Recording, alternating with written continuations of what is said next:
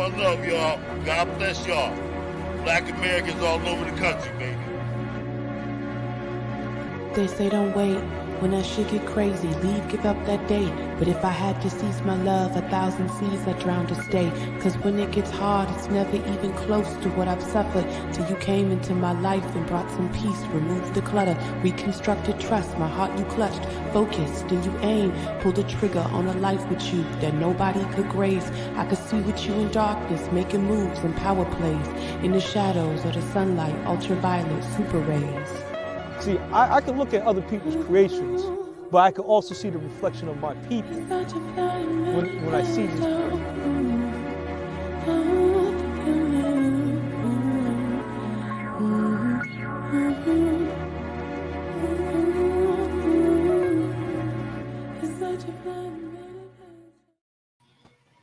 Yes, indeed. Yes, indeed, ladies and gentlemen. Yes, indeed. Again, I want to remind you all that that is a clip from Bloodline Films. Salute to the brothers already checking in. Salute to y'all. That is a clip from Bloodline Films from the soil, episode New London, Connecticut. All right, brother Negro, I see you in the chat, family. Check in. Check in. Listen, it's gonna be a kind of conversation, man. I'm glad I got the brothers in here. Brother Dr. Short will be checking in with us shortly as well. But it's a conversation to be had, y'all. It's a conversation to be had because, I mean, y'all know like I know, family. Y'all know like I know. I thought the last 2 weeks was wild. They just keep piling shit on and piling shit on and piling it on, family. But see, here's what I do want y'all to keep in mind. And you know, it's some banana in the tailpipe shit. The red herring, ladies and gentlemen, that I'm going to show you something that passed this week while everybody's looking at the shenanigans that's going on between these two candidates and, of course, the celebrity bootlicks that they rolling out in front of us, y'all. It's some shit that's going down, family. It's some shit that's going down. And I'm sure some of y'all may not be aware of it, and that's okay. That's what we're here for. That's what we're here for, to bring it to you the way we need to bring it to you. So with that being said, first and foremost, a couple announcements, ladies and gentlemen. The Patriarch Summit is official tissue, ladies and gentlemen. It's official tissue. It's going down. You know, it's going down. Matter of fact, family, if you don't believe me, stick in right here. We're going to drop this a couple times. Keep it locked. We have to begin to groom leadership, and we also have to get rid of old school, old black folk who don't want anyone else. The boomer generation can't die off fast enough for me, a lot of them, because they haven't let the X generation take root. The struggle will now be bastardized. On August 24th, 2024, we are launching the Patriarch Summit. You must be there. We are going to save ourselves, our manhood, our womanhood, our children, our community. We need the few that will do. Why not you? We want a few good men and a few good women to join forces. It's the Patriarch Summit. Check our GoFundMe link. Thank you.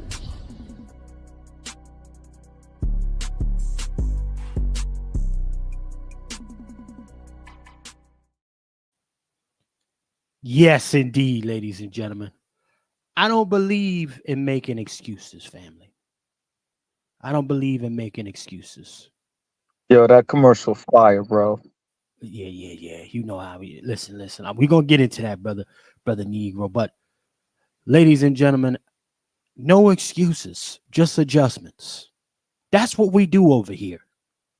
That's what we do over here. So it's still going down regardless. You understand? It's going to go down regardless. No matter how many times shit try to get in our way, it's happening. So make sure y'all slide over there, family. Make sure y'all slide over to get your tickets. It's going down the 24th. We will play that commercial a couple times more.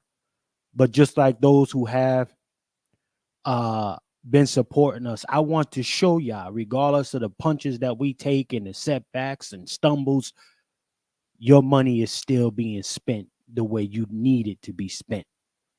So definitely make sure y'all go over there and check out the website as well, family. The website is up. Some of the speakers that will be highlighted there are in the actual website. Okay. Absolutely. The link is there, sis. Also, the link for y'all is in the description. www.patriarchsummit.com is in my description as we speak. Ladies and gentlemen, we're not here to play. Everybody else gonna give you this lip service and this celebrated ha shit. No. Value is necessary at this stage of the game for us. So we're looking to be the ones to give it to you, and we hope that some of these other big mouths with microphones actually do the same. Legitimize value, right? That's what we're looking to do. So with that being said, family, first and foremost, let me get these announcements off. Patriarch Summit, you got it. And also, family, if you need to get your drippity drip, like y'all know, y'all know, from the soil.tv, put on section, get your Black American Heritage flag, drippies, Converses ready to go, limited editions, y'all. Go ahead and copy yours, right? Also, while you're there, if you're spinning the block, it's August right now. And for those of you that's really on that right type of time, that means Black August. Fuck with me if you know what I'm talking about. Black August. So go ahead and spin the block with this Black American Heritage flag apron. From the soil.tv, the put on section, there's a couple other fly things in there. We got the Black American Heritage flag, new era hat, very fly, right? We got a From the Soil shirt on there, super fly. Go ahead and do that, family. Go ahead and do that. Now, let me go in here and see what family members is in the building. Y'all already know how we get busy. If you're in here, sound off in the community kitchen chat, family. If you're in here, we got 47 already in the building. If you're in here, sound off so we can put some respect on your name. Sound off. 50 in the building. Salute. Keep cracking, family. Keep cracking. Let me see who in here. Let me go through the names. Yes, indeed. My brother Negro checking in the building. Salute. Brother went from that brother. The only time a nigga migrate. See, that's a real Negro because he did it domestically. He didn't go over nobody's seas, try to colonize nobody. The nigga went from Connecticut to Delaware. Salute to the brother Negro checking in from Biden's backyard. Salute. Let me see who else is in here, man. Let me see who else is in this motherfucker, man. Let me see. My sister Q to the scales in the building. Salute, sis. Yes, indeed. Who else in this motherfucker, man? Let me see who else in here. Brother P. Will in the building. Early salute to P. Will in the building. Salute, P. Will. Salute. Let me see who else is in here. Let me see. Let me get mine right. Let me get it right. If you're in the building, sound off. Where we get busy in here. We put respect on folks who fuck with us. Yes, indeed. The original Nico in the building. Salute to brother Nico in the building. Let me see who else is in this motherfucker. Let's see what type of time we on today. Let me see. Oh, blessings, sis. Coming in from the D, sis. Chanel checking in. What's happening with you, sis? Salute to sis Chanel. Salute, sis. Indeed. Let me see who else is in here. Let me see who else is in the building. I see my sis Chanel in here. Listen, ladies and gentlemen, if y'all already know, we got our brother Q from Let's Talk 2 in the building, ladies and gentlemen. Salute to our brother Q in the building. Salute, Q. Salute. I know Q. He already Q done sent me a couple things last week, so I already know what type of time Q is on. Salute to our brother Q checking in. Let me see who else is in here. Let me see. We got Calvin in the building. Salute to Cal in the building. Salute. Let's see who else is in here. Salute to Cal. Okay. All right. So we good. We are good. And ladies and gentlemen, if you didn't know, the wolf is in the building.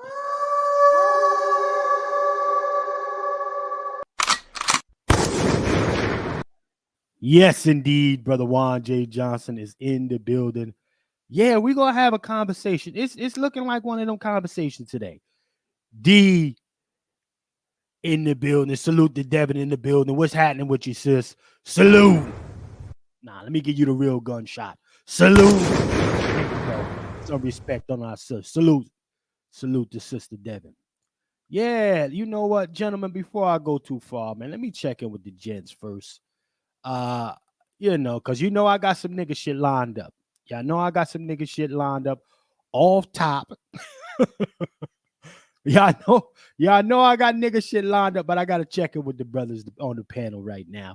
Brother Negro, what's been shaking with you, sir? What's been happening your side of the woods? I know you in Biden's backyard right now. What it look like? Yeah, live from Biden's backyard. They saying that Kamala Harris is setting up camp. That's what they saying. Kamala Harris is setting up camp in Delaware. That's what the streets are saying. They're also saying that she got kicked out of California. God damn. I like that. Hold on, what you talking about?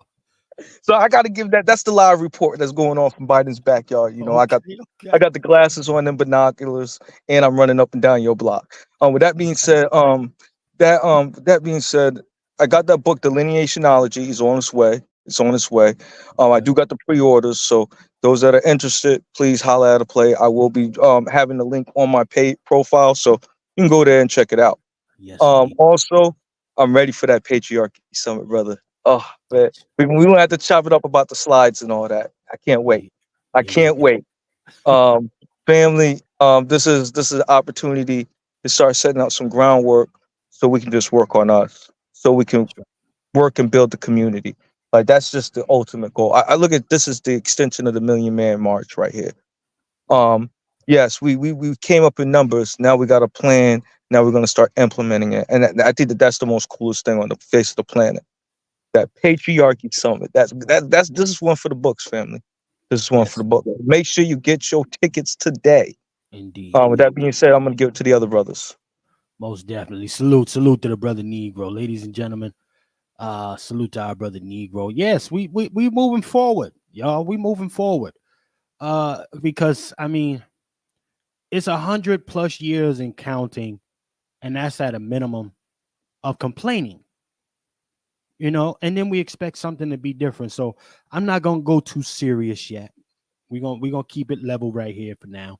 Brother Q, what's happening with you, brother Q? What's happening on your side of the world? Hey, peace, family. Peace to everybody. I hope everybody out there well, sound, healthy, safe, secure, armored up, spiritually, emotionally, physically. Make sure you got a sidearm, a shotgun, and a semi-automatic weapon wherever you are. Salute the brother. All I'm gonna say is, look forward to the Patriarch Summit. Look forward to the understanding that it's gonna have to take a select few to get us to where we need to go, because we are worse off than I could have ever imagined. Don't go there yet, Q. Don't. So we enjoy the show. Enjoy what we're gonna have a conversation about. Like we always do. Is we don't talk to you guys. We talk with y'all. So your comments, your thoughts is our thoughts. And if you disagree with us, say why you disagree with us. Say why you agree with us. But this is the family having a conversation. That's right. Salute to our brother Q, man, checking in. Always a pleasure to connect with this brother here. We listen again, as always, y'all. It's always our intention to provide value, right? And to do that, it comes at a cost, right? It's just what it is. But that is our objective, always to provide value. So salute to my brother Q checking in. And last but not least, the wolf is in the building. Brother Juan J. Johnson, what say you, sir? How you living this afternoon, sir? Brother Juan J. Johnson, how you living this afternoon? Are you there, sir? Good evening to the family. I am well. Looking forward to an amazing conversation. And let me piggyback on what Brother Q has said. If you don't have a firearm, you need to get one. Not just a revolver, get you a semi-automatic handgun. If you don't have that, get you a shotgun. You don't have that, get you a rifle. It is just that serious. It is just that serious. Looking forward to the Patriarch Summit so we can share information that you can use immediately. Right. Okay? Need y'all to register. Go through your whole Rolodex and let the folks know that the Pat Talk is on right now. And we're going to just, again, drop some information, give a whole different perspective. And we need y'all to subscribe. Okay? Need you to like. And we need you to share. With that said, let's have the talk. Yes, indeed, Brother Juan J. Johnson. Salute to our brother Juan J. Johnson in the building as usual, sir. Because definitely that firearms piece. Brother Juan J. Johnson will be one of the foundational gentlemen providing information regarding the firearms. Solid shit, not just some, fly in the wall type of stuff. Him and my other brother Bear Arms from the Bear Arms Academy, another Black American gentleman. So make sure y'all get y'all tickets, ladies and gentlemen. It's very affordable. You ain't got to come out to the location now, as we have made it a virtual experience now. Okay. So, you can be there in the flat. I mean, virtually. That's right. That's right. But real quick, ladies and gentlemen, let me put some respect on my sister Star in the building. Salute to Sister Star as you. Salute to our sis. Let me see who else just checked in. A few of y'all just coming in the building. Salute to our sister in the building. Salute Salute to Sister Angel. Salute, sis. Let me see who else just came. I think I seen Hannibal. Hannibal, what's happening with you? What's happening with Hannibal? Salute. What it look like, Hannibal? What it look like? Let me see. Yeah, salute to the family that's checking in, man. Salute to all of y'all. Again, this is another broadcast, ladies and gentlemen. Again, we are hoping that our brother Dr. Short, I'm going to follow up with him right now. But before I go too far, let me put some respect on people who have hit the Cash App already. That's what I'm talking about. That's what I'm talking, man. I ain't gonna hold y'all. That shit almost brought a tear to a nigga eye.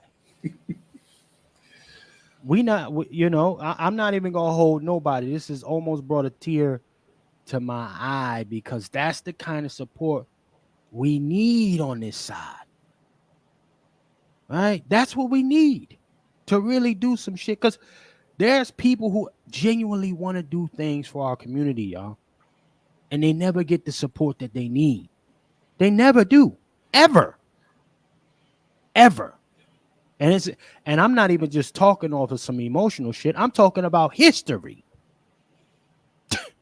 So before I go too far, let me put some respect. Salute to Brother Negro hitting the Cash App. Salute.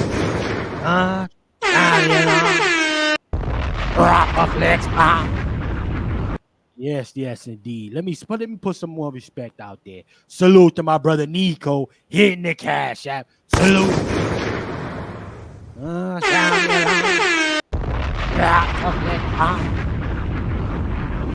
Salute. That's how we get busy. Salute. That's how it's supposed to be done. Man, Boris in the building. What's happening with you? Boris checking in. I see you. Salute. Salute to Boris checking in. Yeah. So, ladies and gentlemen, Again, we look forward to seeing all of y'all at the Patriarch Summit. I just got to reiterate that one last time before we get busy. I got some nigga shit lined up real quick. Yeah. We got a couple. We got maybe three, maybe a 3-course for y'all, but we got, couple appetizers as usual, right? Couple appetizers. So let's get into one of them right now, ladies and gentlemen. How many of y'all been following that Zeus network? Huh? How many of y'all been following that shit, that damn Zeus network? Well, I bring it up because they got that thing called Bad Girls Club or something, right? I think, is it Bad Girls Club or Bad Baddies? It's called Bad Baddies, I believe. Okay. And these chicks, all they do is basically go on there and bust each other upside the goddamn head. Every day. All the time. So now people, they had an audition, essentially. Man, salute to Sister Brooke checking in. Salute to you, sis. What's happening? Salute. Yes, indeed. I got a question, Chef. Are those chicks Black American? Oh, here you go. Come on, man. Let me. I got to pull out the sword real quick. I got to D, bro. Hey, Chef C. Yeah. And guess what? We gonna take their L. Nah, let me stop. Nah. Listen. No, Q, no. Hey, Q. By the time we done with this broadcast today, there's gonna be a lot of L's. That's gonna have to be held, authentically held, honestly. Yeah. And that's the unfortunate part about it, right? A few L's, but we ain't gonna skip too far ahead. Zeus Network, ladies and gentlemen, let's bring it up here. Now, they've been doing the auditions, and basically to prove that you are worthy of being on this degenerate network, particularly this show, you gotta bust a bitch upside the head. Yeah. So this is why when our brother Q talk about hold on. I'm gonna go through the pen. When our brother Q talk about holding L's, Q, that's a lot of melanated or Black American women in that crowd, sir. I don't know no sisters that fuck with us over on this side holding the L for these raggities. Huh? We gotta separate, Q. We can't hold it all, Q. Listen. Man, you got us bearing a big cross over there, brother Q. Let me play this shit, man. Let me play this. Fair use, y'all.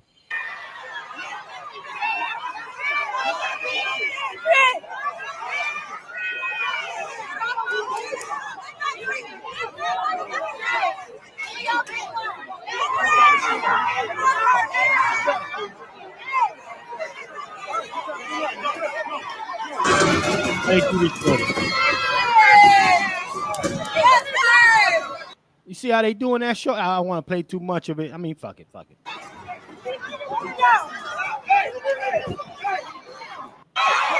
This is what they doing.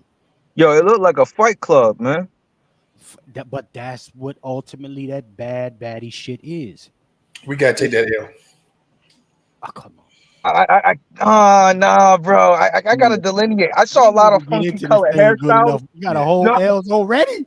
Yeah. Man, I see a funky color hairstyle, and that's not Black American, bro. We know that's some tethered women with those loud color hair. I gotta point it out. Delineation on, man. But you know what? It's perception versus reality. Until we can confirm it, the whole world is seeing it as Black folks. We gotta take this L. Yeah. We gotta take it. And you know, that is. Are we frozen, y'all? My shit seemed like it's frozen. That's the premise of the conversation, which is interesting that Chef C titled the show The Passing. We're being cosplayed so much that they see Black Americans when they see Black. Yeah. So this is why this is very important that we overstand and, as you say, Roland, delineate ourselves and clean our, excuse my language, clean our effing house. Come on, man. Come on. And let people know that black is just not a race for us, but it's an ethnicity and it's a culture. Yeah. For other people in the diaspora who we love, we love them. They you know. However, black is not an ethnicity or a nationality for them. It may be a race for them, but that's it. So when they see this type of imagery, it's automatically Black Americans. You know, instant one big nigga theory. Yeah.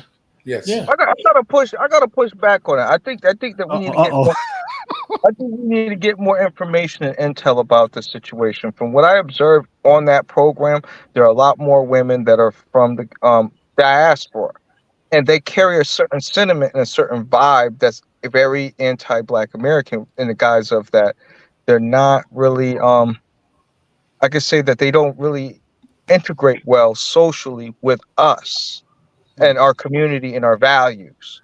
That's But where I'm see- more or less. But see, And that's what. Roland, Yeah. I don't watch the show, but the point you're making is 100% correct. It doesn't make a difference who they are. It's who people think they are. Facts. Come on. And we allow people from the diaspora who we love come in our country and do this bullshit. And so it's time for us to separate ourselves, and then we get caught with what we got caught with at the White House for 8 years. And now somebody else in the White House trying to get to the White House for 4 more years. Right. Because we have gotten, everybody can't come to this cookout. Come on. I don't Facts. care if you know how to make potato salad, rasta pasta, whatever you know how to make. Hit him with the roster. Go ahead. Yeah. Everybody don't need to be at this cookout. We invite, we love, because the first thing for us, when we see people from the diaspora, we identify with them on a different level, because we look at them, whether we know who they are or not, and say, that's my brother, he Black. We give him the head nod. But if you go over there, if you ain't from that tribe, they're going to look at you like you crazy. Right. So that's how we need to be looking at people. We need to vet everybody, because we always got to, as the brothers always say, we always got to hold other people water. We always got to pick up the shit. My thing is that I think that in the process of vetting is not taking the L until we get a certified L.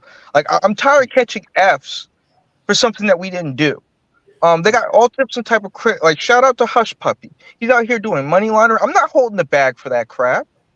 Like we don't do that as a cultural group. That's not our criminality, if you get what I mean.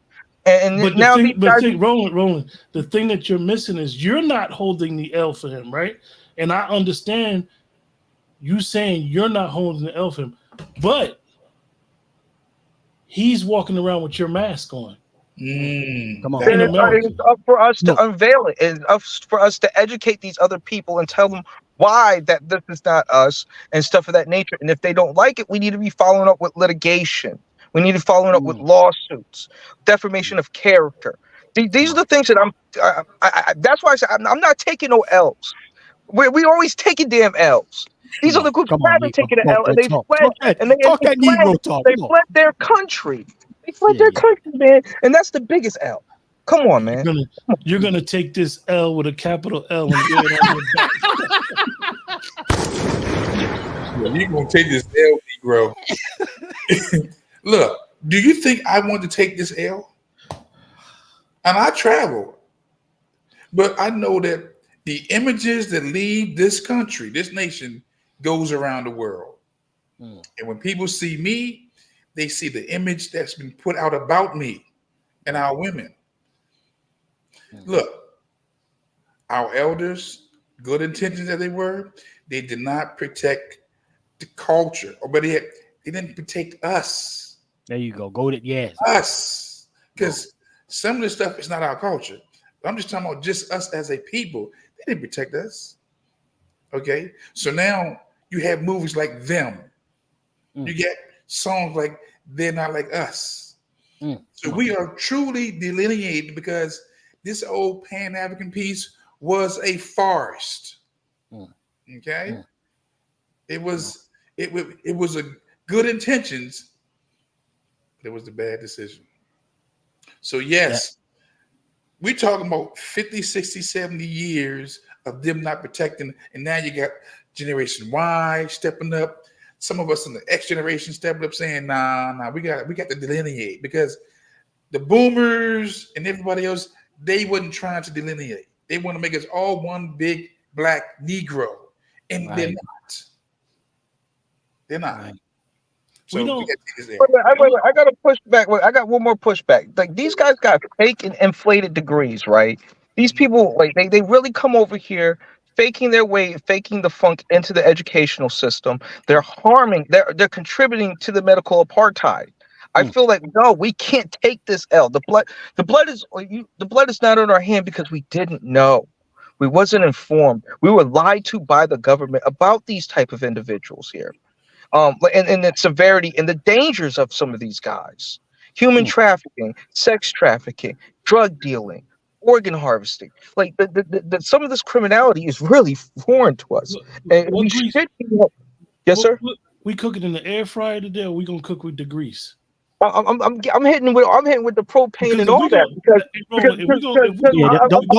our people don't eat keto. Our people don't like keto meals. Got to go with the grease. We're gonna cook with grease, Roland, instead of the air fryer tonight, right? I'm trying to be. I'm gonna say something to you that a lot of people may not understand. We were told. Come on. And even though I am not an advocate of Du Bois at all, if you understand his beef with Garvey, get him, Q. You know, we were warned. We were warned. Our experience is unique to us. And people have come along from the diaspora and hijacked our struggle and didn't experience our experience and journey. Come on. We were warned. Now I will say there is no boomers around who could advise, guide, and counsel us, because most of them have sold out. Most of them have gotten to the point where they don't even know how to counsel younger people. But we were warned. We know. Wait, brother. We don't need counseling. We need resources. These old cats got the resources. They got the biggest pocket in our lineage-based community. You may not think we need counseling, but the shit that I seen the last 2 weeks with Black America need a lot. A lot. Nowhere near. We have to stop thinking that we're anywhere near the finish line. Come on, Q. Hold on, Q. Don't say a goddamn thing. I need a goddamn sound. I need a sound for that, because that's a fact. That's a fact. Niggas think they done. Yeah. Bro, Let me say this. I'm gonna give it back to you. Let me say this. I'm gonna give it back to you. Y'all taking me to the serious shit too quick. We not trying to go to that real shit. Y'all going there too quick. We got to stay niggified for a second. And I apologize, right? I truly apologize. So I'm gonna hold what I got here. Yeah, because we're gonna get to it. We got a lot tonight. You still got more rounds. You still got more rounds. Seriously, to prove that we're so far from the finish line, it's sad, because a lot of us voices, people who are B1, who are going to struggle, who putting in the fight, who putting in the work, we're going to get destroyed before we get closer to our mark. We got to understand what's at stake. Mm-hmm. This is your life. Right. If you want to speak truth to power and be on the front lines and be a voice and an advocate for us, you are literally fighting a battle where you're going against some forces and some coons that are so strong right now that if you ain't willing to go the extra mile, get out. Or die. It's okay. Go be a family guy. Go chill, go to work, come home, but when you start meddling in these affairs, okay. See, we've been too kind to the coons. The Caucasus. Kind to the coons. That's crazy. But yeah, no. Well, Listen, that's a gentlemen. feature right there. They Listen. walk the earth with impunity. And we haven't had a system in place to deal with the traitors. Hold on one second, Brother Juan. Scared to death Negroes are my enemy. A man who is from the diaspora, but even if you don't agree with him on any ideology that he's about, you can never question his loyalty to B1. Facts. Well, let me say this. Let me say this before you continue, Q. I want to be very clear about where C stand. As far as the acronyms in these social media streets, and maybe to some degree in real life, for me, I don't care how folks identify. I don't have the luxury of giving two fucks about acronym battles. Right. Q stands on B1. Other folks do the FBA, the ADOS, the all of that. You're not dragging me into your acronym shit. Right. I'm a Black American. If somebody from the diaspora is on the right type of time, I fuck with him. Long as they're not in a situation where they're trying to prevent me, my family, or the generations to come from my bloodline for getting the right repair that we are owed. I got no problem with these folks. Shit, shout out to my producer. He's Senegalese. That motherfucker go back home to Senegal and put in work. And then come up here and ride with Bloodline Films and help us push our shit behind the scenes. So this ain't Chef C caping for no Pan-Africanism. Fuck Pan-Africanism. I'm on the type of time as go where your people are. All right? And sometimes they ain't gonna have the same complexion, or they ain't gonna be from the same exact place that you come from. That's what we gotta understand. That part. Eh? Go ahead, Brother Juan. Go ahead. No, you are 1,000% correct. And you know I stand on the scriptures, unapologetic. And my mind go back to, we always compare the Black experience to the Hebrew experience coming out of Egypt. The 400 years. And I was there say this, that if you subscribe to the story, that when they came out of Egypt, they came out with a mixed multitude, meaning they knew who they were. They was very clear about their identity, and they knew the folks who was beside them, who rode with them. They didn't mix. A mixed multitude is, I'm Hebrew and you who you are. You marry yours, I marry mine. We good. Okay? We good. But you're not gonna cosplay me. Not gonna cosplay. Don't try it. Because there's consequences with your cosplaying. Come on, talk. You know? And we haven't, but we're in the beginning stages of taking back what's been that we gave away so freely. Gave away, emphasis on that. That's that cookout. That's that cookout. We gave it away so freely. So I would dare say we may not live to see the end, fellas, but damn it, we're in the beginning of the run. We're like the first leg of that 4-leg relay, okay? Because this ain't happened overnight. This is decades of giving our lineage, giving our culture, giving our ideas, giving our inventions away. I know someone that said it happened real fast. It didn't happen overnight. That part. Okay. And Juan, to add on what you're saying, that's the scary part, because when you are different, it's okay. Yes. It's okay.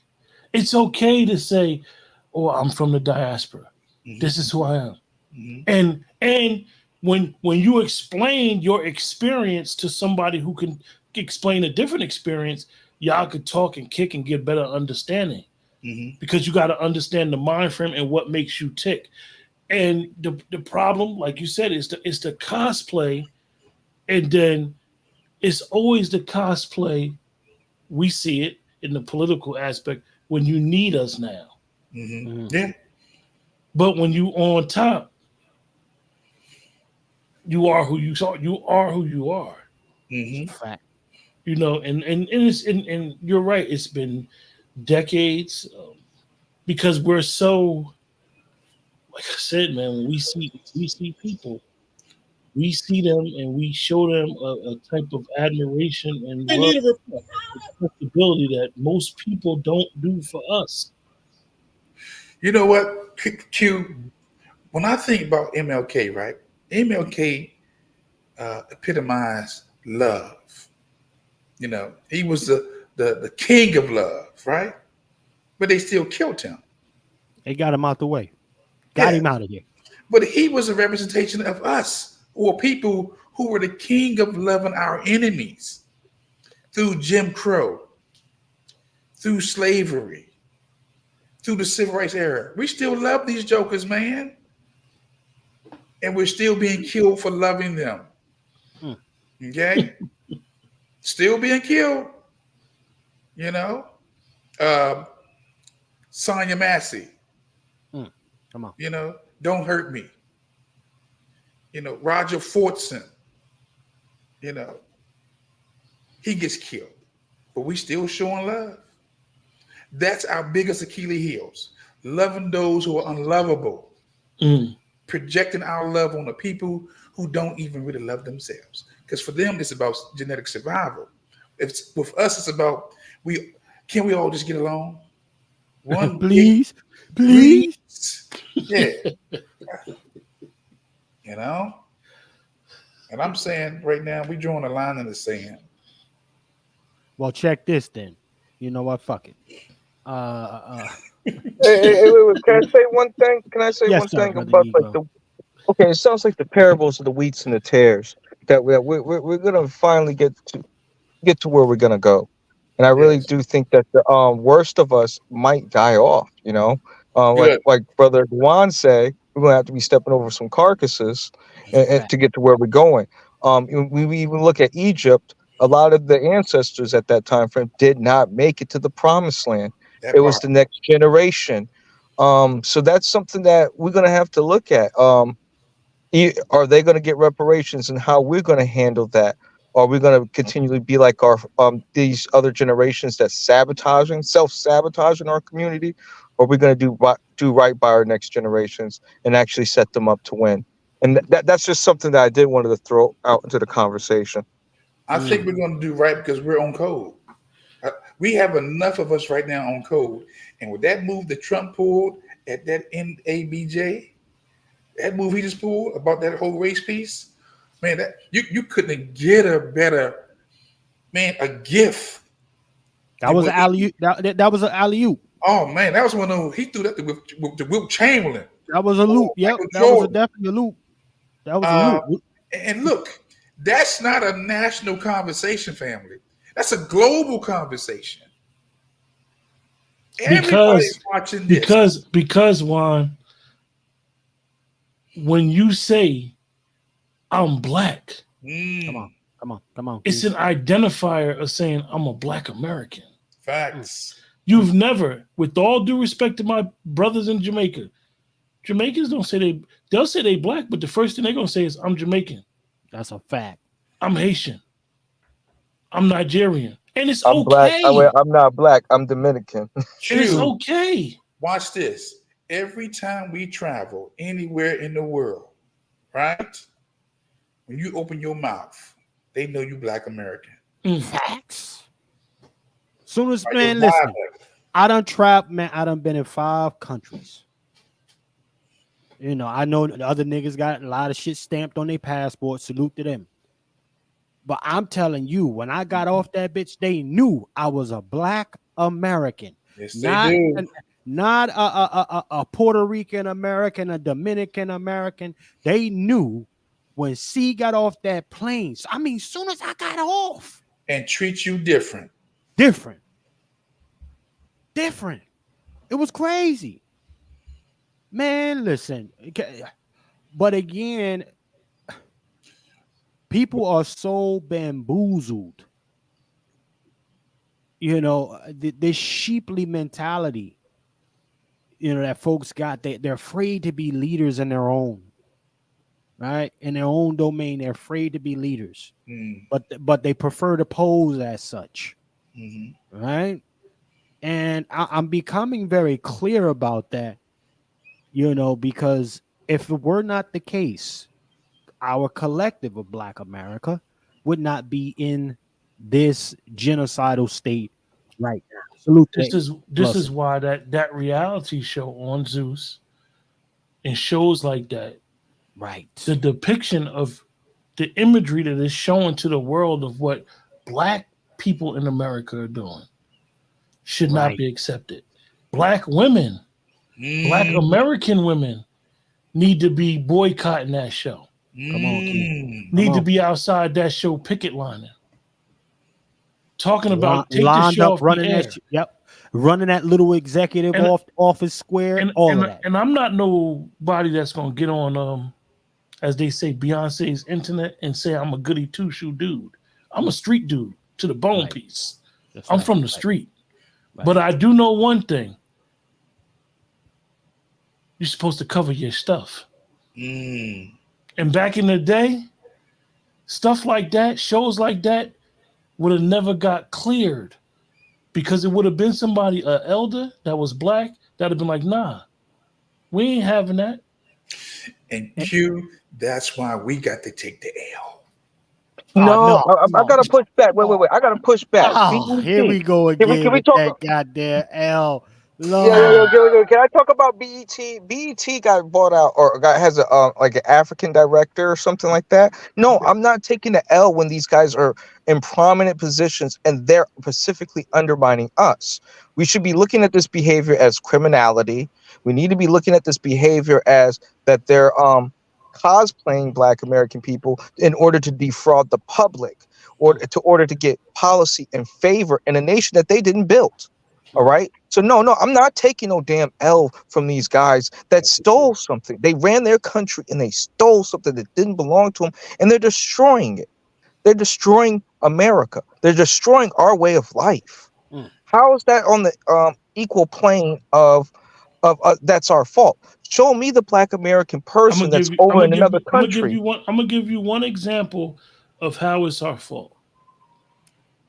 And I'm not trying to kick the brothers back in. People are tired of Tyler Perry shit. Cook that nigga. Cook. They're tired of Tyler Perry rewinding, redoing, wash, rinse, repeat the same dumb narrative, same type of movies. The people are saying that. Wait. And they holding him accountable. Who's funding them? Who's funding them? You know the small hats are funding him and other groups. So we need to be looking at... Roland, you're not understanding what I'm saying. It makes no difference who owns these companies. These companies deal with one thing, is the consumer buying what I'm selling. Facts. Come on. And if we stop buying what these people are selling, they won't sell it no more. That's how you dictate what you're going to consume. We got to stop consuming the fuckery. And guess what? The bottom line to it is, with all due respect, we are consuming the fuckery. We love it. We love it. Stop, you. We love it. We love all the drama. We love all the shade rooms. All them sites, pockets, this is what we love. So we could say the blame is on the people in position, the presidents, as we might say, the tethers. But at the end of the day, if a person going to tether, who's letting them tether? Who's letting them? No, you can't come in here doing that. And Q, watch this. Who put the people in position in their position? We allowed it to happen. How do we sit back and let others tell us this is how we're going to depict your people. And you say, okay. Huh? We allowed this, man. Listen, I know if I come to you three gentlemen's home, you guys would treat me like a king. Yes. If I came to y'all house right now, I know I would be treated like a king. However, I'm a guest in your home. Facts. You're gonna tell me where to sit, where to be comfortable at in your home. You ain't gonna let me go rummaging through your drawers and looking for stuff. Juan ain't gonna let me go. Yo, Q, that's the kitchen where the beverages is at. That refrigerator right there. But if I start going looking in cabinets and all this other stuff, nigga, what you doing? Yeah.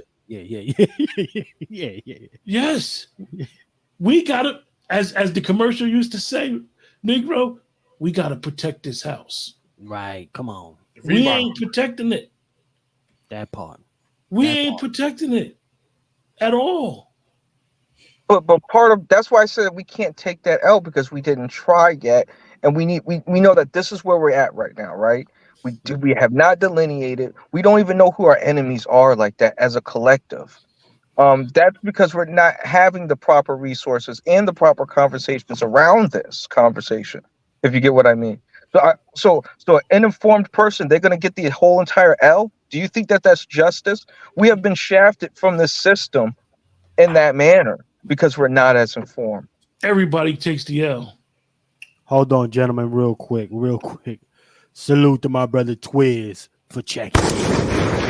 Twiz, what it look like with your partner? What it look like? Are you up to speed, sir? I just slid in the building. How y'all gentlemen doing? And let me fall back so I can catch up. Yeah. Percolate, marinate for a second, and we'll bring you up to speed, sir. But listen, I am let me read some of our comments, y'all. I think it's some interesting comments that have been dropped here.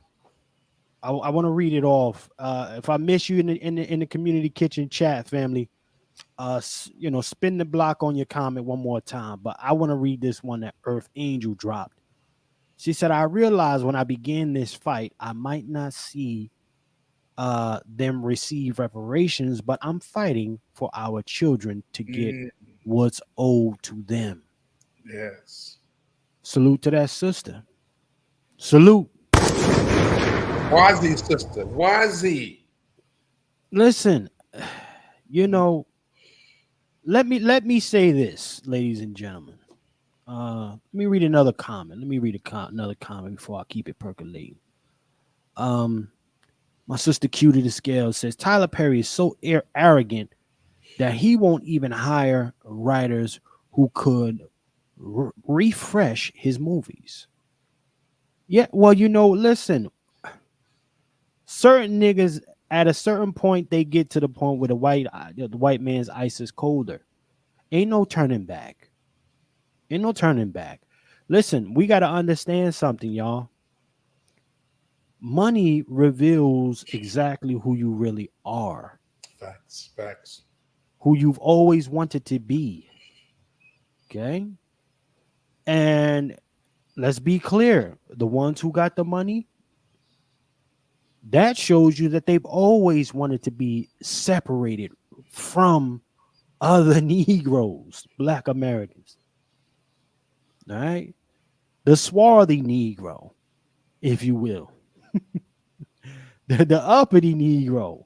The swanky Negro. The swanky slip and slide Negro. Yeah. Shout out to our brother Rebel checking in the building. Salute. But these are the things that we got to keep our eyes on and understand. So for those who are still questioning and saying to themselves, well, why aren't these folks speaking up for us, saying anything on our behalf? Because they, like I always say, man, they don't fuck with you like that. They don't fuck with you. They rather see you up out the way. There we go. They rather see you up out the way. Ladies and gentlemen, we're going to take a quick session real quick. We're going to get right back to this. Our brother Dr. Short just has joined us, so we're going to check and make sure he's good. Keep it locked. Make sure you share this thing out. We'll be right back, ladies and gentlemen. We have to begin to groom leadership, And we also have to get rid of old school, old black folk who don't want anyone else. The boomer generation can't die off fast enough for me, a lot of them, because they haven't let the X generation take root. The struggle will now be bastardized. On August 24th, 2024, we are launching the Patriarch Summit. You must be there. We are going to save ourselves, our manhood, our womanhood, our children, our community. We need the few that will do. Why not you? We want a few good men and a few good women to join forces. It's the Patriarch Summit. Check our GoFundMe link. Thank you.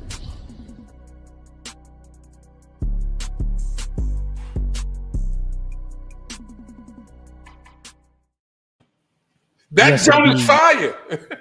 Yeah, that's what I said when I saw it the first time. I was like, that's slapping, man. I just can't see.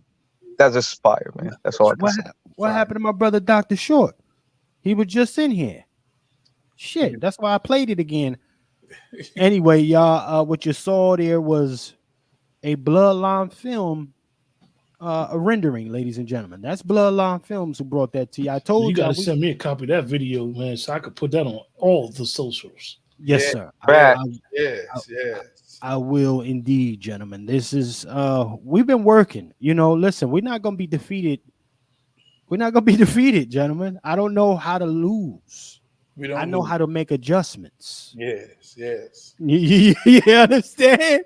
You can hit a nigga like C, but he ain't gonna stay down. I'm just gonna pivot. You know what I mean? So again, Roll with the punches. Roll with them punches. We listen. It's our job to bring it to y'all, even if it's just to get it off our spirit. It's our job to bring it to y'all. I hope Brother Short can check back in. His phone dropped. I'm gonna see what's happening with the brother. I feel okay.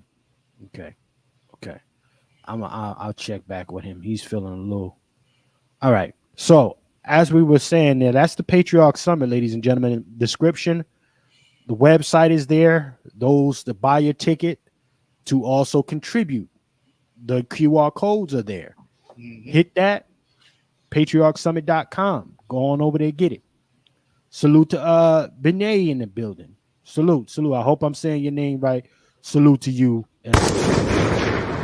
Let me bring this up. Let me play this, gentlemen. Let me play this. I got this for y'all. Right now, we're playing a little catch up, and then we're gonna start getting to the main stuff for the family. But, ladies and gentlemen, I know a lot of y'all heard about that restaurant situation. All right, know a lot of y'all heard about it. I want to bring it up here, and let me tell you that some of y'all not gonna like. I don't give a fuck. I don't care. Celebrating a young man's birthday and you take him to a white establishment is betrayal to me. Church, wake that up, man. I've been wanting to have this conversation. Okay. For me, I don't feel bad about the treatment that Negroes and Negresses get because they're so happy and willing to spend their money in operations that do not reflect them. Okay? Do not resemble them. There's niggas out here who can make pasta. Right? There's niggas out here who can do Tex-Mix. But Negroes and Negresses, they always find a way. Always. They got money to patronize everybody else, but can't do it and then get mad when people show you their real colors. This was deep down in this man's heart. He had to get it off his chest. You condone these black folks coming over here, buddy?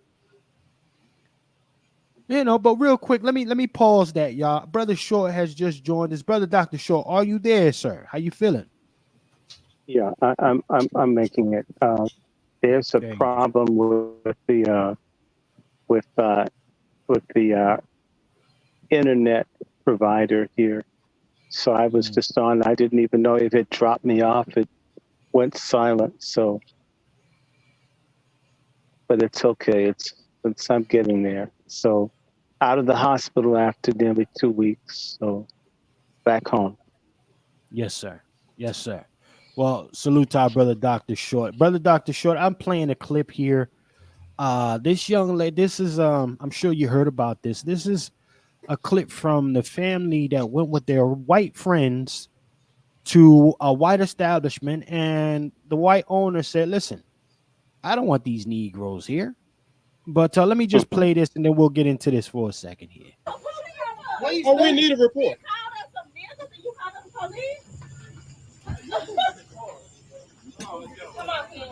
Hey, you messed up, man. No, I didn't mess up. Yeah, you did. Because this is their first time experiencing. They're friends of mine here. That was and then not, you want to make me feel bad because I sat down at the table and then you asked me if I'm going to consult with these NIGGERs. No. Yeah, bullshit. That's exactly what you said. Every one of them heard it. No, they did not. Yes, they did. They was all in. They did. And then when I got pissed off, and you knew I was pissed, you wouldn't hide behind the bushes. No. And I walked right and find you. That's not right. This is their first time here, Brady. I was just bragging. Ask everyone. I was bragging how good it was to come back. And they wanted to come back until you showed your ass out here and had a problem with race. Today is my son's 22nd birthday, and he has to encounter this? Really? That's not right. You should be ashamed of yourself, man. You So you know what? We're not going to have anything else to say. We're not causing problems. I'm making my point to you. These are my friends. I've known him a long time. Our first time down here, and he called all us a nigger. And when I come out, you confront me for talking to him. All right, I'm going to pause it there. Brother Dr. Short, sir. Let me go to Brother Dr. Short. All for this clip here. What's your interpretation of it? Because I'm going to go a different route, and I know niggas is not going to be able to see there because they might go to emotions right off the top. But you know, I'm gonna say what I need to say, and we need to be realistic about this shit because it goes back to what the brothers was talking about when we first started this broadcast off. But Brother Short, Dr. Short, what you see in here, sir, in this clip? Well, I'm going to say this is that having good white friends is no insurance policy against encountering racism and white supremacy or anti-Black racism. That's right. And so a lot of people think that if you have just the right friends or associates, it offers a shield against hate and bigotry. It may or it may not. There is a limit to what white friendship and white patronage and protection and clientage can provide. If you have a very determined group of people that are going to hate you no matter what anybody else says or does, then you will encounter the reality. A lot of Black people living in unreality, they imagine that they are loved or that they're not hated and that everything is cool. In particular, I'm going to have to say it, Black women think that that we're not at war. Right. And they live their lives as if there's no conflict. And in a sense, because if truth be told, it's because Black men are constantly shielding and protecting them from reality, and they consume more television and fantasy content than any other demographic in the country. So the most beguiled, the most ignorant and uninformed people in the country around the issues of race are Black American women. They are singular and not knowing what the hell is going on. And they imagine if I spend money, if I'm patronizing, that somehow 500 years of history doesn't apply to them. And our women lack discipline. They lack order. They lack introspection. And whose fault is it? It's Black men who won't give it, because when you don't have rules and all, a lot of people can have lots of extramarital sex and affairs with loose women because there are no rules for engagement. So in reality, people should expect more of what's happening, and it will be happening from the new people in the country will discriminate even harder. Nobody cares about the civil rights laws for the most part. Nobody cares about the Constitution. When they have a proclivity to hate or discriminate, they're going to test it. In reality, the civil rights movement ended in the late 60s when the cameras stopped covering it.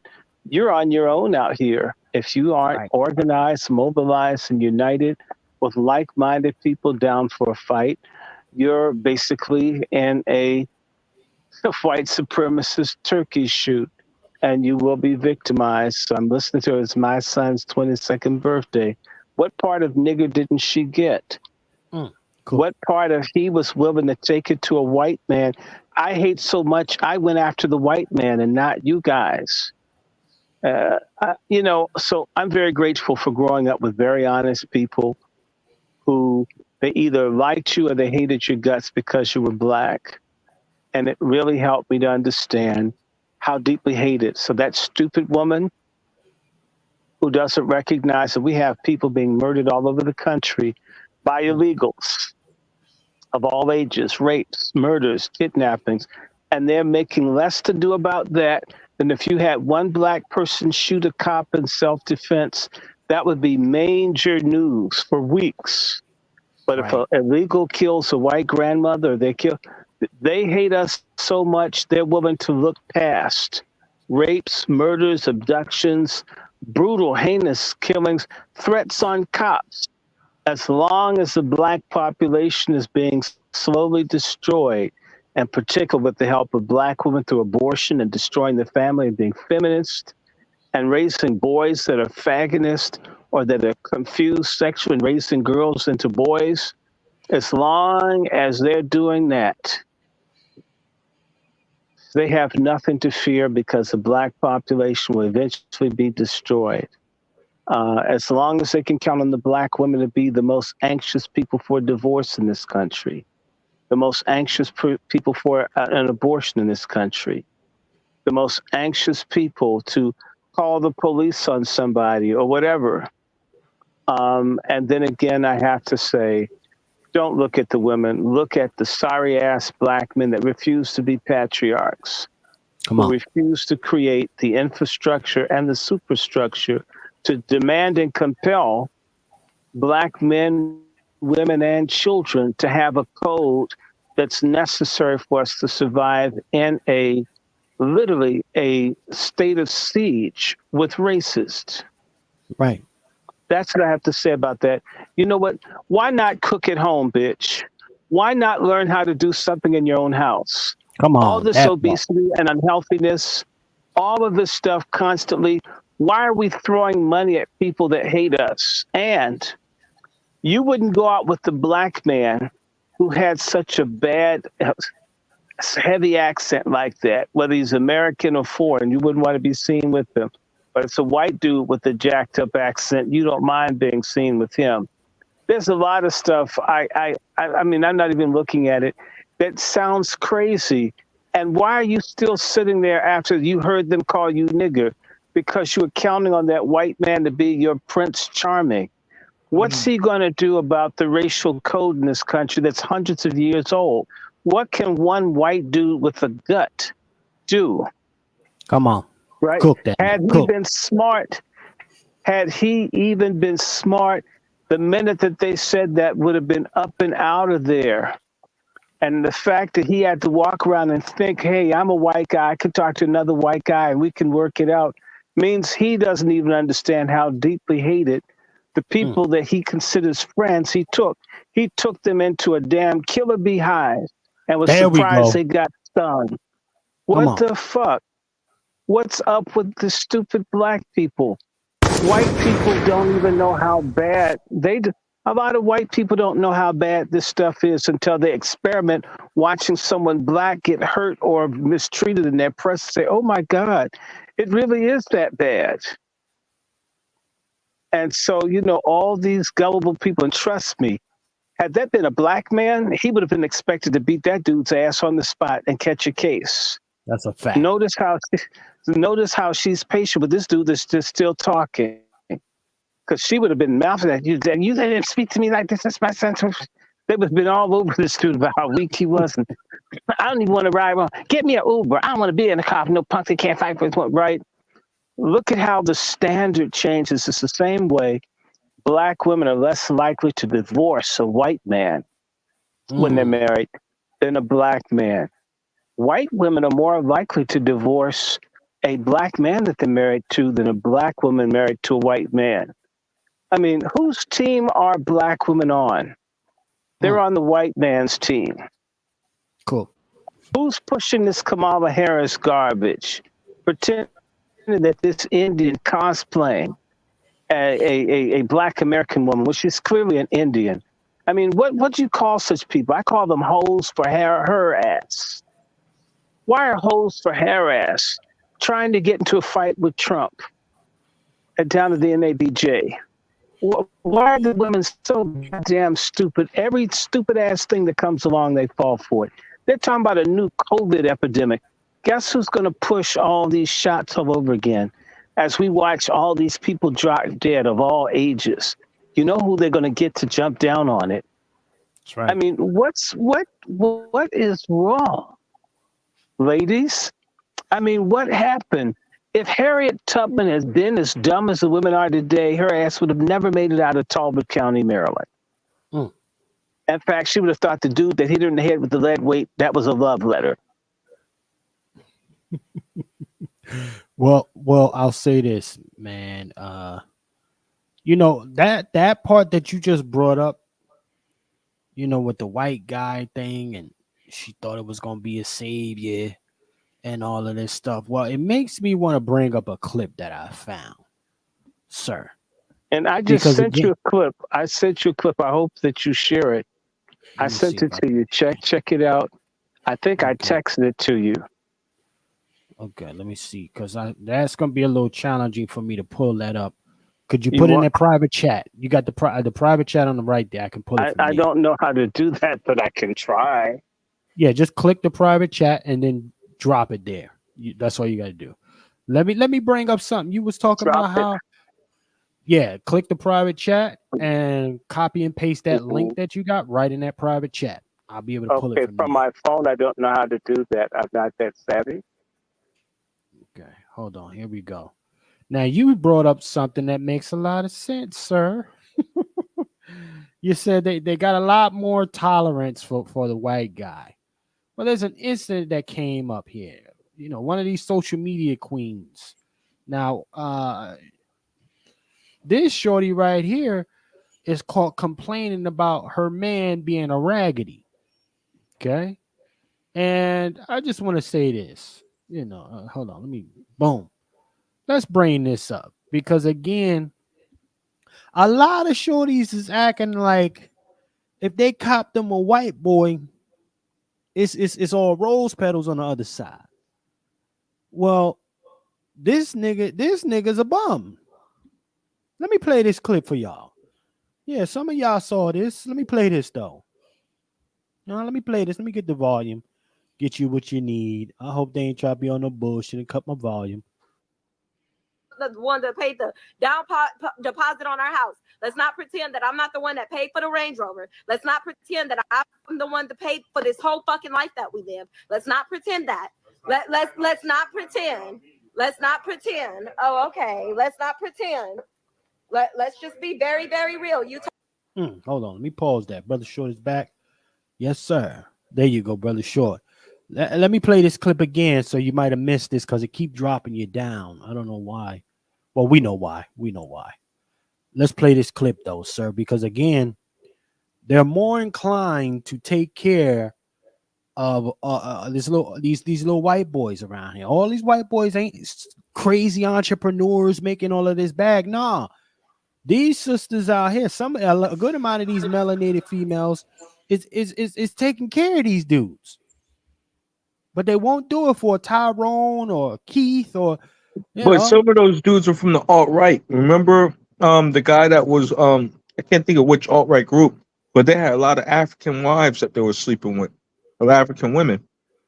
Right. So let me play this because she looked African too. If you know her lineage, Brother Nego, let me know, man. Queen, her name is Queen of Kings. Let me see it. Are they constantly dropping Brother Short? Yeah, they keep dropping Brother Short. Let me see. I'm the one that paid the down deposit on our house. Let's not pretend that I'm not the one that paid for the Range Rover. Let's not pretend that I'm the one that paid for this whole fucking life that we live. Let's not pretend that. Let's not pretend. Let's not pretend. Oh, okay. Let's not pretend. Let's just be very, very real. You talk that I'm the one that. So look at here. My man Tyrone can't get this love. Sound Tyrone. like she's having buyer's remorse. Yeah. Right. Twist, you understand me? Hey, no, Tyrone. She's not having buyer's remorse. That's not what she's having. She's giving him a pork chop pep talk to her white man, saying, I've invested in you. I've betrayed my men. I've killed black babies. I've done all that to be with you. Now you've got to at least be something like the Superman Aryan that I bank on you to be. Because she's not talking about leaving. She's not telling him he's not shit. She's not doing that. She's reminding him of all of the cornucopia that's come out from her cooch and everywhere else that's been presented to him as her white lord and master, and she wants a little bit in return. That's a fact. When she talks about a black man, she says, I'm not doing all that. Right. But with the white dude, she starts saying all of what she's done, all of what she's given. In fact, she said, it seems as if this is the first time she's mentioned it, so she hasn't constantly reminded and haggled what she's done for him lately. And it seems as if the more she does for him, the more he takes it for granted, sort of like, here's little Sally Hemings, and she's saying, I'm just not a little block bitch. I'm someone doing something. I'm adding value, sort of like black people shopping at a white store where they're not wanted. We spend money here and all this kind of shit. It's really, really silly. She's not trying to leave him. She's probably at least hoping that she doesn't have Swiss cheese for fallopian tubes, and she can at least get a green-eyed or blue-eyed, light-skinned child out of the pairing, if nothing else. So she's staying. On top of that, it's like a lot of Negroes that go off into Islam and they find out it's not what they think it is, but they're so prideful. At least I'm not like the stupid-ass people in church. So they try to make the shit work even when it's not working for them anymore. Well, she's trying to make her interracial fantasy, her swirlcation, work. Otherwise, to admit that I got with the bum-ass white dude when I could have had a bigger dick and more cultural understanding with the black dude, and my stupid ass went and screwed with somebody that looked like a shaved down ZZ Top, and I'm miserable. It's pride. See, anything's better than a black American man. And so she's trying to make that work. Good luck. In fact, I'll tell anybody, I'm waiting. When the economy crashes, white people are weird when money runs out. Black men can handle the woman bitching and yelling at him about what he does. White men ain't used to that. A white man will kill you, your kids, burn the house down. His ego has been attended to by his mother, and the whole society props up the white male who's not used to his dignity and integrity being assaulted at every end, like a black man who can handle it. It's the same way those silly ass black women were attacking Trump, talking to him like a black man, and was surprised when his ass came back swinging, which is what men in every other culture do. A woman can't just take her shotgun mouth and fire both barrels and not get some pushback. So she's trying to make her interracial safari work. And she can still lie to herself and pretend that she's a little bit more than, basically a bed wench. Special negress. No, a bed wench fighting to keep her credit score above 700. I'll stop there. Let me go to Brother Wolf. Brother Wolf. I will go through the panel. Brother Wolf, man, listen. This is she paying. Chicks is paying to have Zaddy on their arms. Zaddy up. To what end? Her end. You're right. You're right. Dr. Short says something that we don't think about, and that is when our white brother gets when he loses everything, he doesn't know how to act. When Dr. Short was talking, I was thinking about all the superheroes you see on television. They got your Green Lantern, they got your Batman, they got your Superman. I mean, they're reinforced with superheroes because their self-esteem is so low. Okay? But when they had to go through the times that we've had to go through, they don't function. And we must always remember that these people have a thirst for blood. Come on. And war.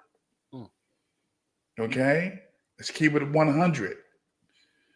They don't function properly when things go bad.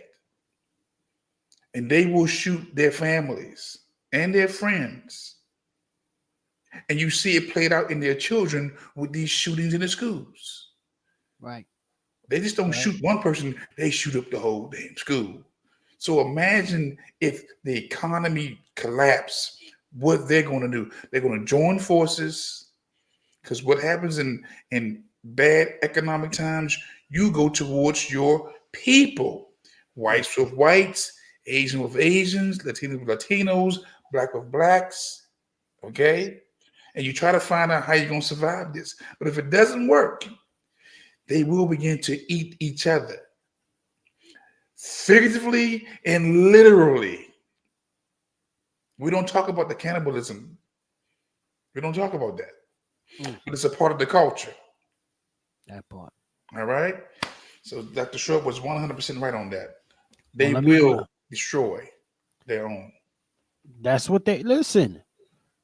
2008, if y'all remember, I know everybody remember in here. 2008, y'all saw niggas jumping off the motherfucking top rope, getting themselves up out of there, taking their kids out. You know, I'm trying to be funny with it, you know, just to break a salute to the over 100 plus us right now. Right? But these cats was jumping off the top rope in 2008. That market hit something wild. Man, listen, all they got is them pockets. And when them pockets when they got to become a honorary Negro, they don't want none of that energy. They don't want to deal with none of the shit that we deal with on a regular basis, figuring out how to make shit work.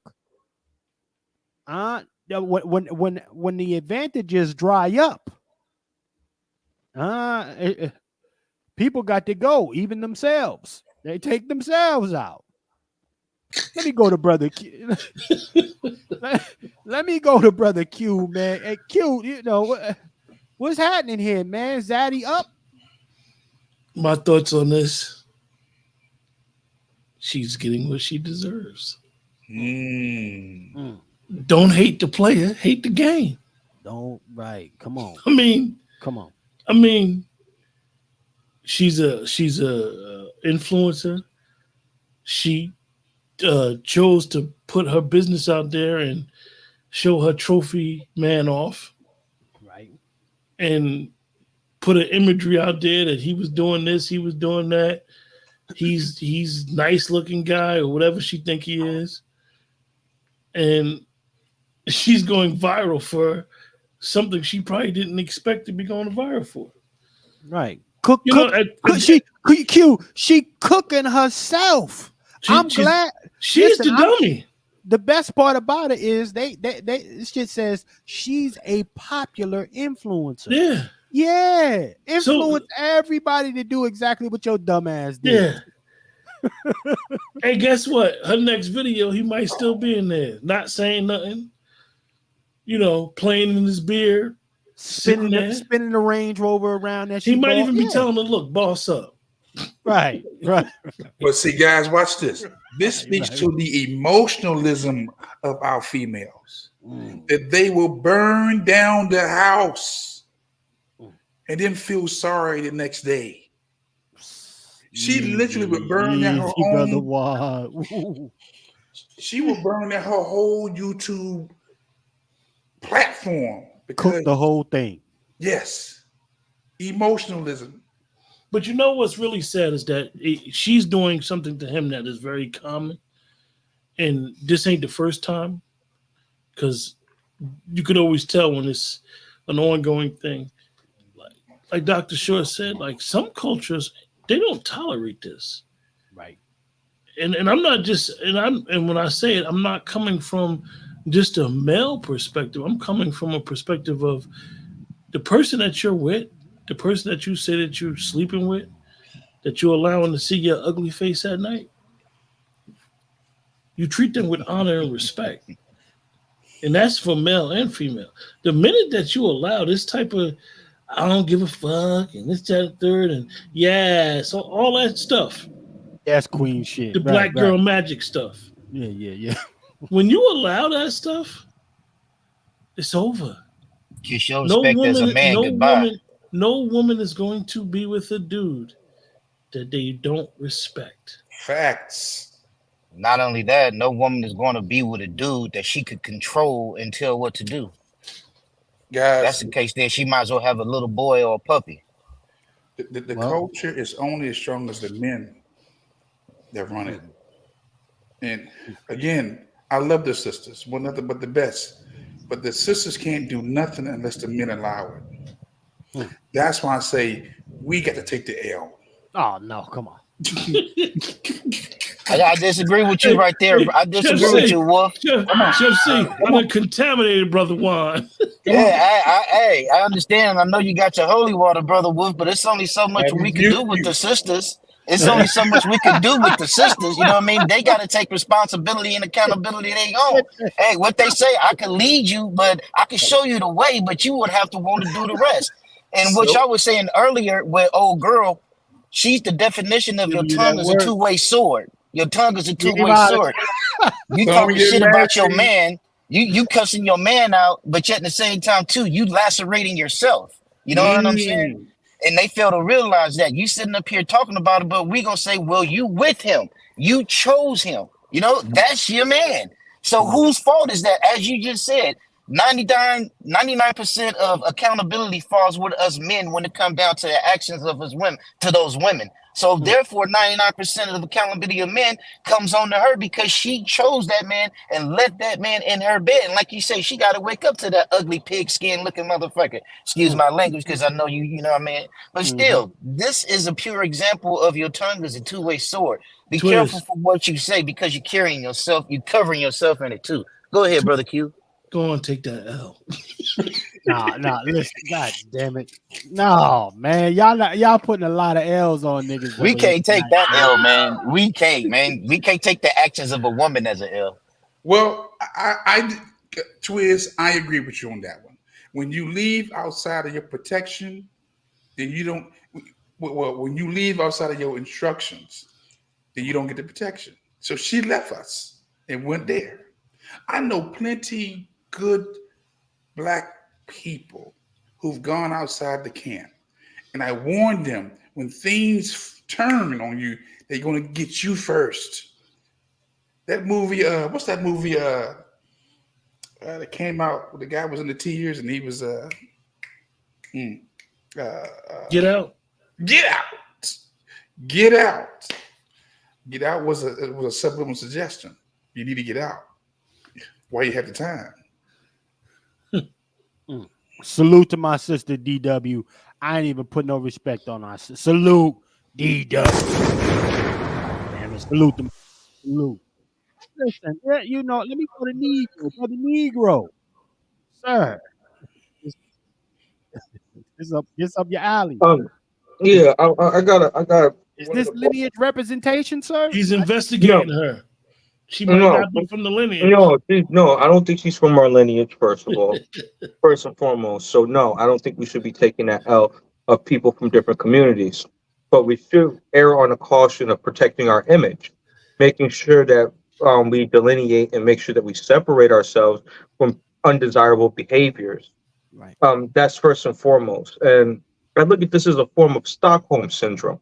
Like Go she's there. she's with an individual who seems oppressive to me because he's taking advantage of her, and he has a racial component to this conversation. And I don't hear women talking this rhetoric of like this guy's abusing her and stuff like that, like they were throwing around on Michael B. Jordan. So like when I see these false equivalences that's being leveraged against our community just for a man being a man in our community, I feel like that's even a bigger issue as well. Just to expand it out a little bit, but and I feel like that's even harming these type of like harming the chances for us to have good relationships with amongst each other. Because no reasonable man that has something to lose want to be around behavior like that, you know. So that's just something I just want to contribute. Right. Well, again, you know, listen, I'm okay with a lot of these sisters getting stepped over. Yeah. You know, listen, for me, it's the problem. What we're seeing here is we continue to suffer from this desire to be politically correct and honorable about how we get repaired and seen at very bare minimum as humans in this fucking country that we built. We listen, everybody's not playing by the same book. We're the most accountable people, period. Okay. And I'm just like, yo, listen, yo, niggas think they're gonna be able to I'm not even gonna go there just yet, man. It's just a lot of, to me, it's scary Negro shit. You know what? Hold on. Scared to death Negroes are my enemy.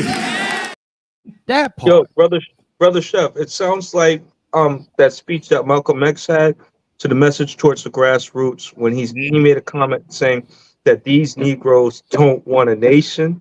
They want to go back to the plantation. And you see that every day. They want to go back to a Trump plantation, or they want to go back to a Kamala Harris plantation. If they don't have reparations on the ballot, I'm just going to sit this one out. So that's just some of the things I'm observing here.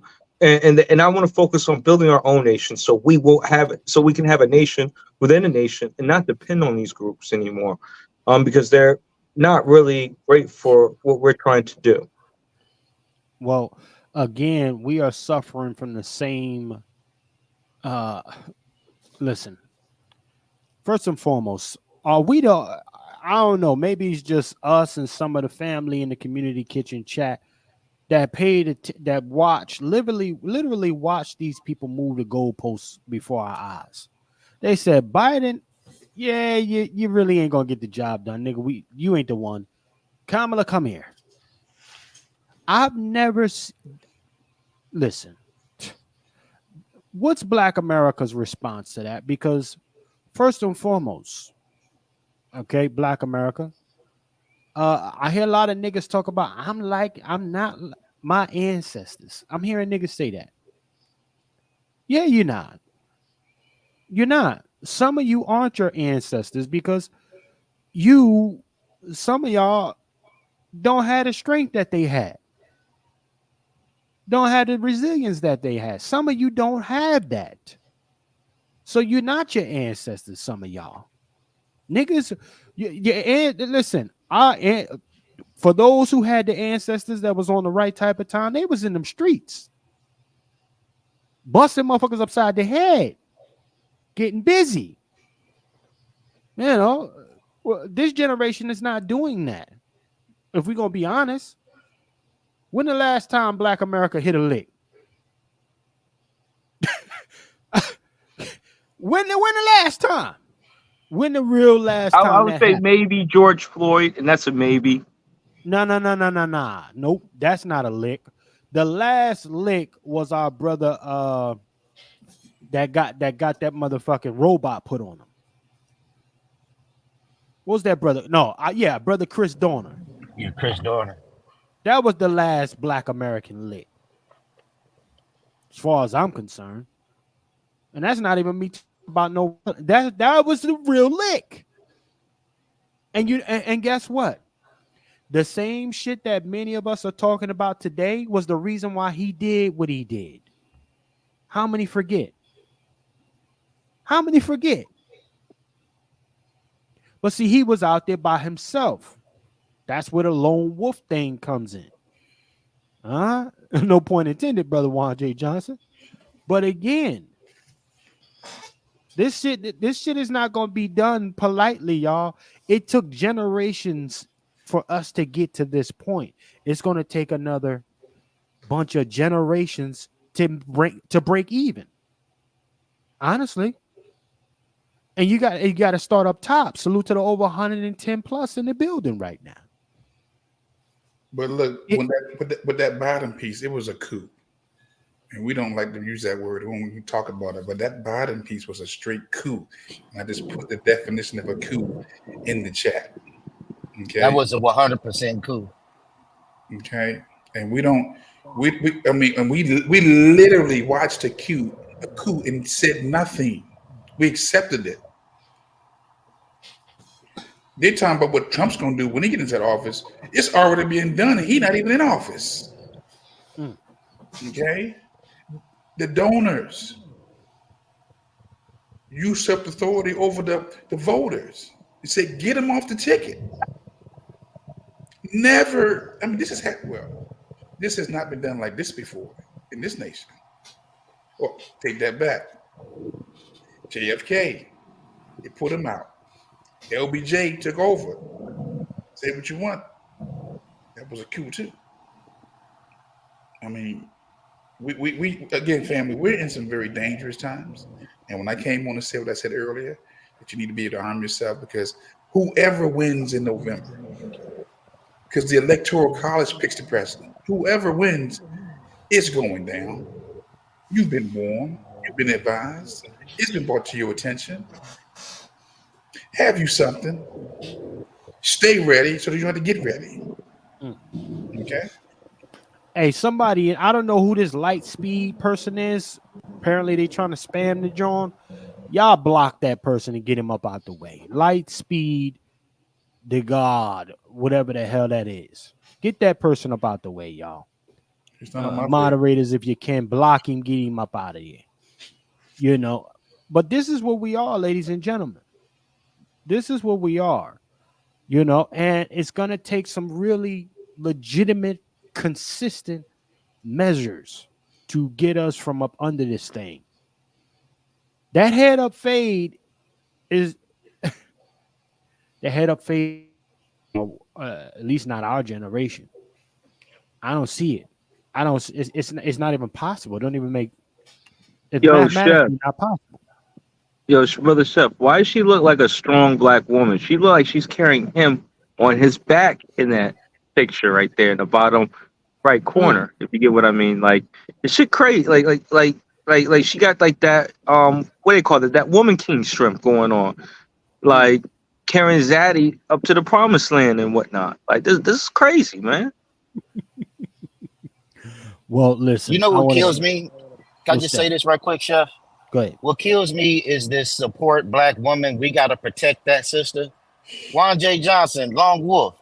Yes, sir. She has a white man. And as y'all said earlier, once you cross over that side of that fence, you have to stay there. So you went with a white man. So white mans have to protect that sister. You know what I'm saying? It's not us. What do we look like protecting the woman that left the plantation, that left the reservation, seeing what the grass is green on the other side look like, and now she sees artificial turf and she crying for help. You know what I mean? And she looking at us like, help. We told you not to go over there. So now you went over there, you have to stay there. In the words of Dr. John Henry Clark, you go there, you stay there. So you call for white man for help. And don't come at us with that, protect that sister. She's not a sister, and shout out for Donald Trump for doing something that the media was scared to call out. Everybody going about that right now. And she is not black. You know what I'm saying? Shout out to Donald Trump for calling it out.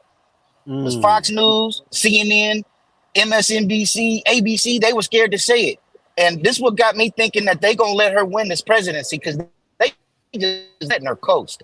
Nobody is questioning her. They not grilling her like they used to do Sarah Palin, and they just gonna let her go all the way to the national convention. They gonna let her ride. I mean, the Democratic National Convention.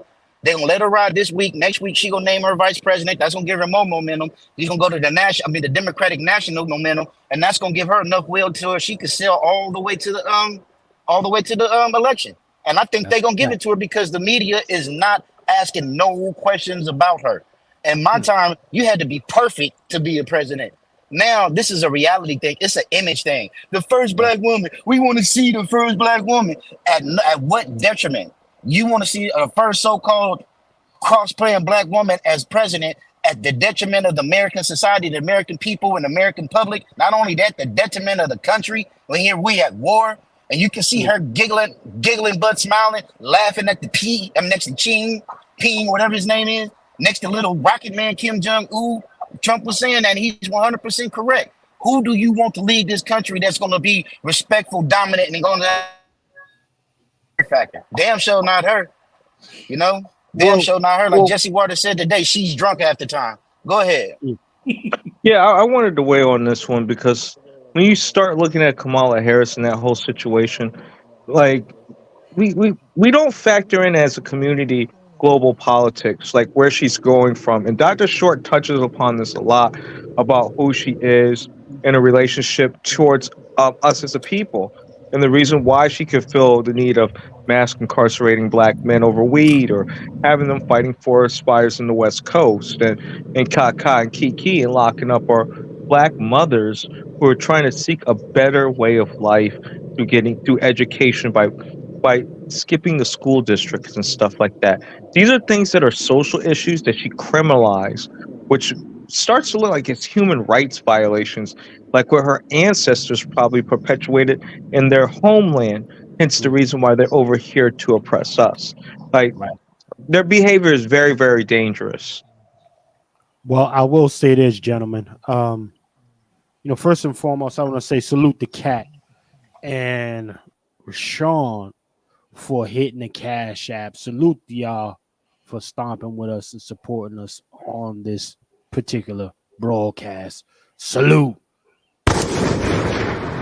Let's drop it.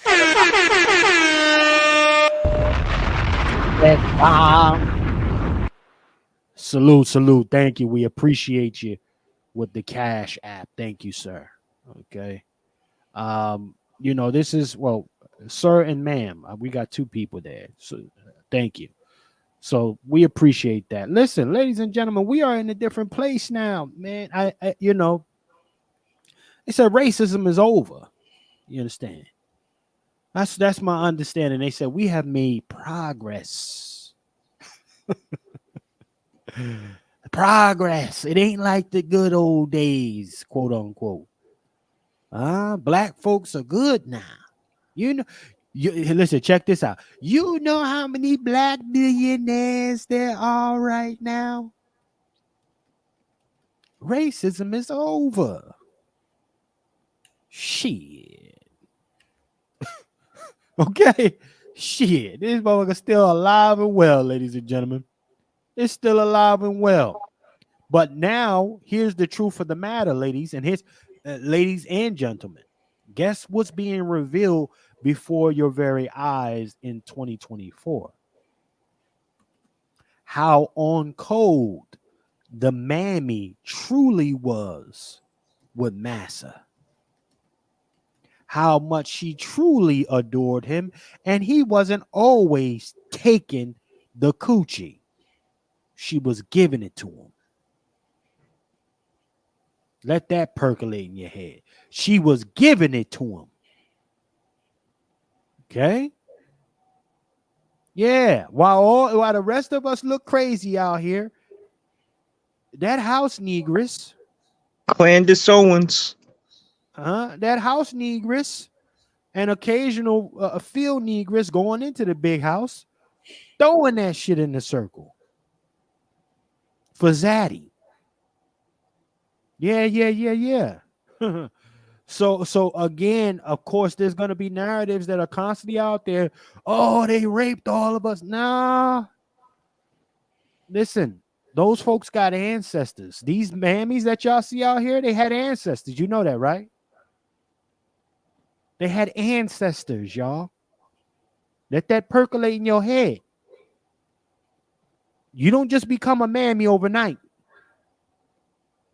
You don't become a zaddy worshiper overnight.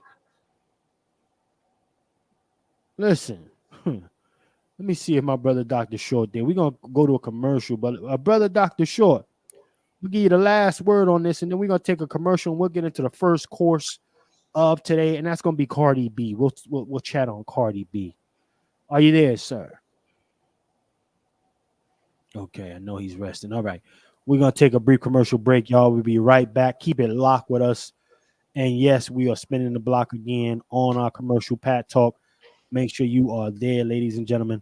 Keep it locked. We'll be right back after this commercial. We have to begin to groom leadership, and we also have to get rid of old school, old black folk who don't want anyone else. The boomer generation can't die off fast enough for me, a lot of them, because they haven't let the X generation take root. The struggle will now be bastardized. On August 24th, 2024, we are launching the Patriarch Summit. You must be there. We are going to save ourselves, our manhood, our womanhood, our children, our community. We need the few that will do. Why not you? We want a few good men and a few good women to join forces. It's the Patriarch Summit. Check our GoFundMe link. Thank you.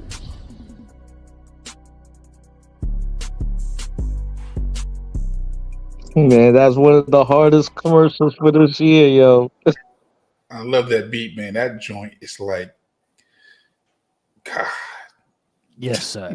That's a classic, man. That's a classic.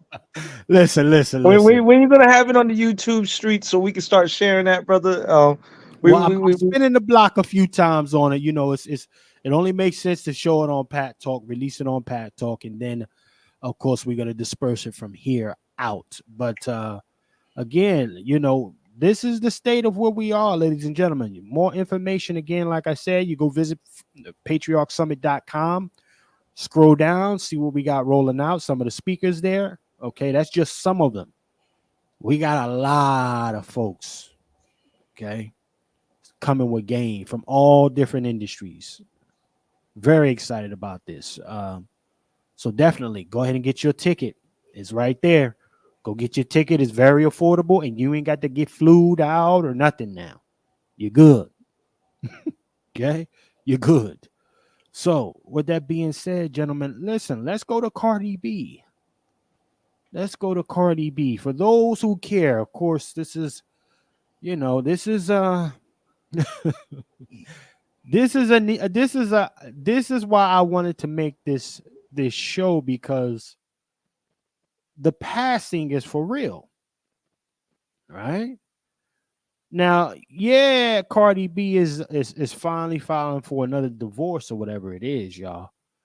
And essentially, this is one of those irreconcilable differences situations here. She got herself a little what's the dude name? Offset, I think his name is Offset from the Lineage, from the bloodline.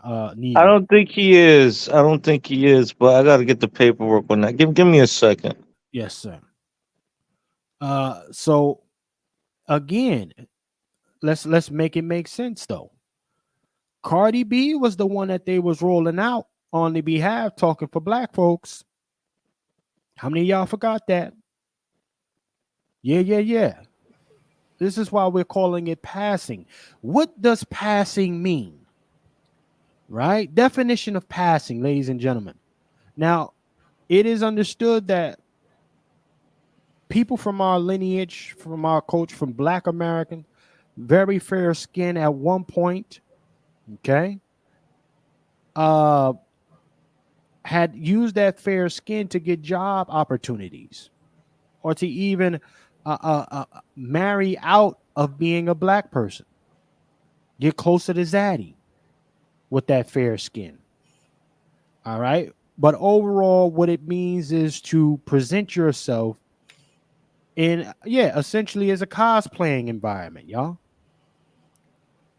Believe it or not, even the trans community will be considered cosplayers. Right? This whole assigned at birth shit. Right? Y'all got to keep a lookout for that. You know, I'm just making it make sense, y'all. So your modern day trans is a passer, is passing, y'all, for male or female. Okay? Let's make it make sense.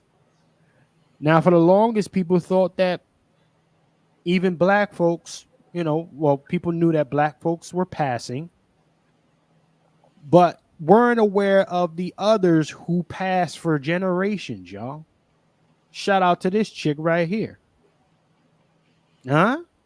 Hey, he's undecided right now. How do we treat undecided? Because like one, they're using this term African American, so you know how I feel about that, right? And then on top of that, it's they're using kind of reference points that are down south, because we know that people from down south are more, we feel like it's more closer to the bloodline per se, or stuff of that nature. It's like when you start going to like the New York areas and where I used to live at, we don't know. So like I feel like they're playing upon some of these factors, and I'm saying it's unconclusive right now. Well, I can't confirm and I can't deny. Well, again, I just want to make it full circle for folks to get some understanding, right? Dolezal. Good old Rachel Dolezal is her name, ladies and gentlemen. Cosplaying as a negress. Passing, to be more specific, ladies and gentlemen, as a negress. Okay? And in this environment, you have all of these folks passing as Black Americans. From your good boy Roland to your girl Cardi and your Miss Kiwi, all passing for Black America. That L, when brother Juan talks about the L that must be held, or brother Q, that's our L. Starts way back when Negroes and Negresses was falling on that moral compass. Save everybody. Cardi B was waiting to get her lick. Kamala Harris, fuck. Listen, it's nothing to throw that coochie in the circle. Willie, you know. Oh no, bro. I think she was taking the cookie allegedly. Didn't she say allegedly she was drugging and raping brothers? She said that on a couple of air, and there was no pushback. And then she was saying that they were in the bed with a trans allegedly. Well, listen, and people Kaka and Kiki and thought that was funny because it was a black man. I'm just saying, sir, I just gotta throw that out there. Well, sir, listen, I'm just saying this. These folks don't get a pass unless we allow them to. Get it? They don't get a pass unless we've allowed them to have generations of passes. Right? And now the very thing that we used at one point to get opportunity, put food on the table, is the very thing that they then turn around and use to nearly genocide us, because we're close. That's a real reality, right? We're close. Okay. You know, they fucking a black looking dude don't mean nothing. We gotta understand something. Fucking a black dude or a woman don't mean nothing to these folks. It's slave play. Huh? Even for these honorary melanatids. They know what it is. Look at Cardi B. Pregnant than a motherfucker. But she said, you know, I need to get this divorce right now. I need to get this divorce. She's getting a divorce. Filing for the second one, according to this article here. Second one. You know what you remind me of? There was a meme that was floating around on X of this Latina guy, a lady messing with this black man, and she grabbed a gun and she shot it off and said, "I will not miss." I'm getting that type of Latina heat coming from that lady, like that. You get what I'm saying? Well. This is what I'm trying to figure out, my guy. Like, again, we're in a situation where at some point this system has no power unless we give it to them. Facts. Right? We can point at it because the system does exist, but the very power of the system comes from us. I'm pointing that out because the passing thing is a creation of our own. Listen, let me make it make sense again. Hold on now. Hold the fuck on. Wait. Can I push back on? Yeah, I'll wait. Hold on. Let me finish, and then I'm gonna give it to you. Pause. The passing is what we used at one point to get job opportunities, to go under the radar, to go into areas with which we are normally not allowed. Okay. Look at this. I said, oh, all I got to do is say black, blackity, black, blackity, black. And don't have any lick or connection to it, but I'm gonna get this bag. So, Brother Negro, I'm just saying, I'm just looking at what I'm seeing here. But go ahead, sir. Maybe you got a different perspective. Go ahead, Brother Negro. Yeah, I got a little different one. I look at when it comes to race mixing, race creating, that stems from extension of white supremacy and stuff of that nature. And they do that as a form of warfare to destabilize our community. So I could say that some of these policies were implemented through Jim Crow too. So we have to kind of take that into consideration, that was just the times in which we were living in. And I don't really see us as much colorist as other people are, due to the fact we're not running around with cake soap on our face as a collective like that. That's where I was kind of looking at in regards to race creating. And I'll point to one of the books, The Untold Story of White Supremacy, that NOI book, where they touch upon race creating and stuff of that nature. That was more or less where I was coming from. Well, Brother Negro, I'm gonna say this, sir. Again,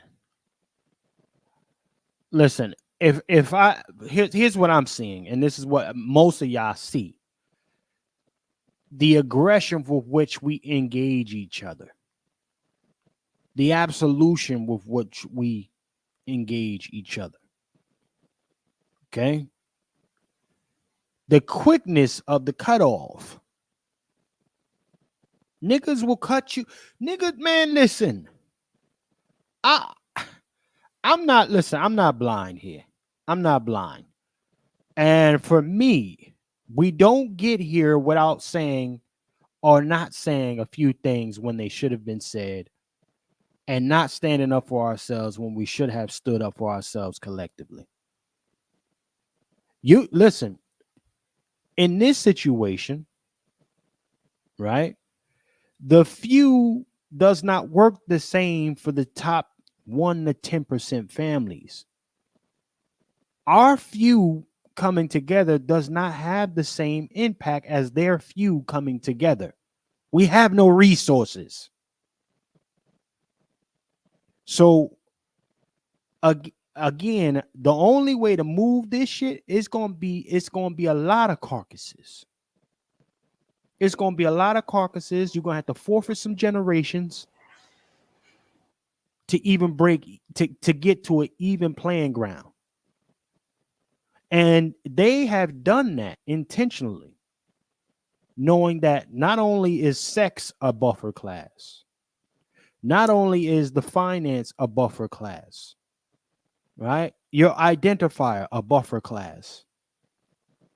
The honorary coons who love the overseer position, a buffer class, right? I'm not gonna run all this shit down. There's so many layers, so many checkpoints that have to be hit to even get to the root of this shit. And every once in a while, these very folks who have something to do with it will pop out and let you still around. They did it 3 weeks ago. Huh? Netflix, Hollywood, Fox News. The individuals, not these little bullshit corporations that folks like to believe they hide behind. The individuals popped out on y'all and said, yeah, we're not feeling this shit. We got to make some moves. We got to make some moves. This is not why I put my money behind. You got me fucked up. And you know what? Yeah, we about to make some moves, and it's nothing you can do about it. It's nothing you're going to do about it. You know why I know you're not going to do anything? Because you haven't over the years. You have not.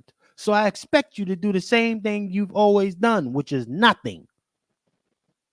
Nothing. I'm a pass the wheel real quick. Let me go to brother Q. Q, you in the building, Q? You in the building, man? I just let me see some. Matter of fact, hold on. My fault. Let me go to brother Negro. Brother Negro, you in the building, sir? Let me pull this up. Yeah, I think that does have some weight to what you're saying, a lot of it. And yeah, I do see us having to step over a couple of generations to get to where we need to get to where we're going to.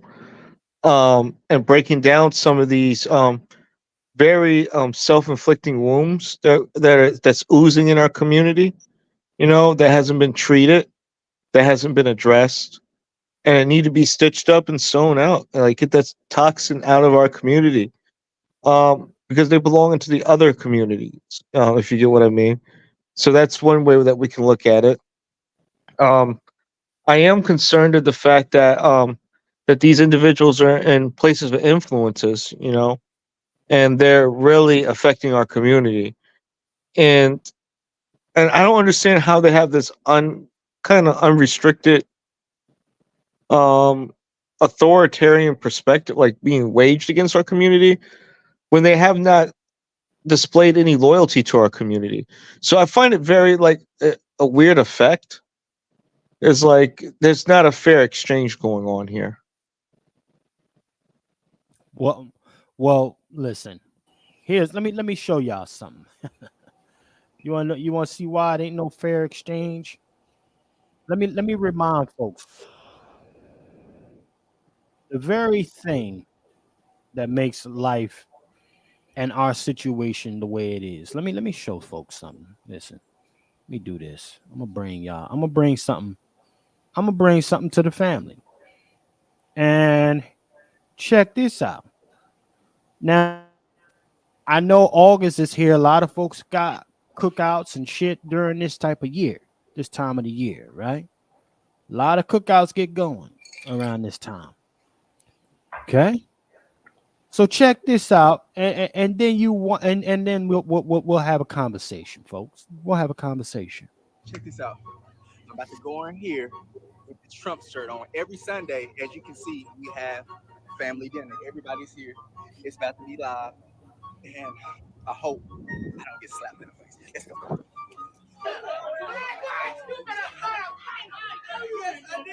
Don't get your ass out of here. Trump. There's my president. I feel sorry for the African American that go for Trump. He's very hateful and racist.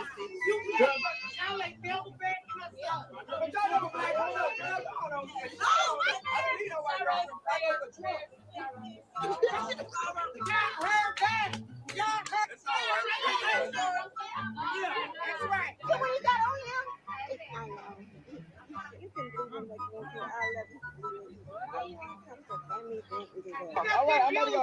I'm about to go. Is you coming up or you going down? We got Trump. He got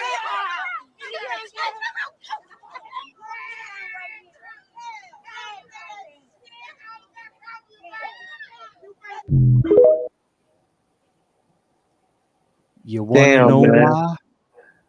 Damn. You want to know why? Go ahead, Brother Juan J. Johnson. We're going to go through the panel on that one. We're going to go through the panel on that. Come on. Come on. Let me preface what I'm about to say first by saying I'm not a Democrat, nor am I a Republican. I've been an independent for decades. But, you know, when I see that our people are willing to sacrifice one person just to maintain a system that has decimated us. Come on. Come on. I mean, just the name stirs up hatred among our people, right? But they never really had that same type of energy for a system that has been killing our children for decades. Spin that back one more time, Brother Okay? Juan. Come on. Think about it. Think about this, family.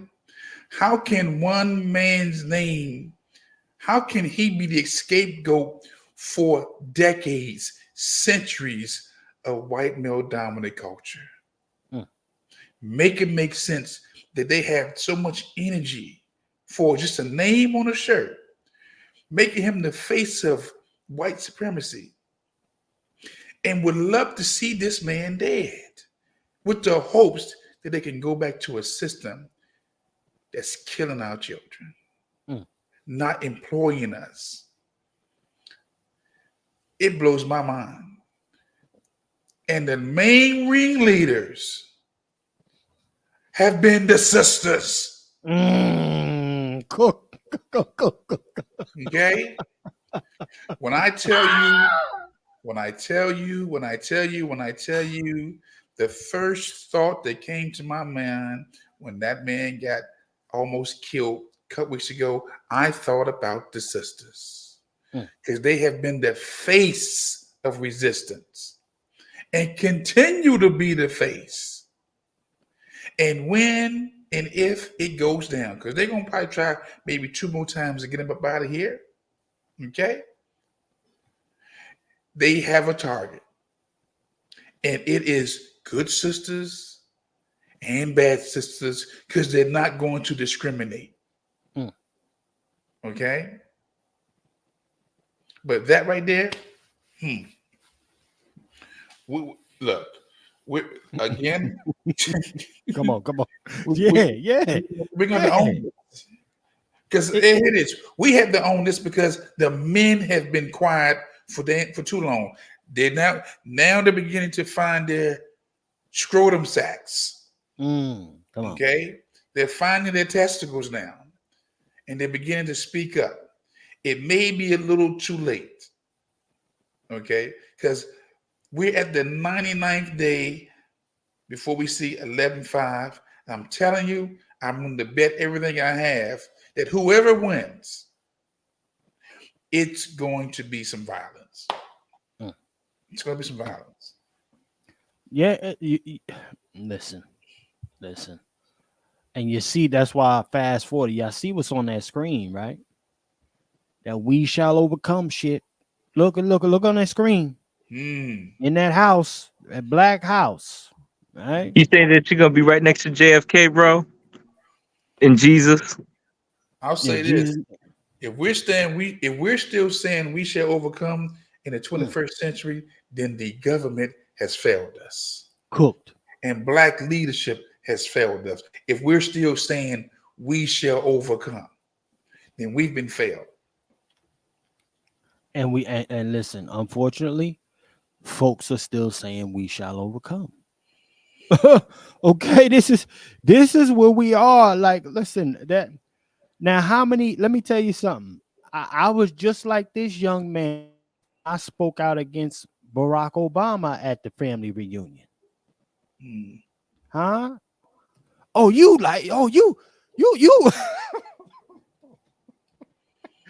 They became a lynch mob. Your own family. Your own family becomes a lynch mob. Look at the auntie. The auntie ripped the shirt off the dude. She got so triggered. Huh? Let me speed this up. Auntie rips the shirt off a dude. She's so triggered. No, they demasculated that black man. They demasculated And that black man. look at the image. Look at the image. I love my sisters, but you got to ask the question: when you put us in a situation where we can't protect you no more, when you put me in a situation where I can't protect you because of your inappropriate behavior, I'm gonna walk over your carcass. You gotta. We have to. And this is a generation of people who, if we keep it 100, when King got killed, they remained silent. Okay? And they didn't start talking again until Trump started running. Okay? You heard some whispers during a Million Man March, but they was activated when Trump started to run for office. Come on.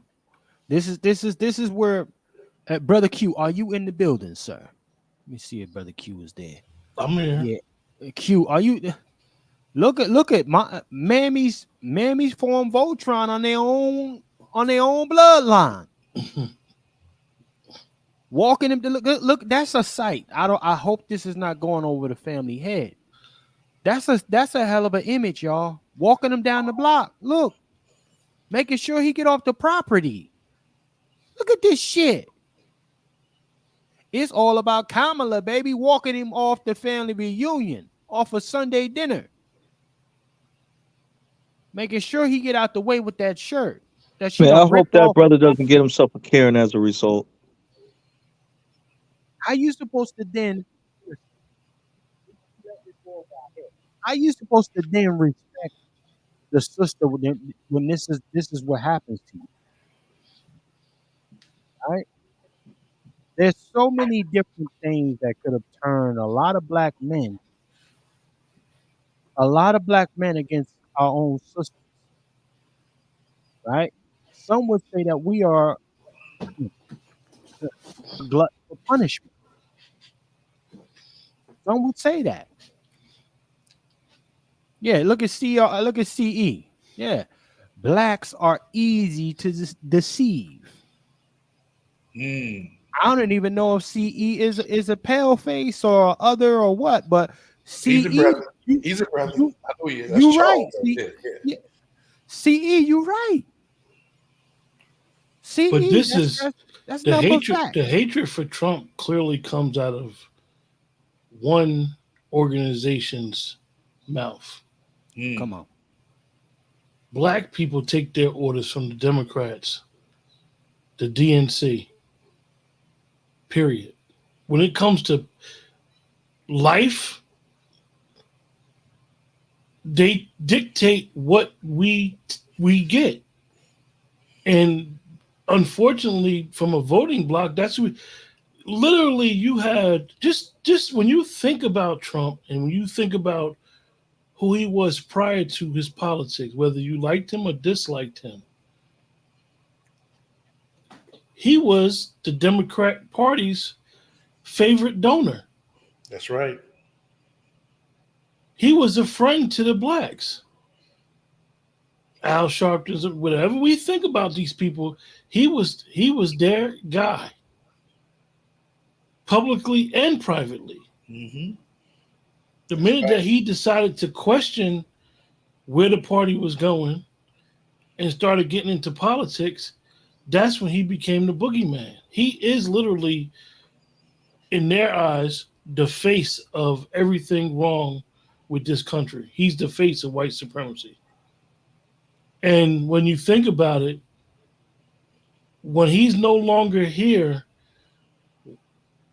we are going to be psychologically damaged because he will get blamed for stuff for years and years and years of stuff that he was accused of doing that he had nothing to do with. Like literally nothing. You got people, and I'm not fascinated, but just think about Trump, whether you like him or dislike him. He was a private citizen when he took out that ad on the Central Park 5. Was it wrong? Absolutely. But you literally hear people argue that as a political talking point against him. He ain't create no policy. He was the average Joe. And this young brother does an experiment by going in his family's house with a T-shirt of Trump on, and it's playful, but that's the hatred. That's the core hatred of what you see towards an individual that really none of these people's lives have probably ever been affected by Donald Trump. But I bet you some of them people's lives have been affected by the Democratic Party. Can I push back on that? I think that this political thing is a proxy. They don't like black men. I'm going to sum it up. You don't attack your defenders. You don't alienate your defenders because you don't know if you're going to call upon them. Obviously, they have somebody that they feel that's going to protect him more than their own flesh and blood, than that strong black man right in front of them. I saw dehumanization. I saw them psychologically harassing that man, and they were not willing to receive any perspective that he was going to present. They just took something and for face value and ran with it. No different from what they do with Kamala. So I really think that this is a proxy of people who really just hate black men in our community, unfortunately. I don't think them sisters hate him. Would they do that too? Let me finish. I think it was more of the hatred for Trump triggered them. And that's why he filmed it. I mean, it's basically a skit. They're doing what they're doing, but people literally hate Trump. They hate Trump. And anybody that will defend or give an opinion about Trump that is not the view of that Democratic Party, oh, you're a Trumper. You're this, you're that. You're this, that man's racist, this, that, and the third.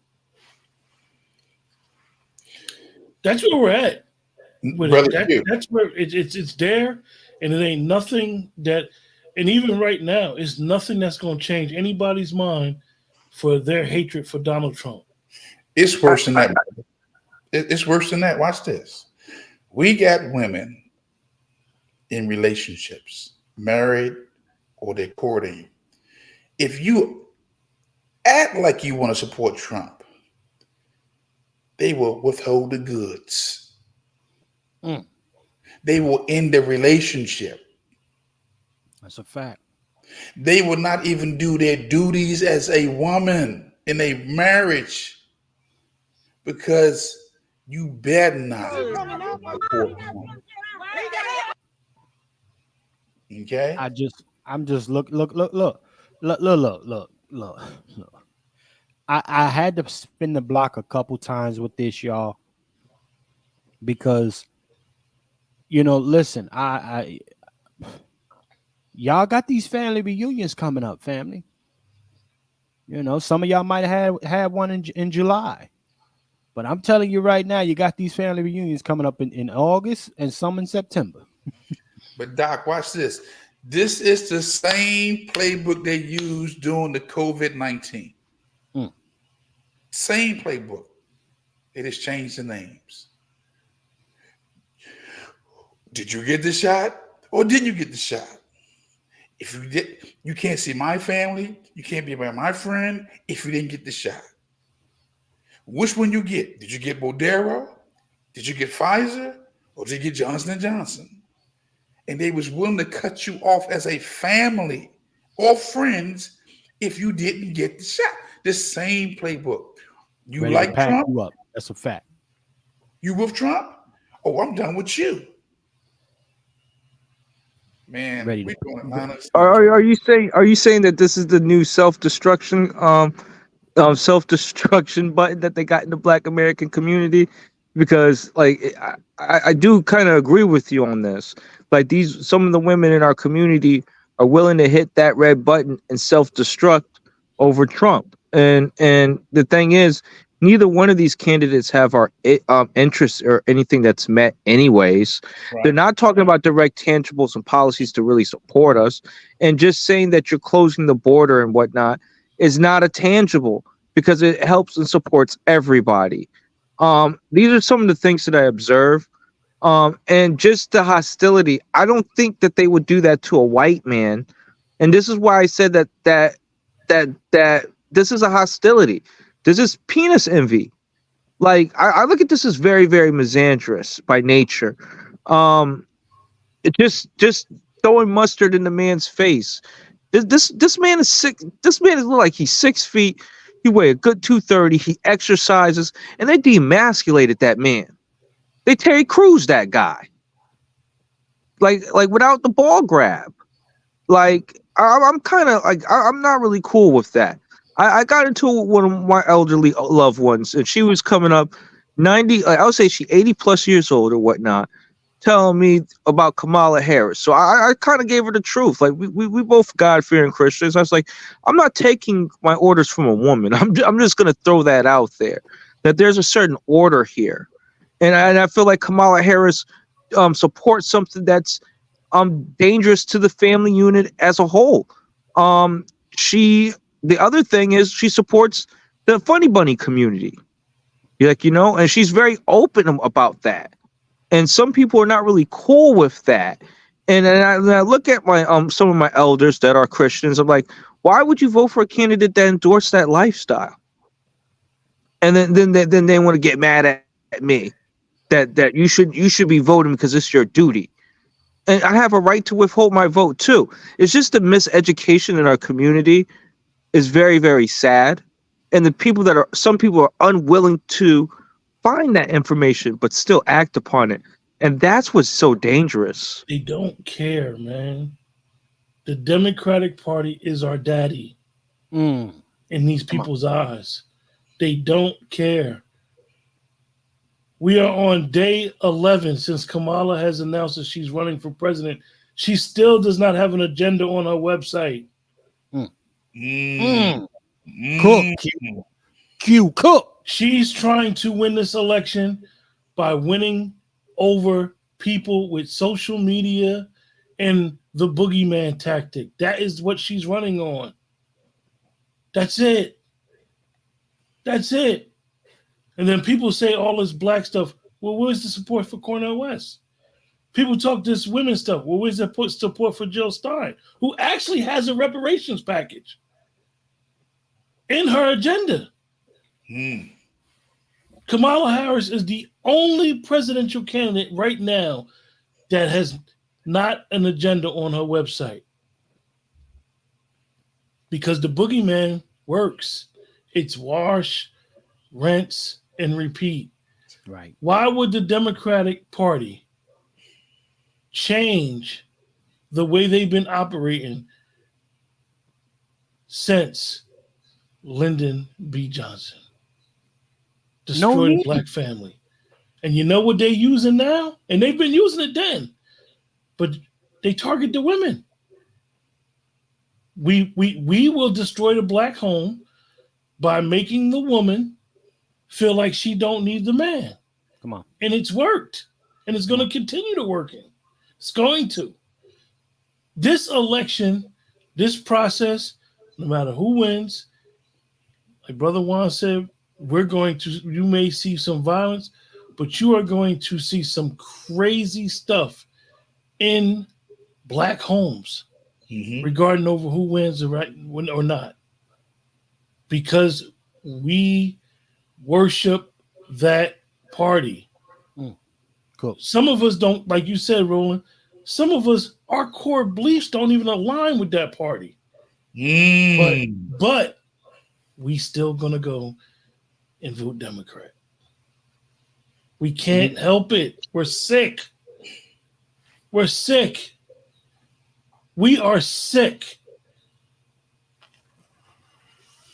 Jigaboo down to the flow. Niggas is, listen, I knew it was over when folks said, up now Biden ain't running. I can go ahead and I'm gonna give y'all an example. And I've been thinking about this, and I don't want listen, I came a long way, y'all. Some of y'all don't really know who I am or what I used to do. But I had a praying family, so I'm thankful to be who I am today.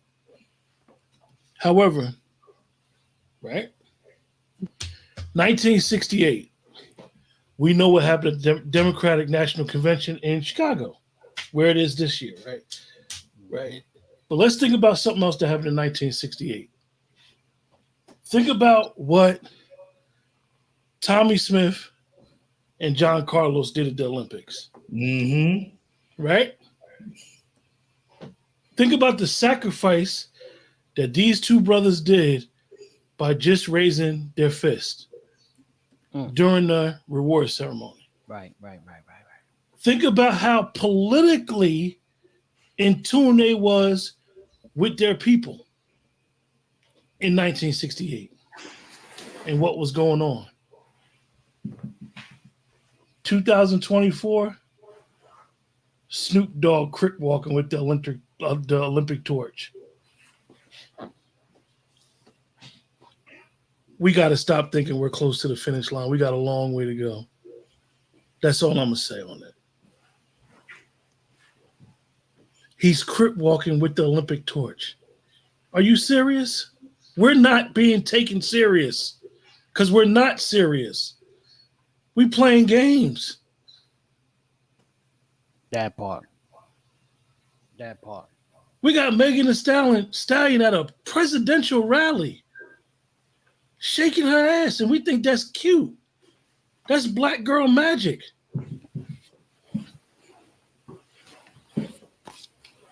We're not being taken serious. And we're going to continue to be going down this road and doing all this stuff because we are out here playing.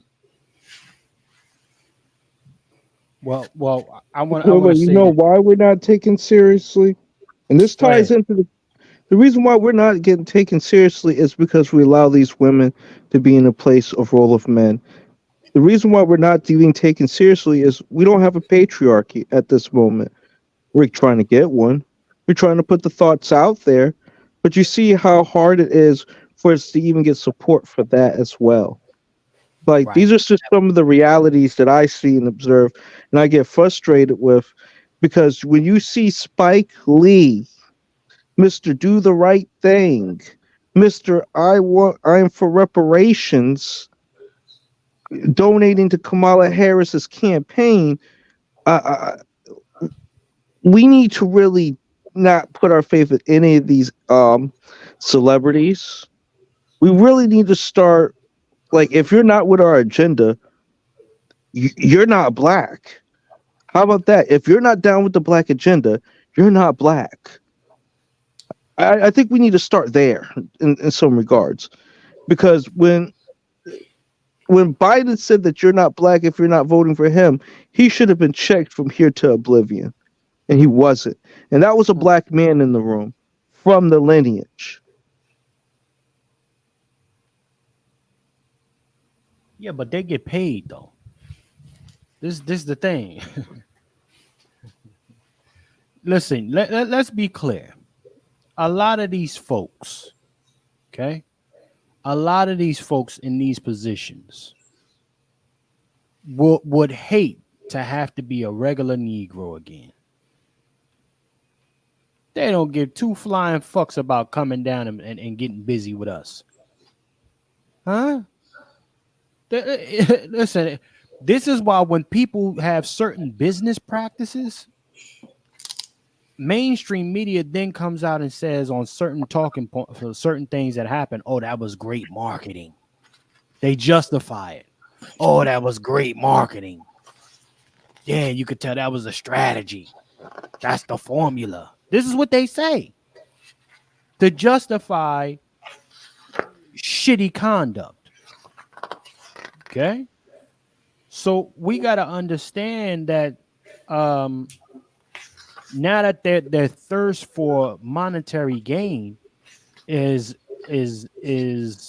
above anything that's supposed to help us collectively, they're not going to go back.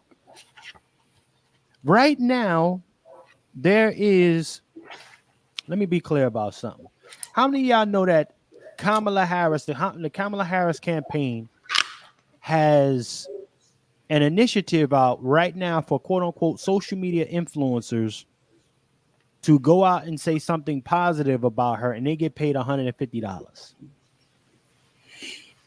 I'm just looking at these 3,000 gay men being the face of pro-black. That's what I'm looking at. And these are other men that they're putting in place of the heterosexual man and patriarchy. Like that's the thing that really get underneath my skin the most, because they're making them the antithesis of masculinity. They're making the antithesis of them having a voice and a say, of having a woman lead us. Like, it makes us look weak and it makes us look defeated. Well, let me give you this. Hold on. I think it is necessary before we go to the next John. Okay, let me share this with the family. Can y'all see that on the screen?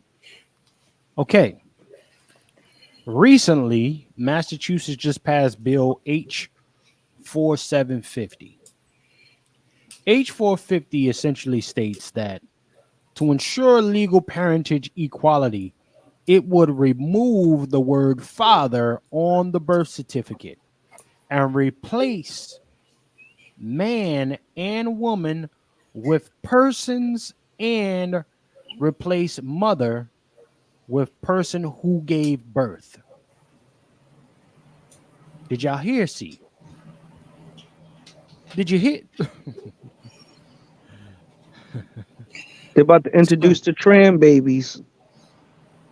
So test tube babies, etc. The fake daddies, the fake moms. Okay, they're erasing your gender through legislation now. Okay, dad is no longer dad, father, whatever. With this bill, do y'all hear? See, I'm just bringing y'all some shit. That's all. That's all I'm doing, family. I'm just bringing you some shit. Who's the author of that bill? Let me see here, sir. I bet you it's Asian. Let me see here. Hold on. Let me see. It don't matter. Ways and Means. I think that's the name. The Ways and Means Committee? Yeah. Okay. So again, I'm of the opinion that nothing can take place in this country without the authorization of the males. Right. Okay. The matriarch is only as solid as it is. Feminism is only as popular as it is because the patriarch is letting it happen. Right. Okay? Let's keep it right. on. So, ladies and gentlemen, again, I just want everybody to understand what Chef C just dropped on y'all. Because we doing homework. You know, again, our goal is to always bring you value. Yeah, we do the nigga shit. But this, I'm sure a lot of folks was not aware of this. And listen, it only take 1, 2, or 3 at the most to make this a normal thing, y'all. Right? You can't replace me as a man. I got loins, right? As they say, my royal oats, as they say, coming to America on niggas. Now with this kind of bill, it then says that, you know what, sister, your cooch is just a cooch. It don't mean nothing. We They're can cut getting that rid of off. legacy. We can make a 3D cooch on him and make a 3D dick on you.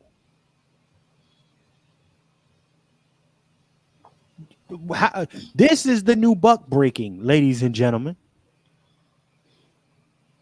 Right? And it only gets this far with inaction. Niggas talking about running candidates and, you know, we gonna go outside and march. Stop that shit. They know you're gonna go out and march. And then it's gonna last for a little bit of time and then it's over. It goes on deaf ears. Niggas want to go out and march on Saturdays at that. How you going? What? How you going to march on a Saturday or Sunday? These folks is in Martha's Vineyard. eating crumpets or flying Chef C out to make them a 5-star meal. And then sending me back on that same private jet back to Jersey. You talking about, what the fuck? Like, come on, man. If you going to get busy, get busy. If you really going to get busy, get busy. They're anticipating you to do the same shit. And as far as I'm concerned, that is all that has been happening. Is the same shit. Our ancestors in the 60s were way more busier. See, but them folk gonna come out and say, I'm not my ancestor. All right, you not, coward. You're not. You're right. You're not. Listen, ladies and gentlemen, the mere fact that they're making the normalization of police officers, they're desensitizing us collectively. Police officers coming into unarmed women homes and killing and deleting them. R.I.P. Sonia Macy. R.I.P. Breonna Taylor. R.I.P. Listen, I'm not gonna go there. We can go there. Well, listen, you the one. Yeah, I'm gonna give it to you, brother Juan. You the police officer, sir. You got the floor.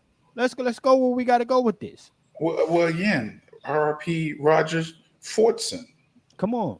Who got killed in May 3rd. Okay. Rest in peace, Sonia Massey.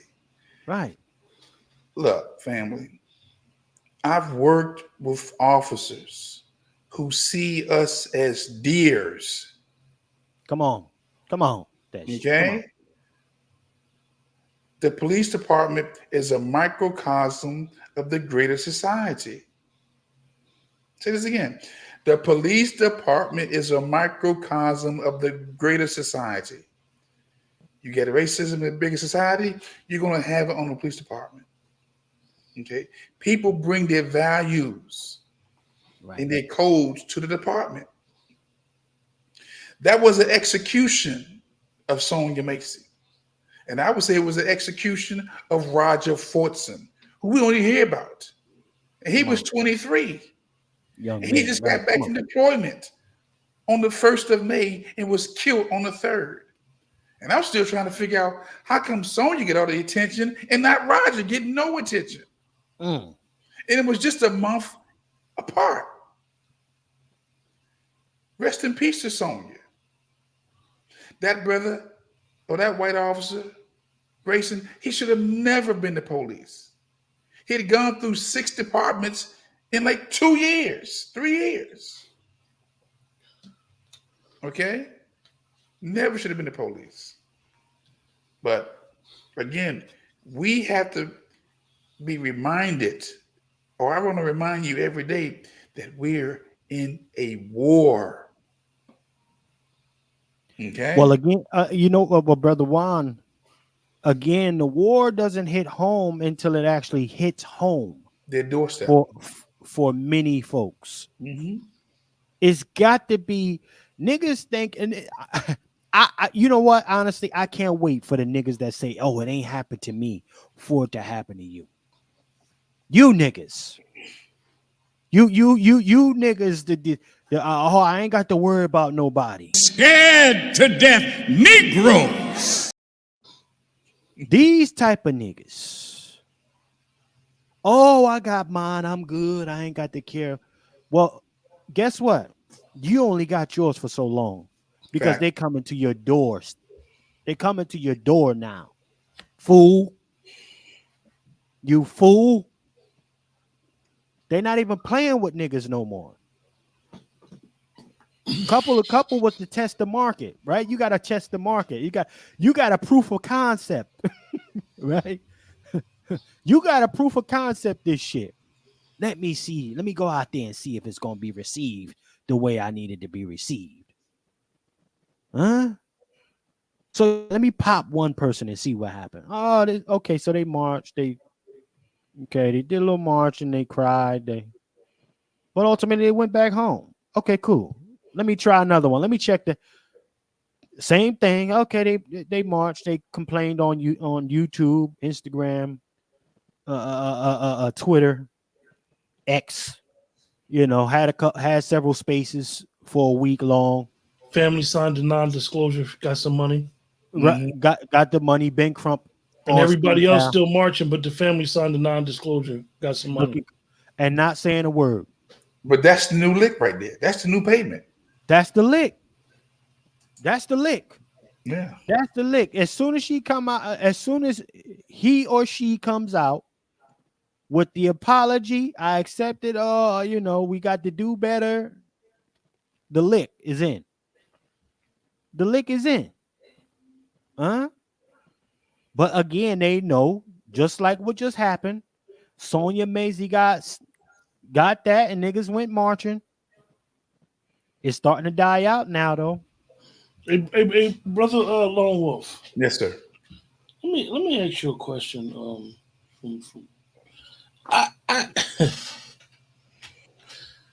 I live in a very, very rural area. Okay. I come and go. I go out with a purpose. When I go to work, I go to work. I go out with a purpose. I don't hang out. None of that. We're all taught, unfortunately, we were all taught to talk. No matter what, boy, get your ass back home. Mm-hmm. Right. Mm-hmm. Right. So is it something when you were in law enforcement, was it different when you dealt with black people than when you dealt with white people? Come on. Absolutely. Explain that interaction to us. See, again, there's Hold on real quick, Brother Juan. Ladies and gentlemen, again, just so you know, if you're here for the first time, Brother Juan J. Johnson, retired police officer, 27 plus years in law enforcement. Okay. Now Black American firearms trainer. Okay. So when he's talking about these environments, I want to make sure that we let you know, if you don't know, this is a credentialed position that he's coming from. Not no echo chamber or think we know shit. This is what has been experienced. You got the flow. So again, there's a scene from The Crimson Tide with Denzel Washington and Gene Hackman when they was in a submarine and there was a mutiny. And Gene Hackman made a comment to Denzel. See, you practice democracy. I live it. In these streets, whether you're in the inner city, we're practicing democracy. You go uptown where the white folks are, they're living it. When we had that January 6th, black folks was watching the television. We were the Monday morning quarterbacks, watching white folks live democracy while we were on the sideline practicing it. And that's very clear to me. Black people practice democracy. They don't live it. Come on. And that's a very serious pill to swallow. Pause. Facts. But I've lived long enough to see that we're always waiting for their approval. Come on. We're waiting for their cues. We're waiting for their authorization. And then we do it. 1 second, Brother Juan. Scared to death Negroes. Again, I can tell you the average police officer police different in the white communities than they do in the inner cities. Whether they're whether it's black inner city or black suburbs. Where there's a predominantly of black people, they're police different than in the white neighborhoods. Facts. Let's keep it 100. Okay? I know, right? You go inside DC right now, and you go up Georgetown, they got the police officers going to the back door. Don't knock on the front door. You need to go around to the back door and gain entry to the house or to check and advise. But in the inner cities or black areas, they go to the front door. Okay? Let's keep it 100. So, Q, it's a whole different mindset. Yeah, because I wonder, coming from the city, growing up in the city, being a product of the city, having that mentality, and then moving to a very, very rural area, and sometimes with my job, we have to call in. Called non-emergency. I mean, at least twice a week. And I'm in one of those areas that from the outside perception would be, oh, you're around a bunch of racists. But my reality for me is I don't see it like that. It doesn't affect me like that. I dealt with more racism when I lived in the city than because that's more in your face. Here might be in your face, but you just don't see it. You don't like when we showed the video with the guy in the restaurant. Right. I didn't really say nothing about it because it was too much video being recorded and too much explaining going on. There would have been some furniture moving. I wouldn't have asked my white associate to speak to nobody. Right. The minute that man called me or my lady out my name, period. I got to slide you. It would have went there. But also because of where I live at, I also know how to move. I move accordingly. I don't move scaredly. I move accordingly, and this is what men's supposed to do. Right. I'm not going to put my family in harm's way. And no bullshit. That's a fact. I'm not going to put myself in harm's way. I mean, I keep my head on the swivel now, at all times, because I know where I'm at. Just like I knew where I was at when I lived in the city. So I'm always wondering, and you always see these crazy situations, man. And, Sonia Massey, we saw literally this man murder her. And yes, it did. Now it's coming out. We know it's some backstory behind it and whatever. But you always hear these scenarios, and I'll be like, yo, what be going on where it gets to that? You understand what I'm saying? And I know that it's race soldiers. I'm not going to ever give them the pass. However, if you're not going to de-escalate, if I go in a situation, I'm in a situation where I see that aggressiveness with an officer, I know how to de-escalate it. I don't need him to do it. Because at the end of the day, I want to get home to my people.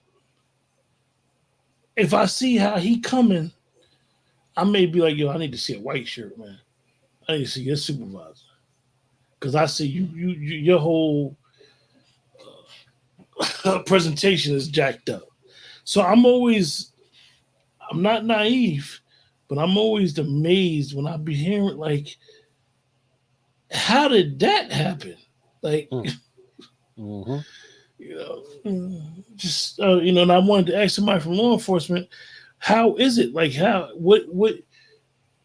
And I know that a lot of, and I hate to say this to a ex officer, but I know a lot of officers be scared. I would be scared too, because you never know if your life is going to be taken from a situation or a call that you're going to. So I get it.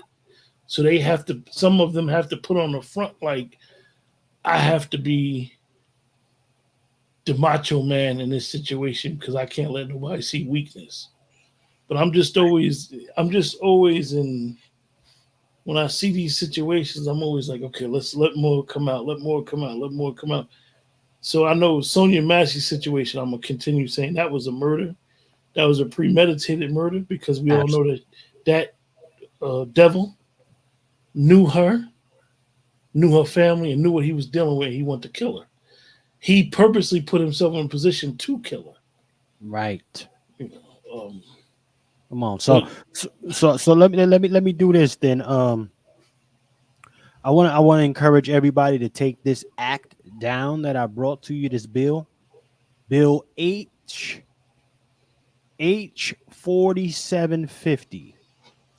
Okay, Ways and Means are the committee that's on this thing, y'all. Look into it. You were looking at the beginning of ultimately the end. Him, her, it. All of the above. Right?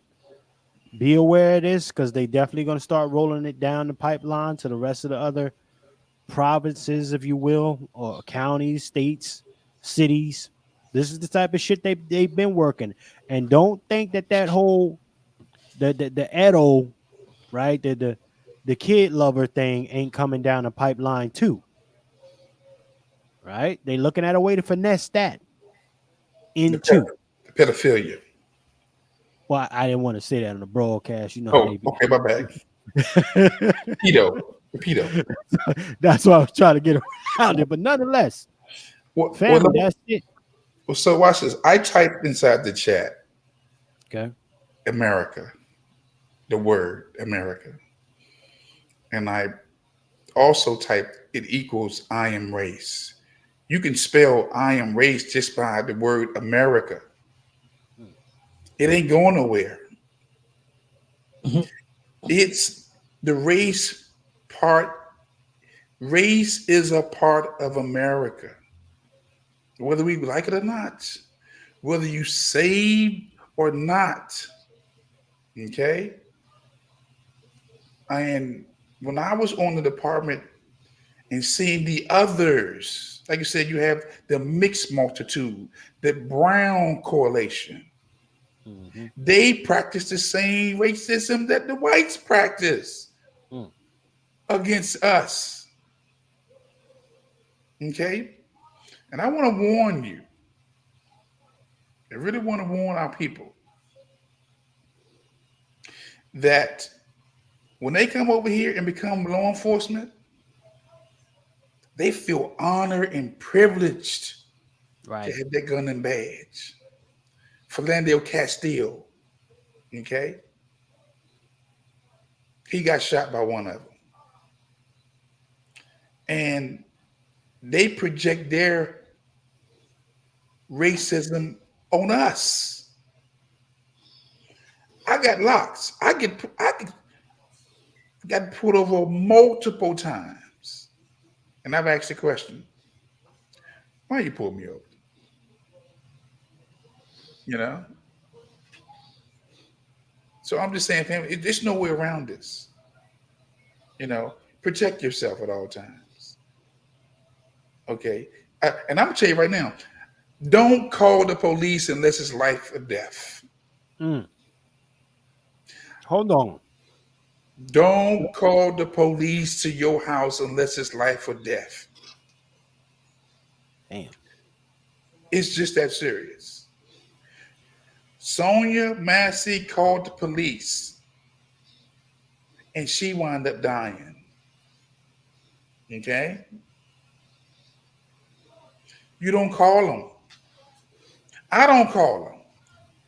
I'll call some of my boys I'll call a friend or so. I'll call somebody else to help me deal with the situation. But you don't call the police unless it's life and death. Because if I got to call them, it's saying I can't handle the situation no more. It's out of my control. And when they come, you must realize this: you may be the target. Hey, listen, y'all. You got the former police telling you not to call the police. That's a man. Listen. Hey, I got a sound of your alarm for that one. Police saying don't call the police. Because I've seen the sisters call the police on brothers in the hood, and it flipped and it turned. I've seen guys call the police on their girlfriends and they get locked up. Come on. When you call the police to your house, you're saying, I can't handle this no more. And when they come with guns, blazing, even if the gun is not out the holster. Okay? And they're looking for a reason, like Sonya Massey, to get inside the house. There was no reason for him to go inside that house. And they did their canvas and they found nothing. You could have left. They could have left. There was no more need to be there. But I sensed something different. That woman said, please don't hurt me at least 20 times. That's a fact. She said, please don't hurt me 20 times. Okay? And she still got killed. Listen, ladies and gentlemen, that's some shit for your ass right there. We're going to take a commercial break, y'all. And we get into the second course of this third course. Roland Martin getting packed up. I love what I saw happen to Roland Martin. It was phenomenal. But, you know, that's Mr. Piggly Wiggly himself. So keep it locked, family. We're going to be right back. Just keep it locked with your boys. This is on their next podcast. Tapped in. Angry Black Man's Book Club for Pat Talk number 34. Ladies and gentlemen, number 34. Keep it locked with us. We'll be right back.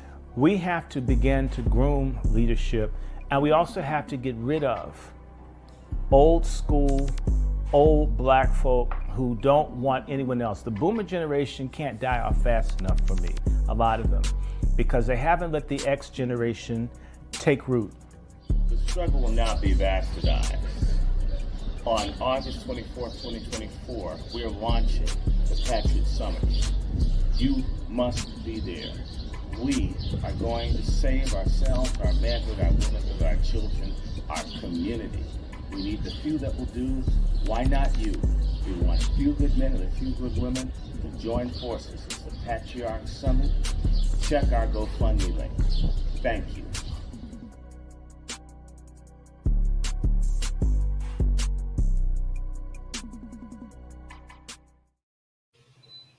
Yes, indeed, ladies and gentlemen. Yes, indeed.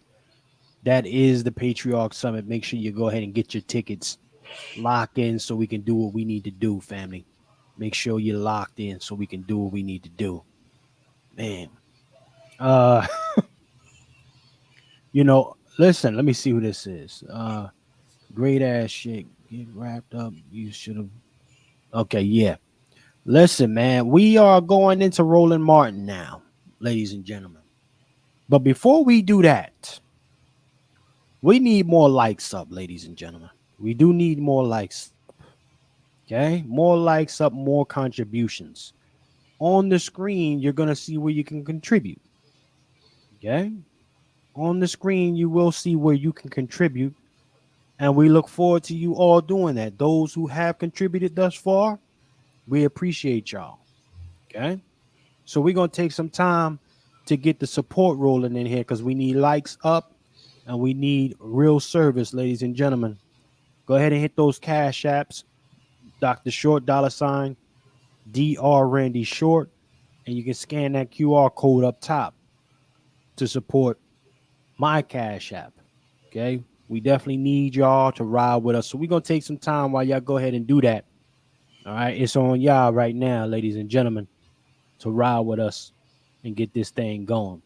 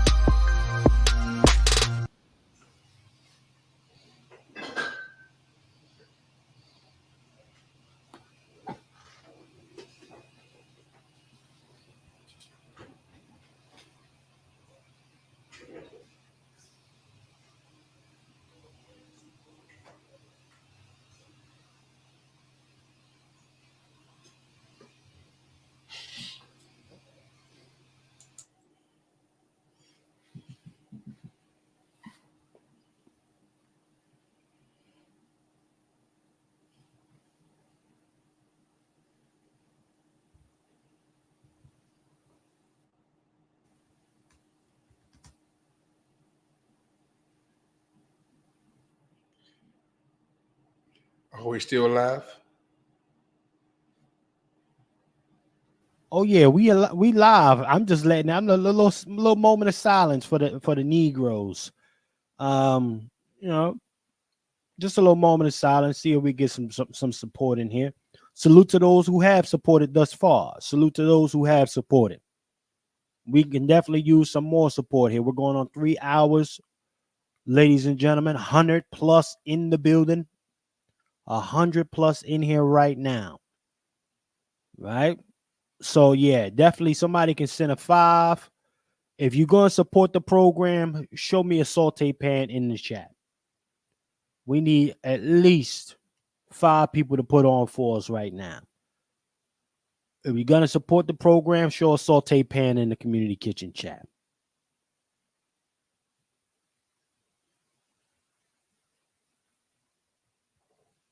Okay.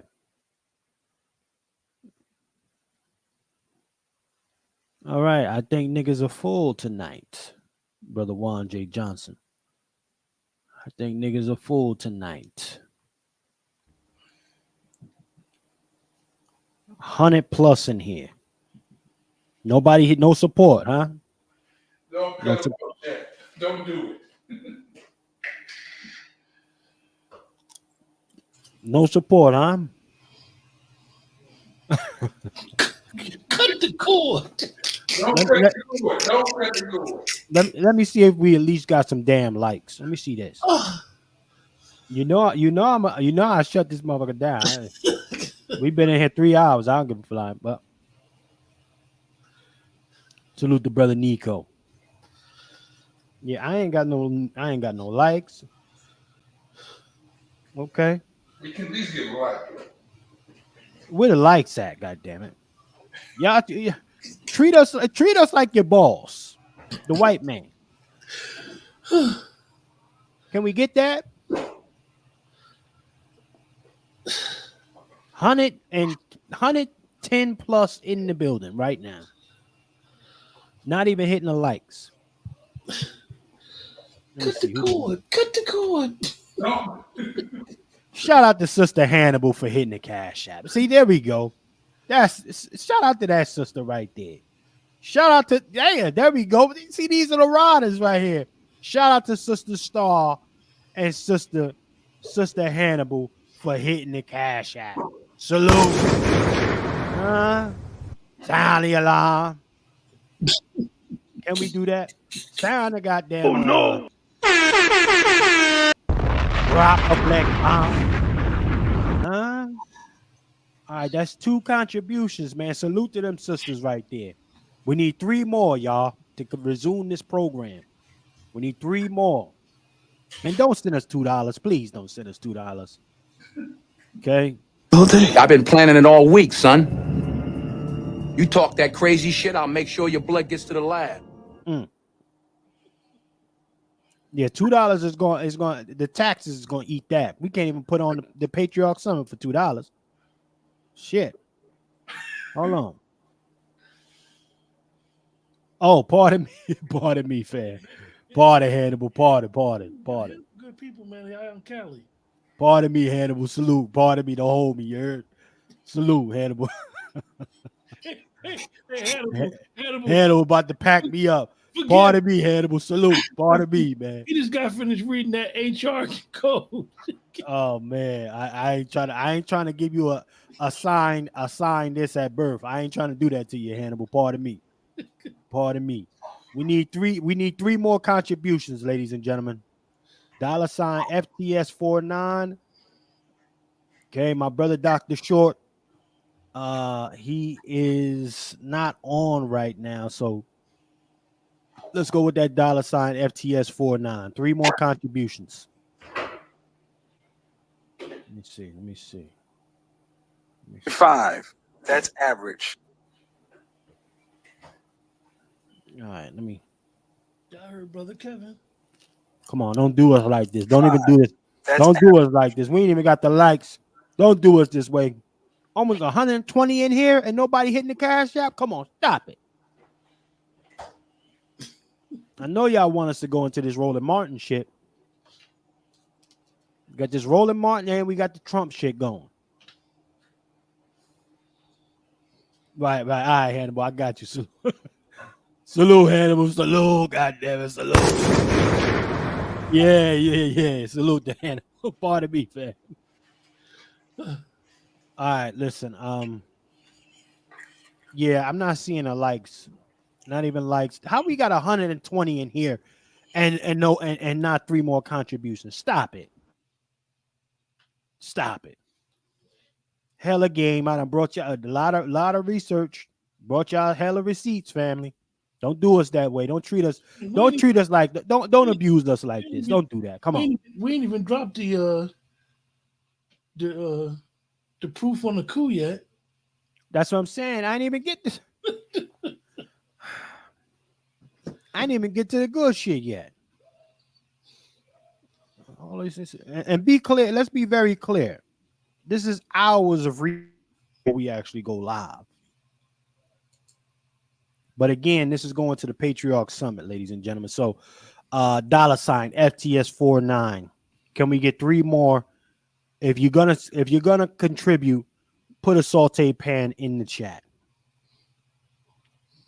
If you're gonna contribute, put a saute pan in the community kitchen chat.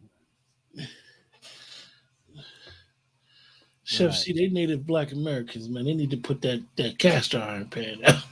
Yeah, put a cast iron, something for your bloodline. When you want that grease. I mean, listen. Right now it's giving a fuck you, nigga. We done.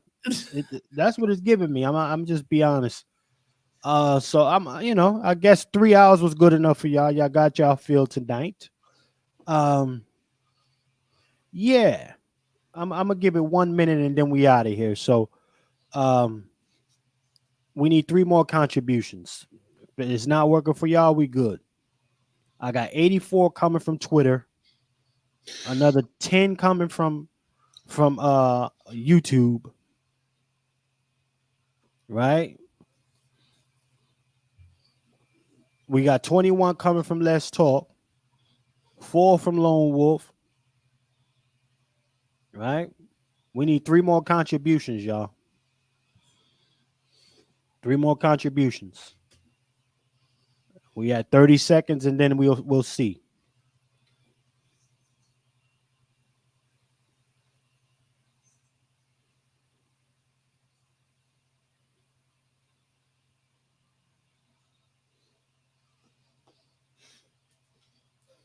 Okay. Shout out to Paul with the contribution. Come on, y'all. We got 15 seconds. I need 2 more. $ FTS49 right on the screen. $ FTS49. Oh yeah, I see you, Earth Angel. She said, what's the Cash App again? Listen, y'all killing us. We need 2 more. 2 more. I extended to 30 seconds. Some of the family want the cook up. We need 2 more, and that's it. We out of here.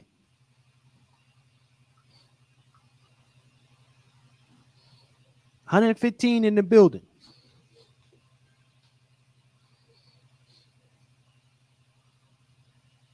Nah, but seriously, y'all, in 20 seconds, if we can't get that, I'm definitely shutting it down.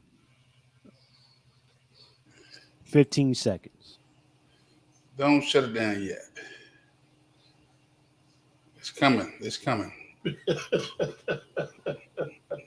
I got this feeling it's coming. Cut the cord. Don't cut the cord yet. There it is, right there. There it is, right there. Boom. The wolf is it's coming through. Oh shit! That's from the wolf. Okay, well, that's from the wolf. I see that. Damn. You put him in a pickle. That's all right. Look here. We on a roll. We good. Come on. Hey, Chef C. Yeah. Hold on. Hold on. Yeah, P Will, I see you. That's you, P Will. I need 1 more. I done extended it now. Wolf done bought y'all some more. We got a minute. The last one. Wolf done bought y'all a minute. We need the last one, y'all. Yeah, last time they asked for the double cook on a Friday, and they got the double cook. The back-to-back cook. Come on, y'all. There we go. Y'all official. See? Salute to y'all. God damn it. Shout out to Scott with the final cash app that we need for this cook up. God damn it. Salute. Let's do this. All right. Let's go what we need to do. Salute everybody.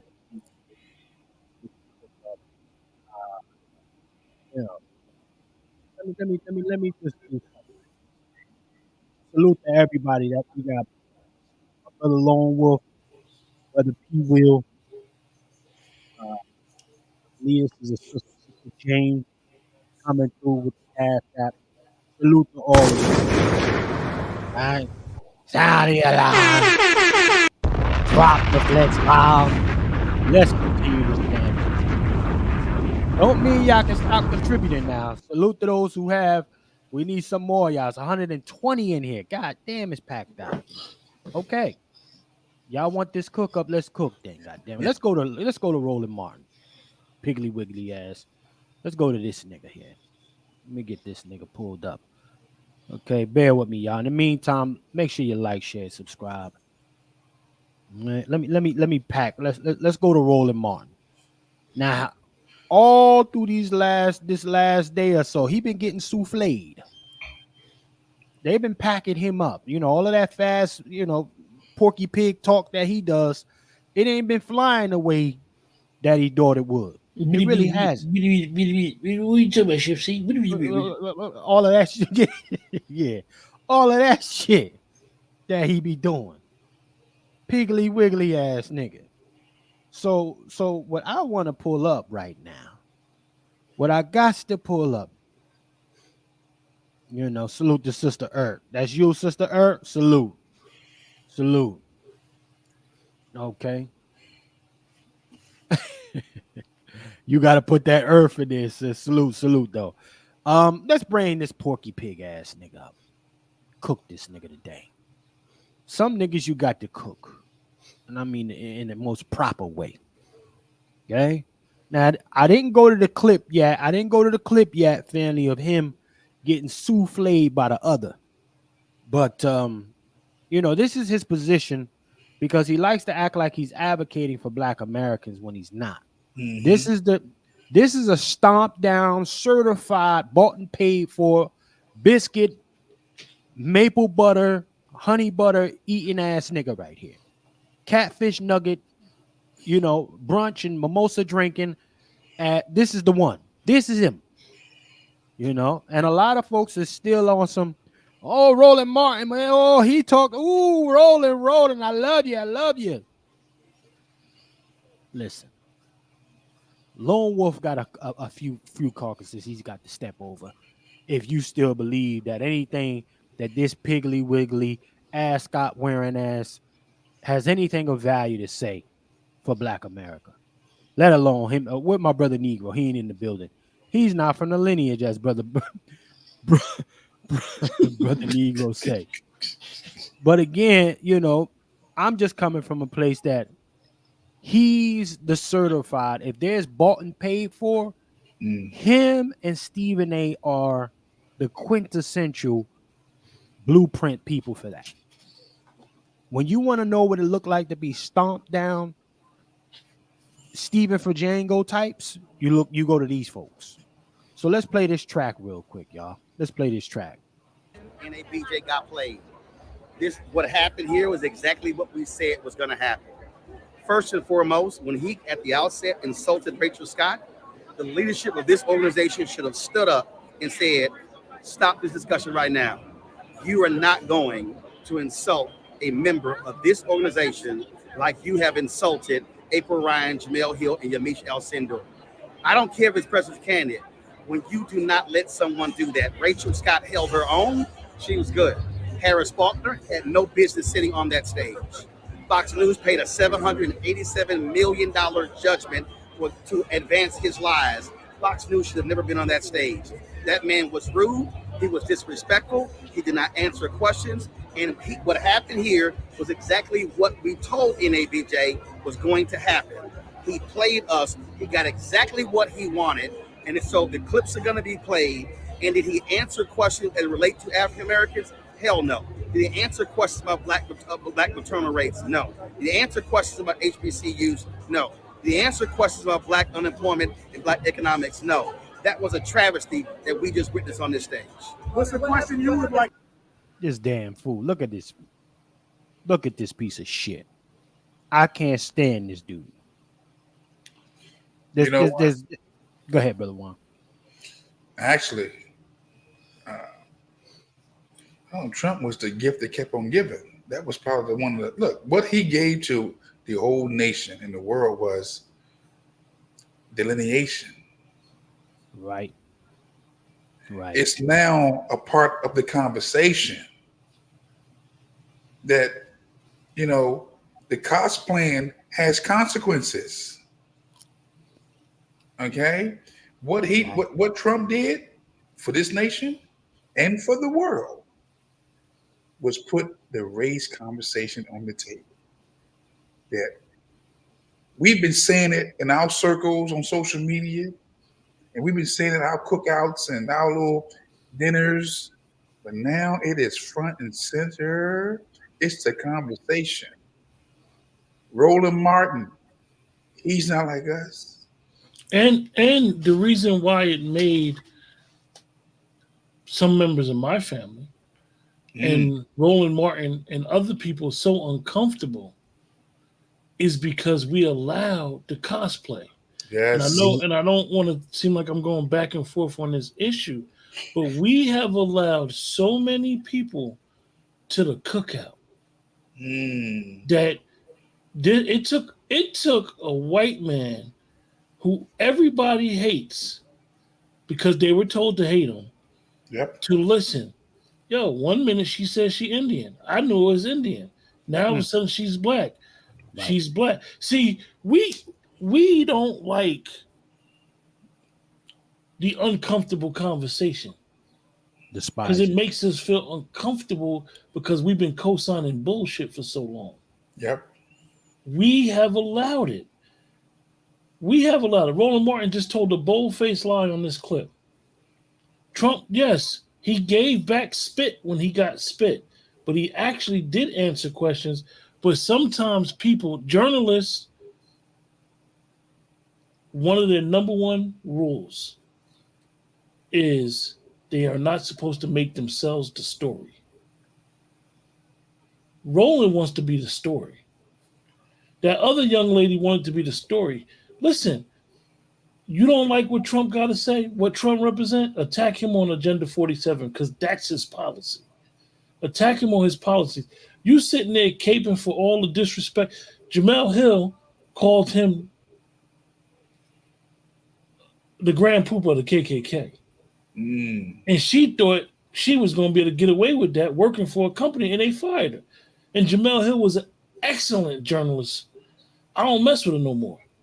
Not because of that, because of some her anti-black posturing. However, this is the problem. These people don't want to admit they invited Kamala to the cookout. Right. She has code switched numerous times. And now we have to deal with it. She, like Brother Juan said, that whole situation yesterday with Trump, it is actually making sisters look at each other because a lot of sisters give each other a pass. That's right. Right. And we got to stop doing that. No.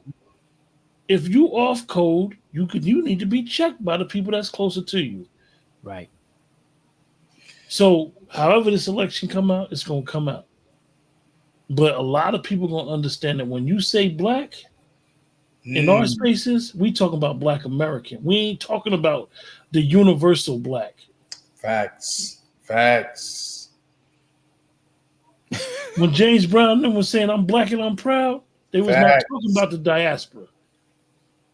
They were talking about Black Americans. Well, hold on now. Let's not forget, he said that reluctantly.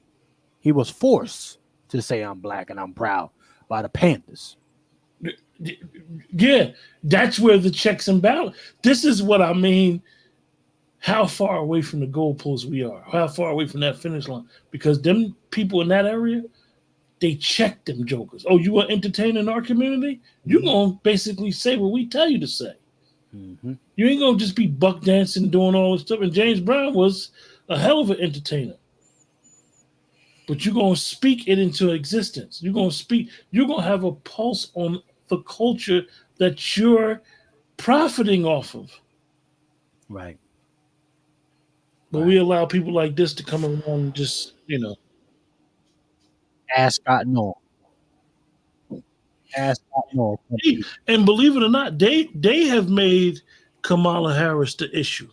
Yes. Because they have caped for her so much in the last 11 days and tried to lie and clean up her record and scrub Google that they have literally made people mad. And that's why everybody's looking into her even more now, because if you just would have said she was a Black Indian, and she got a record, and it might not have been favorable towards Black Americans, people would have probably accepted it. Okay, it is what it is. She stand on it. But don't try to repackage her to us. You don't need to do that. She's Obama 2.0. That's a fact. They've been waiting for this play. They've been waiting for this play right here. This is the well, they're still running the now you see me, now you don't shit. That's their thing. But she's actually coming to us as a more credentialed candidate than when Obama stepped on the scene. Right. Obama was more unknown than she is, but it's the same play.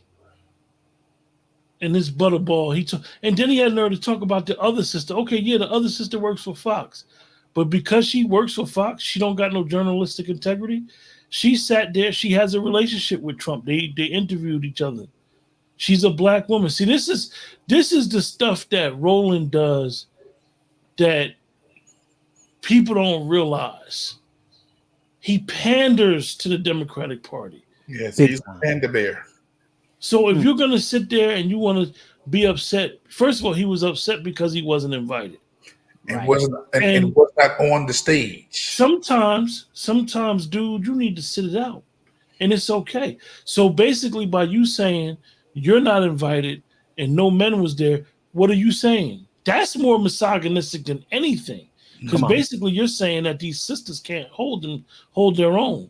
Right. Come on. They were late. Now, I saw the clips and I watched the whole thing because I thought something that I had to backtrack what I thought because I saw the clips first. They didn't tell that man, we apologize for being 35 minutes late. Listen, when we do Pat Talk, Chef C sets a time up. If we don't come on at that time, the first thing Chef C says, listen, the fellas is going to be here. Letting everybody know we might be running late. Facts. This is decorum. This is how you handle. This is professionalism. That sister from the door, she talking about elephant in the room. What in Trump's eyes? What elephant in the room? Oh, don't go all the way there, yeah. Q. We got it lined up. Don't go there. But anyway, it's she, in my opinion, and I'm not dogging the sister because our community, we put a lot of weight on people that do interviews with people that might not be from our community because we want them to speak on it.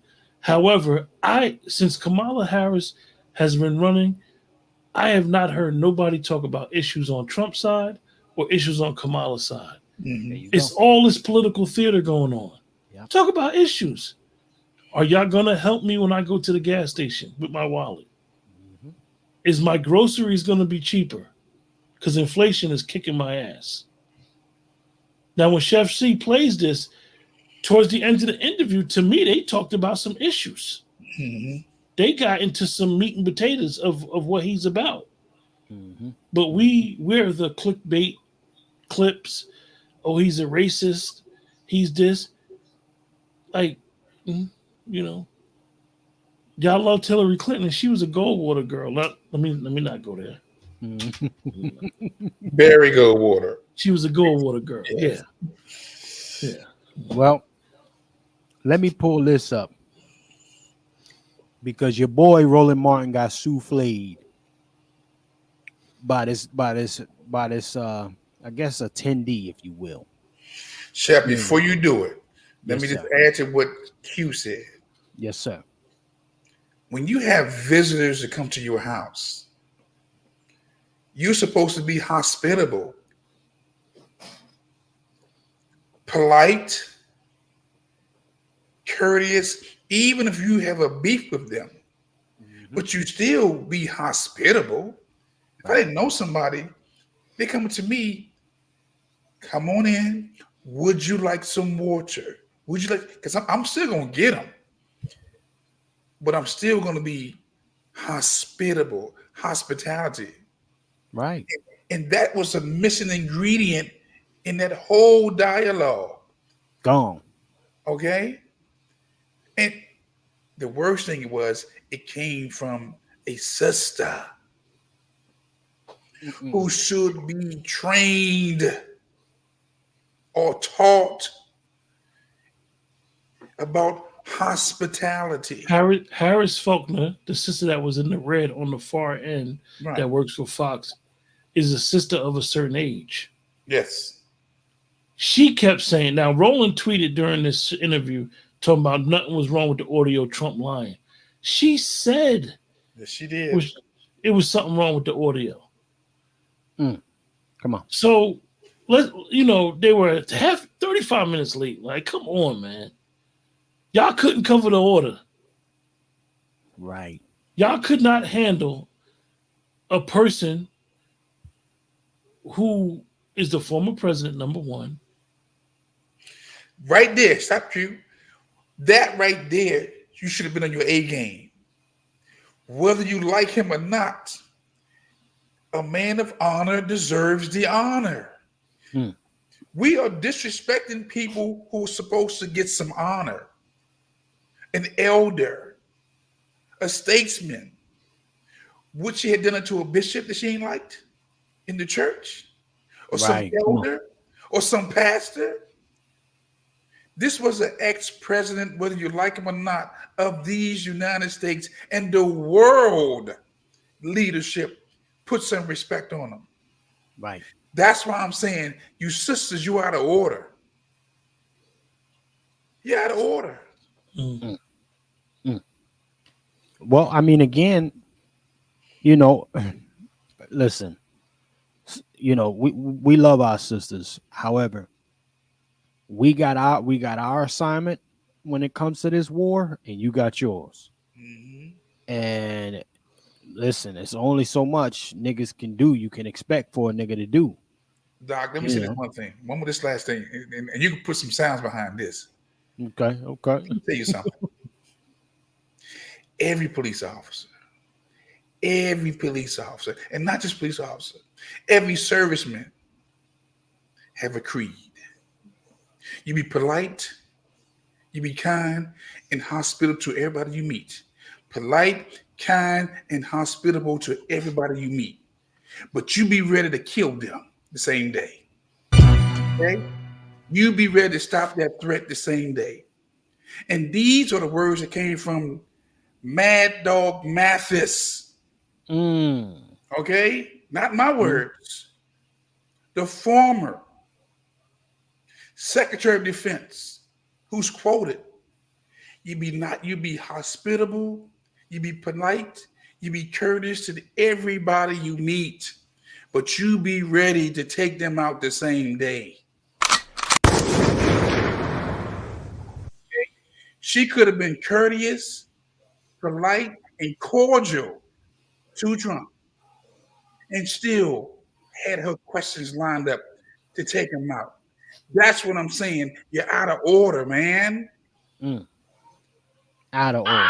Our women are out of order. And that's why I keep telling you, I keep telling the sisters, as much as I want to save you and protect you, you got too many renegades out there. That's a fact. Who's making it bad for everybody else. Body, yada, yada, yada, yada, yada, yada.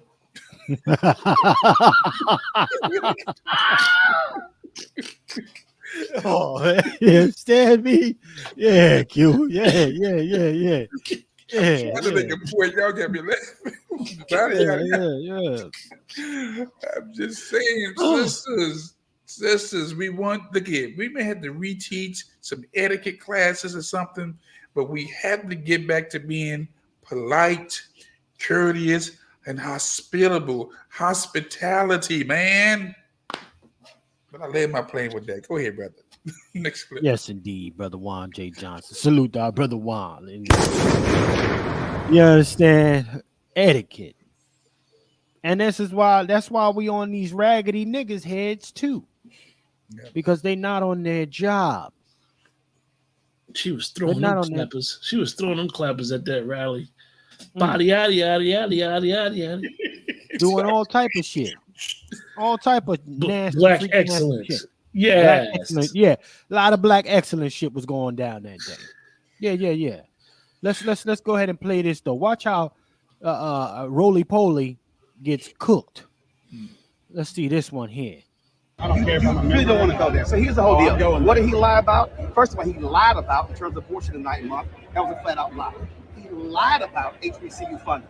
Because the reality is, for 3 consecutive years, Donald Trump submitted a budget cutting HBCU funding. That's not what you're talking about. Excuse me. The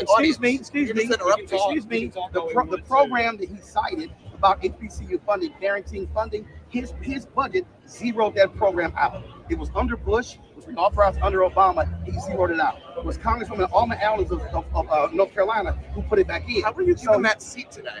I'm sorry. Let me say it to you. Why were you in that seat? Let me say Who put you in that seat? Let me say it to you again. But that's not what you were talking to when you interrupted the speech. Let me You kept saying he lied. Let me say but you it, were, and I'm telling you that's the not lies. what you're talking about. Let me say That's it to not you what you said again. during the speech. I was listening to the speech, and I was listening First of all, to it you wasn't a speech. interrupt Here's the deal. the three Here's the deal. panelists and the president. Here's the deal.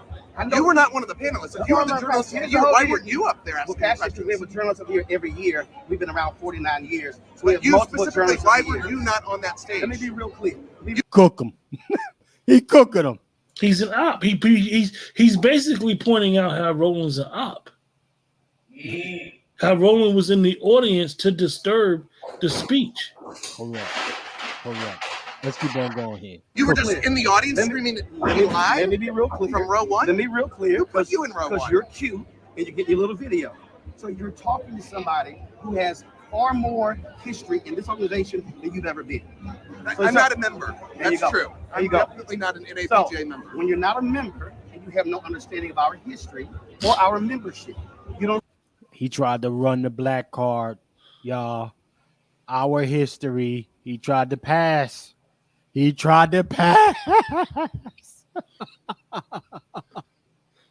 Boy, these motherfuckers are diabolical. What I tell you. You don't know nothing about our history, so you can't speak on, man, you don't know. So, fellas, watch this. Can you hear me? Yes, sir. Roland Martin is taking the page from, what's his name? Ron Wilson, or Joe Wilson, who called Obama a liar during his State of the Union address in 2009. And that's the strategy for the Democrats to go forward whenever Trump is speaking or whenever that VP is speaking, is to call him a liar out loud to disrupt the whole process. That's all they're doing. You're a liar. So to put the attention on the person who said he's a liar. That's a tactic, man. That you lie. As a journalist and as a member, why is he doing that? Because he's a paid op. That's right. He didn't have no respect for those sisters that was asking Donald Trump the questions, or any member in that audience. He disrespected his own membership of the group that he say he's part of. Roland believes he's the smartest person in the building. He suffers from I'm smarter than you. Okay? And yes, he is a disruptor. And he's actually said it. We need to call them liars when they're out speaking. That's right. That's what he said out of his own mouth. We need to hold them accountable. That's no more different than what Joe Wilson did to Obama back in 2009. You a lie. You lie. That's what you lie. There you go. You lie. The infamous you lie. Yes. And that's what the guy was saying. Well, who are you? You wasn't on the panel. You're in the audience. He's an op. And just so happened he happened to pick a white guy. This is all theater, man. All theater. All theater, brother Q. Let me play this. All theater. You don't realize founders are sitting here. You don't realize that former presidents are sitting here. You get to just rudely interrupt from the first row. Okay. Let me say it again. That's not what journalists do. Oh, actually, there you go. You're not a panelist. Are you a journalist? I think I am. More so than you. Are you a Because I'm journalist? asking real questions Really? right now. You're just filibustering. Are you a journalist? Why are you a journalist? What's your organization? Because I'm asking questions. No. What's your media organization? I'm independent. I'm asking you What's questions. your media organization? Oh, you need to be in a media organization? Well, if you're going to be a journalist, you have to be with a media entity. Oh, right. You need to be paid off by big corporate media? Actually, what's a media entity? Who do you work for? I work for I own my company. Oh, really? So you're an independent journalist? No. Isn't that what I just said? No, actually, but I named this the doesn't company. make any sense. It's called Black Star Network. What's your company? The what? What's your company? What's the state media what's company? Your company? Cooking them. Cooking them. He said it's called Black Star Network. Roland is trying to make it about him, man. Because Roland wants funding for his now defunct network. He's trying to go viral. He need that. He needed to say, "Hey, don't get up me rolling over here. I still got people who pay attention to what I say." Chef C, why would you even put the video? Chef C, you did that, man. I am very clear that attention is the new currency, but you do not become an attention whore because you know that attention is the new currency. That's a fact. Okay, I'm not. Look here. I don't have to be on social media. Chef C don't have to be on social media. Brother Q don't. Dr. We don't have to. We don't have to be doing this. Come on. We're not attention whores. I know I'm not no attention whore. Shit. Okay. But I know an attention whore when I see one. Right. I know a panda bear when I see one. Okay. And I know who's trying to cash in their currency for attention when I see one. Right. Okay. So that's Roland Martin right there. Let's keep it going though, y'all. Look. Roland Martin, I just want to remind everybody that when the Biden administration first went into play, y'all, Roland Martin was complaining about how that I believe it was an $80 million media budget that was supposed to be allocated to folks, and Roland Martin was complaining that he didn't get a piece of that. Okay. Now listen, don't get me wrong. If Roland could go to the Republican Party, don't get it twisted, he would go. But they see how invaluable or how worthless he is. He brings no value to the Republican Party, even in the propaganda realm. So they don't even waste their fucking time with him. He can't even make a pivot. Okay? So he is stuck with constant pandering and hey, look at me's over to that Democratic Party so he can get some little budget. And for a guy like this, let's be very clear. If he did not have access to mainstream media, people would never take him serious or even look at him in his direction. He would be the weird, even though he's weird now, right? He's always been the weirdest dude I ever seen or heard, especially if I seen him doing the jigaboo slide with Hillary Clinton, talking about you know how to do the WAP. You WAP. Let me show you how to do the WAP. I said this nigga here. I said this jigaboo slip and slide nigga here. So let's be very clear. That is where his biscuits are buttered. Democratic Party. And he's got to make sure that the oven stay hot and that the butter and the honey butter is always on deck. So he's going to do things like this. There's a budget for him. Listen, I'm inclined to even think that this white guy that's causing the little bullshit is paid. This is propaganda. Y'all, this is propaganda, right? If they're gonna pay $150 for people to post on their Instagram accounts on the behalf of Kamala Harris, what you think they'll pay a Roland Martin who's been in the game forever? Carve out a little budget and say, hey, you need an extra guy. All right, this guy will be ideal for you. I'll send him out. That's how this shit goes. So yeah, let's play a little bit more of this. Roland don't stand a chance nowhere else, and even his little spark is burning out as we speak. Shit. The company. It's called the company. Oh, it's called the company. It's called my company. Okay, that's cheap. That's great. Are you the CEO? Are you the CEO? Maybe. No, listen. Are you the CEO? Why were you not on that stage? Are you the CEO? I think we're done here. Are you the CEO? You're an employee. Ridiculous. Yes, you're right because you walked over here. Are you the CEO? You're an employee. You were in my ear screaming. No, actually, I was in your ear. You were across the barrier. First of all, if we just make it, I'm gonna talk to members. Do not touch me. Do not touch. Thank you. Move your last one. Don't touch me. Look. Now he trying to pull it, y'all. Don't touch me. Don't. Get that bullshit out of here, Roland Martin. Because Roland touched the guy. This is all bullshit. But again, even if it's fake, the white dude was cooking him. Mm-hmm. White dude was souffling him. Easy work. Very zesty, very right, Sister Star. Very sassy.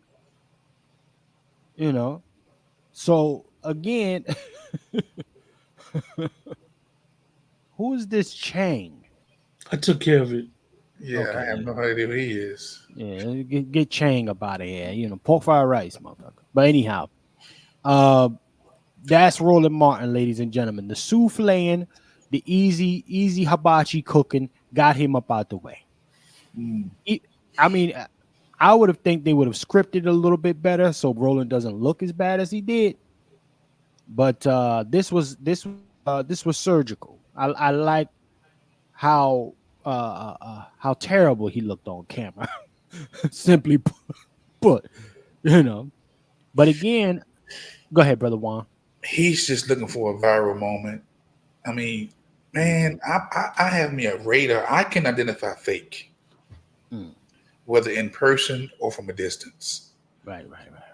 And Roland Martin, as good intention as he is, never. He's an attention whore. He knows the value of currency and attention, and he just wants to go viral. He wants to be relevant. It's like the harder he tries, the less relevant he becomes. Right. I mean, he's all in with this whole Kamala piece, and it's going, whether she win or lose, he's not going to gain from this. He's not. I believe he's not going to gain from this. But again, go ahead. No, go ahead, Brother Juan. Go ahead. No, I just know that one of the biggest gifts, and we can't really appreciate the gift that Trump gave Black Americans, the delineation gift. For all the folks who was ADOS, FBA, or Negro color, whatever you considered yourself, and what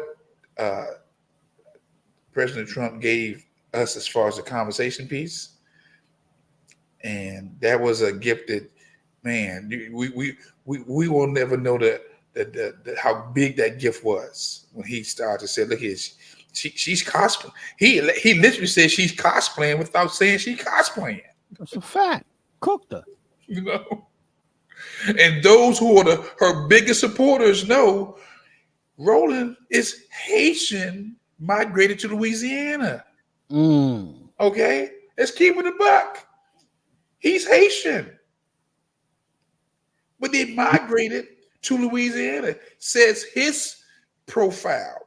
He said his grandparents came from Haiti to Louisiana. Right. Okay? Right. So a lot of these folks who've been cosplaying, I saw the press conference with Jean Pierre when they asked her about what do you think of what Trump said. And she couldn't find the words because she's been cosplaying. The press secretary. You should have put up with it. Yeah. So a lot of folks have been cosplaying without consequences. And that day is over. Thank God it's over. So we can start functioning like when they came out of Egypt, there was a mixed multitude. We ain't got to be blending in like this. I respect your Kenyan country. I respect your South African. I respect your Brazil. But we no longer have to project our exceptional Black American status on nobody else who don't deserve the projection. Come on. They don't deserve this. And that's what our elders, the ancestors who's gone away and the ones that's living, that's what they missed. Trying to make us all one big Negro, folks, because they black. You one of us now. No, you not. No, you're not. And they told you they ain't. You can't go into the Jewish community and be embraced as a Jew.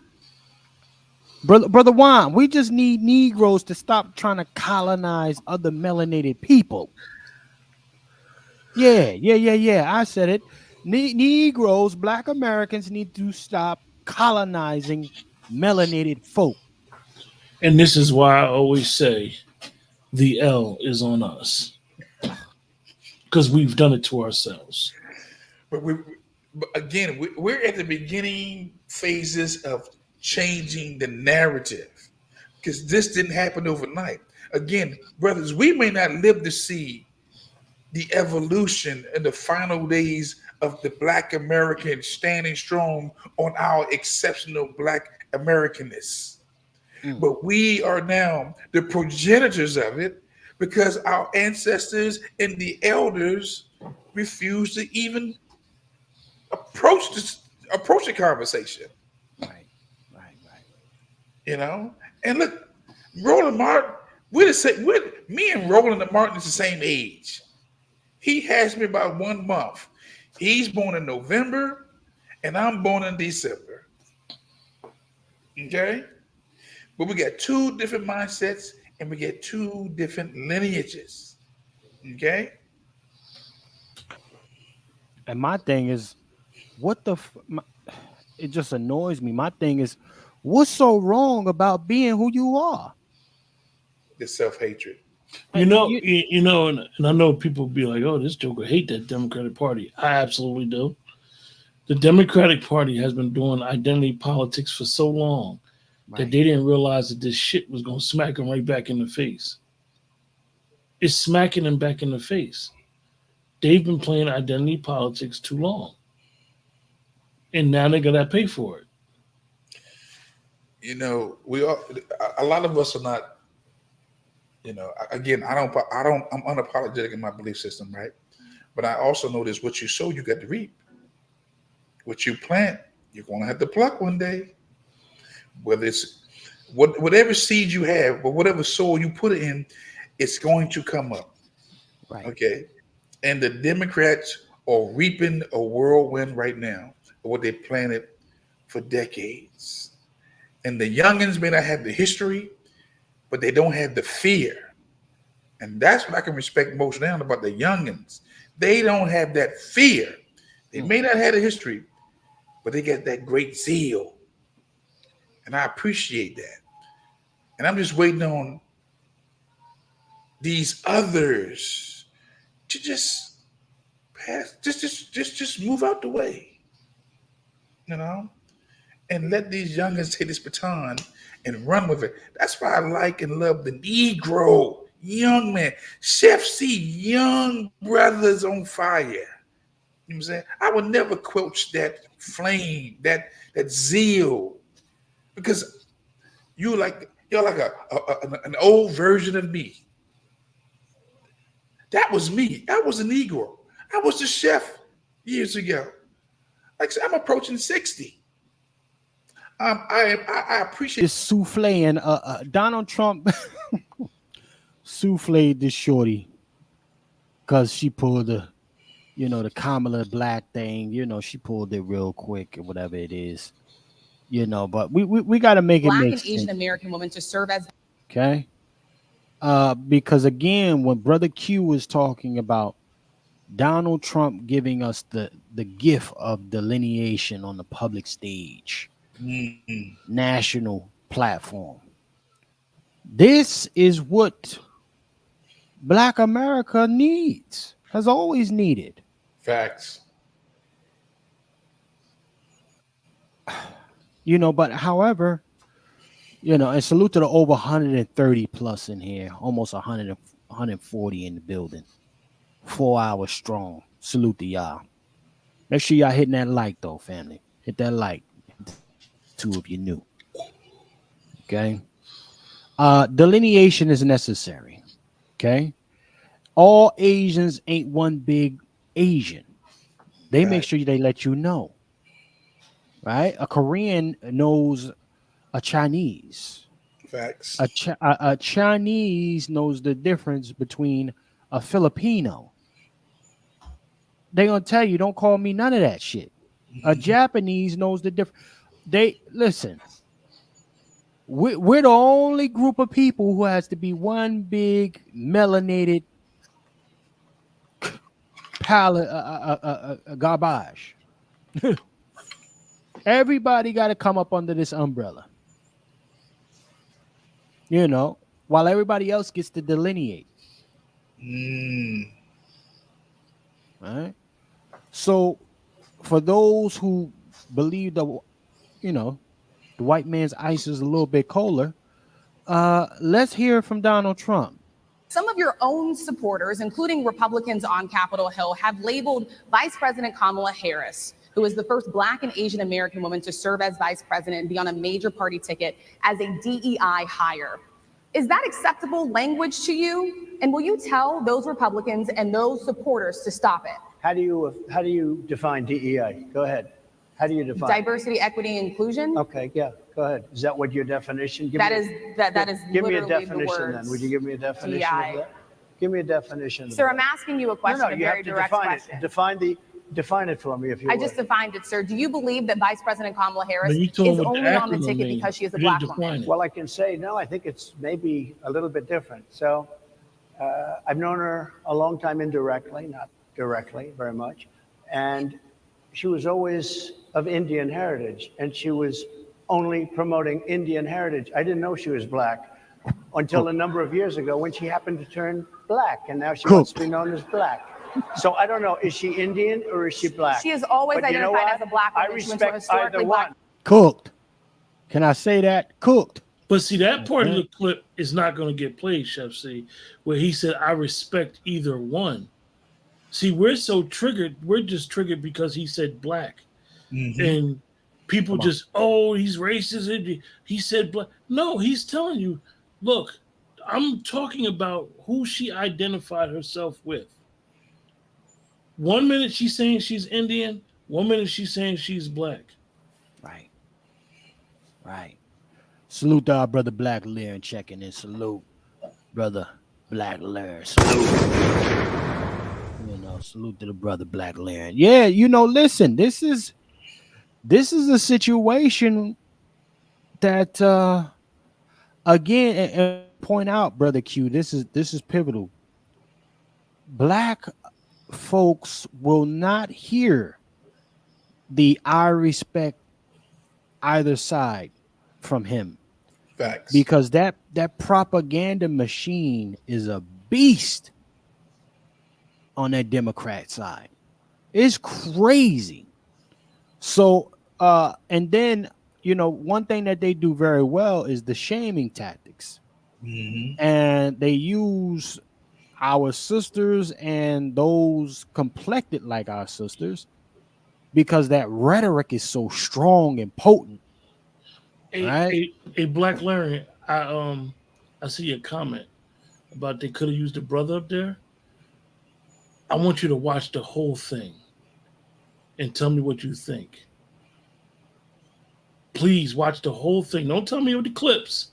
Watch the whole thing, because I think if you watch the whole thing, you'll think different about what's being presented on this conversation that they had with him.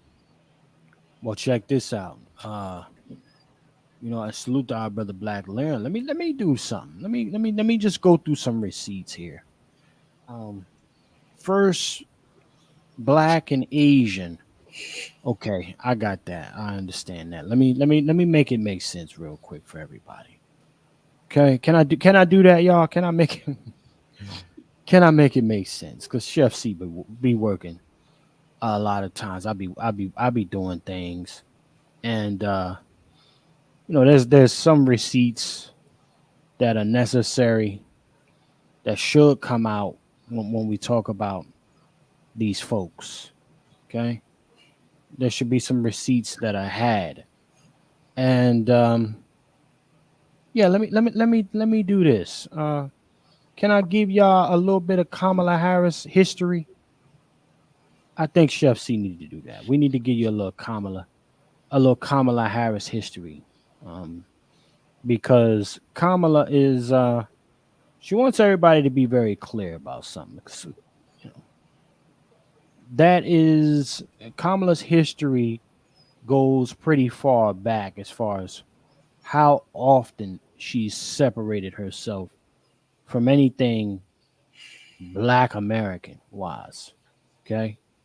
And I want to do this for everybody that's in here.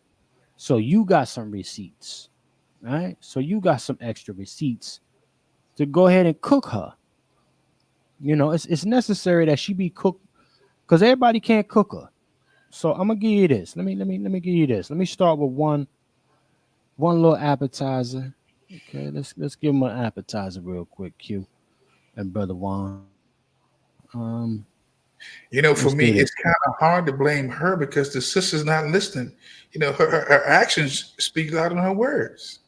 You know. Well, hold on. Let's do this. Let's do this here. Let me give y'all what you need. Let me give y'all exactly what you need, y'all. All right. Shout out to these Indians. Okay. Shout out to the Indians. But you know what? I'm not gonna put no words in nobody's mouth. I don't do that. Let Kamala talk to you. Okay, so what we're gonna cook today, is an Indian recipe. Yes, because yes. you are Indian. Yes. Okay, and I don't know that everybody knows that, but I find that wherever I go and I see Indian people at the supermarket, on the street, everyone's like, you know, Kamala Harris is Indian, right? It's like the thing we're so excited about to have you running for president. So we're both Indian, but actually we're both South Indian. Yes, you look like the entire one half of my family. Let's percolate for a second. No, but Chef C, Brother Juan. Yes, sir. People really, and I understand if people want to vote for Kamala, vote for whoever, Kamala. Let me pronounce her name. She calls herself Kamala today, but it's Kamala to Black people, Kamala to Indian people. Right. What is so disheartening is her record and all of this proof. And they act like we're making it up. Nobody's making this up. She went on that show and said that. She 10 toes on this shit. I never seen nobody more stomped down. And you know what? You know what, brother said? That's the funny part. She's 10 toes down. Unapologetic.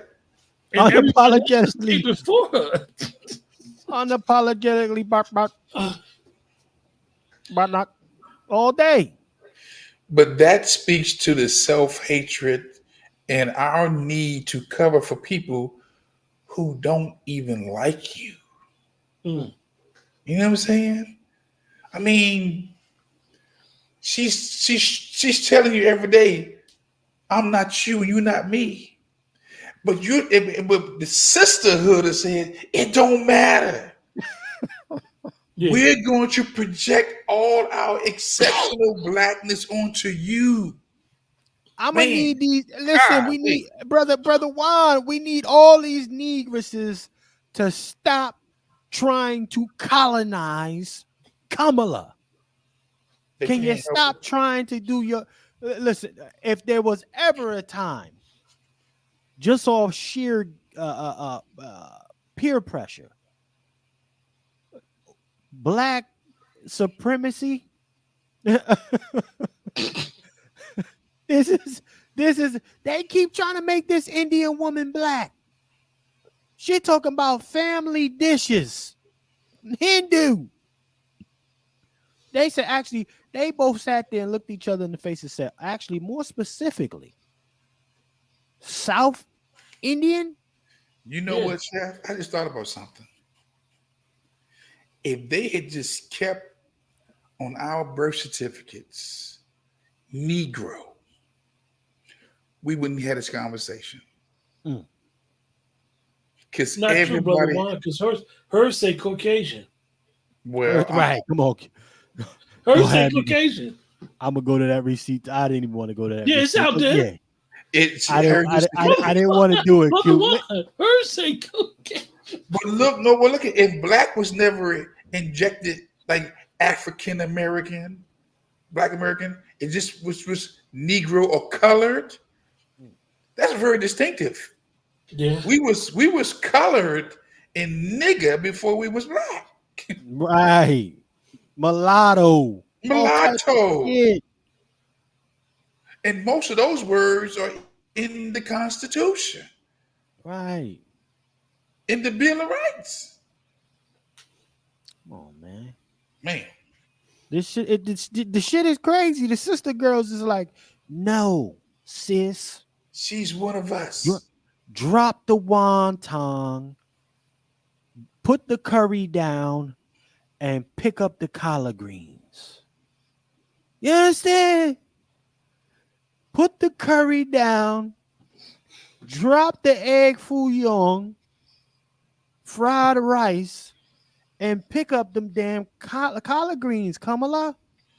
No, Kamala said, I cooked my greens. I soaked them in a tub. Shit crazy. Pick them greens up. I don't know no black people who soak their greens in tubs. A sink, but not the tub. Come on, man. You would never be invited again. Let a nigga find out you soaking anything in a tub. And you were cooked. You should know. You cooked. Yeah. Never again. Shit. But this is what I'm saying here, man. This is different stuff here. This is suicidal stuff. It is. I kept saying we have been practicing black economic suicide for so long. And still no policy. That's the policy of the Negro or the Black American. Yeah. I get Quavo and Megan Thee Stallion. Right. That's what I get. That's what I get for my vote. Joe. And that yada yada yada yada yada yada yada. Oh, hey, come on, dude. This shit here. God damn. Yo, Megan pulled the wedgie out during the performance. And twerked while we at the damn. That shit is. Hold on. Presidential rally, y'all. Listen, let me play some more of this. Black excellence. Thank you. I've been telling people we're related already, so this is perfect. It's basically true. I can tell we're related already. That's her cousin. Look at Kamala. Damn. Kamala got body counts on top of body counts, y'all. Well, Chef C. Yeah. I will admit, this is all Willie's fault. Ooh. Nah, sweet Willie. Pause. Willie invited her to the cookout. Oh man. Oh, this man, Q. God damn you, Q. You ain't shit for that. God damn. Look at Q. Got to put that on us. Willie invited her to the cookout, and we got to clean up his mess. From Willie to the White House.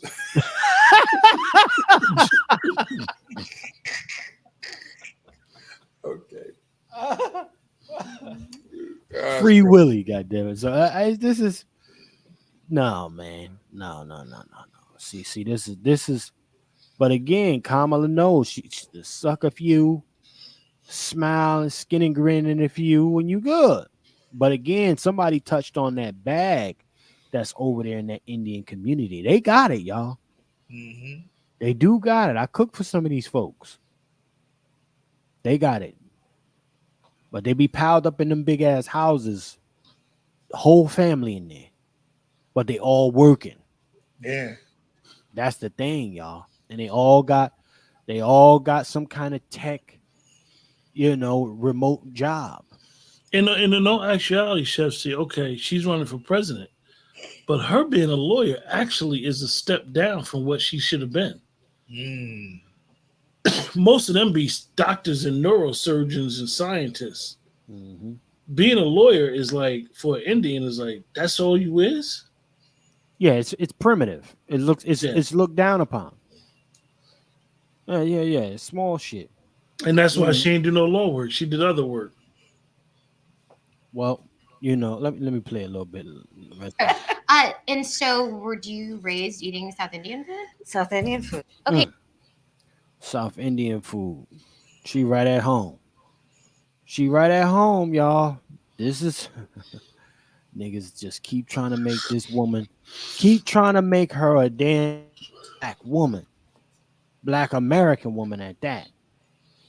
And so it's like, yo, listen, for me, I'm looking at it like, okay, you gotta respect the jokes. And she like, look at these dummies. They gonna give me this, man, easy work.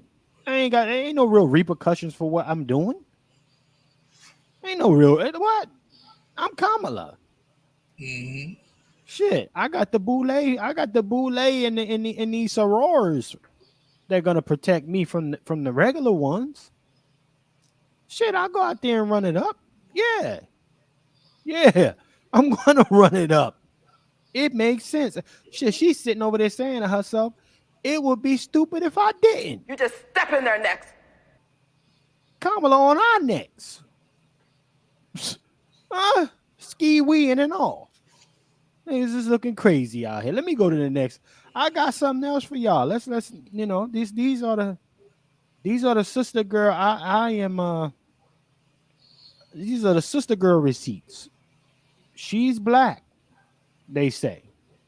She's black. Kamala said, I'm not fucking black. Do y'all understand? Do you understand? Do you hear me? Do you hear the words that are coming For out a my very mouth? long time, not just this election. Since niggas like to quote Smokey from Friday so much. Do you understand the words that are coming out my mouth? I'm Indian. Let me play this one here too. This is early Kamala.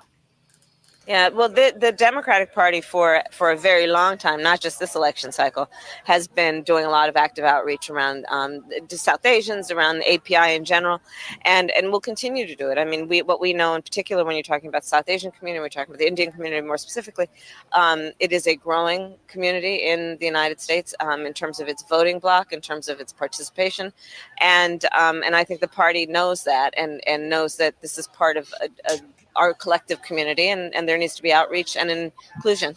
And certainly you could become the first Indian senator in U.S. history, which would be quite an accomplishment. Knock wood.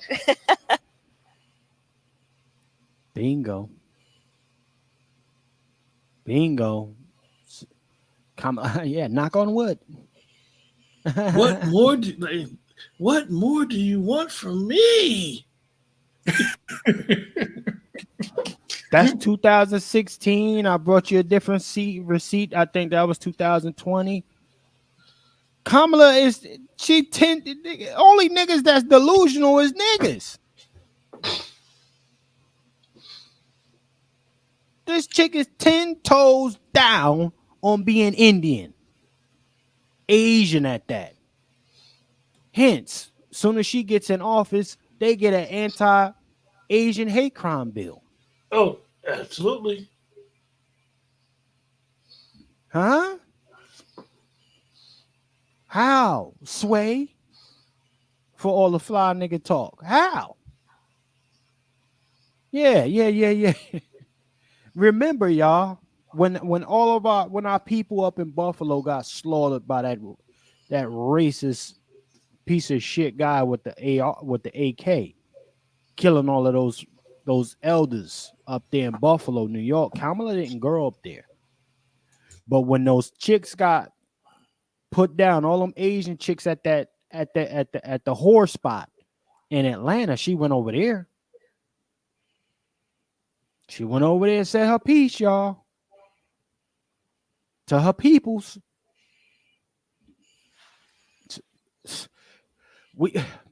Selective memory is part of the problem. There's so many pieces of the problem when you think about what plagues our progress. So many pieces. You know, she sucked a couple dicks. I guess because she put Willie dick in her mouth, that made her black. Right? She put Willie dick in her mouth, that made her black. Okay, I got it. I understand. All right. I bet you somebody, shit. Did she come? I don't know. Y'all brothers can help me out. And maybe the family in the community kitchen chat. Did Kamala come out her mouth yet and say, you don't vote for me, you ain't black? That's what she said. Yeah. Listen, do I need to? I don't know if I need to put another Sweet Willie. Do I need to put another Indian receipt up here? Let me get one more. I got one more for y'all. Can I give y'all this final Indian receipt? This is Kamala, 10 toes down, man. If Black Americans just got on, if niggas was just 10 toes like this, oh man, we would be so better off if niggas was 10 toes down. But Chef, they can't be 10 toes down because, there's a passage in, I would say, in I think Jeremiah 5:21, it says, some of these folks out here, they have eyes, but they cannot see, and they got ears, and they cannot hear. And they are foolish people, man. If that don't speak to us, a lot of us, they got eyes that they don't want to see. They got ears they don't want to hear. They don't want to hear nothing negative. Nothing's going to throw off their cognitive dissonance. Nothing is going to destroy their belief in a fraud. That's why I say we have to be ready like never before to step over the carcasses. And I mean that with every bone in my body. That's a fact. Yeah. Eyes they cannot see, and having ears they cannot hear, that my people are foolish. Look, it was one thing for me to see it during COVID, and I'm seeing a rerun with this election piece. And I've learned how to step back and watch these folks. I'm going to say it. I've learned to step back and watch these folks wither away. Well, overnight, but they eventually begin to wither away. Well, it's going to be in our best interest that they do expeditiously, as we say. Let me play this final Indian receipt, ladies and gentlemen. The final one. Can we do that? Okay. But guess what? The crash outs on trying to make this lady black adjacent. That's really what it is, black adjacent. It won't stop the barrage of this. Let's go ahead and play it though. Fair use. I stand before you as the first candidate for Vice President of the United States of South Asian descent. Hello? Let me do this real quick. Let me do this, y'all. Let me do this.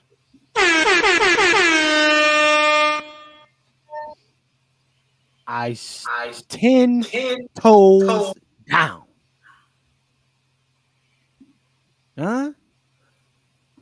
10 motherfucking toes down. 10 toes. Let me do it again for the slow. I stand before you as the first candidate for Vice President of the United States of South Asian descent. She pulled a lineage on niggas. She just declared her lineage. What the hell is wrong with fools? You damn, there is a bunch of damn fools. Hold on. Farrakhan. Scared to death Negroes. God, dog. That's 3, ladies and gentlemen, what I just gave you was 3 separate clips of her standing 10 toes down on this shit. 10 toes. Niggas is deer in the headlight. They're not even deer in the headlight. This is just which way did he go types. Let me know. Doc, when you got a people who go against their own interests, right? When you really think about a people who will go against their own interests, And you have people like me and you and Q and Dr. Short and many people who just trying to get you to buy into respecting your own, respecting your lineage, right?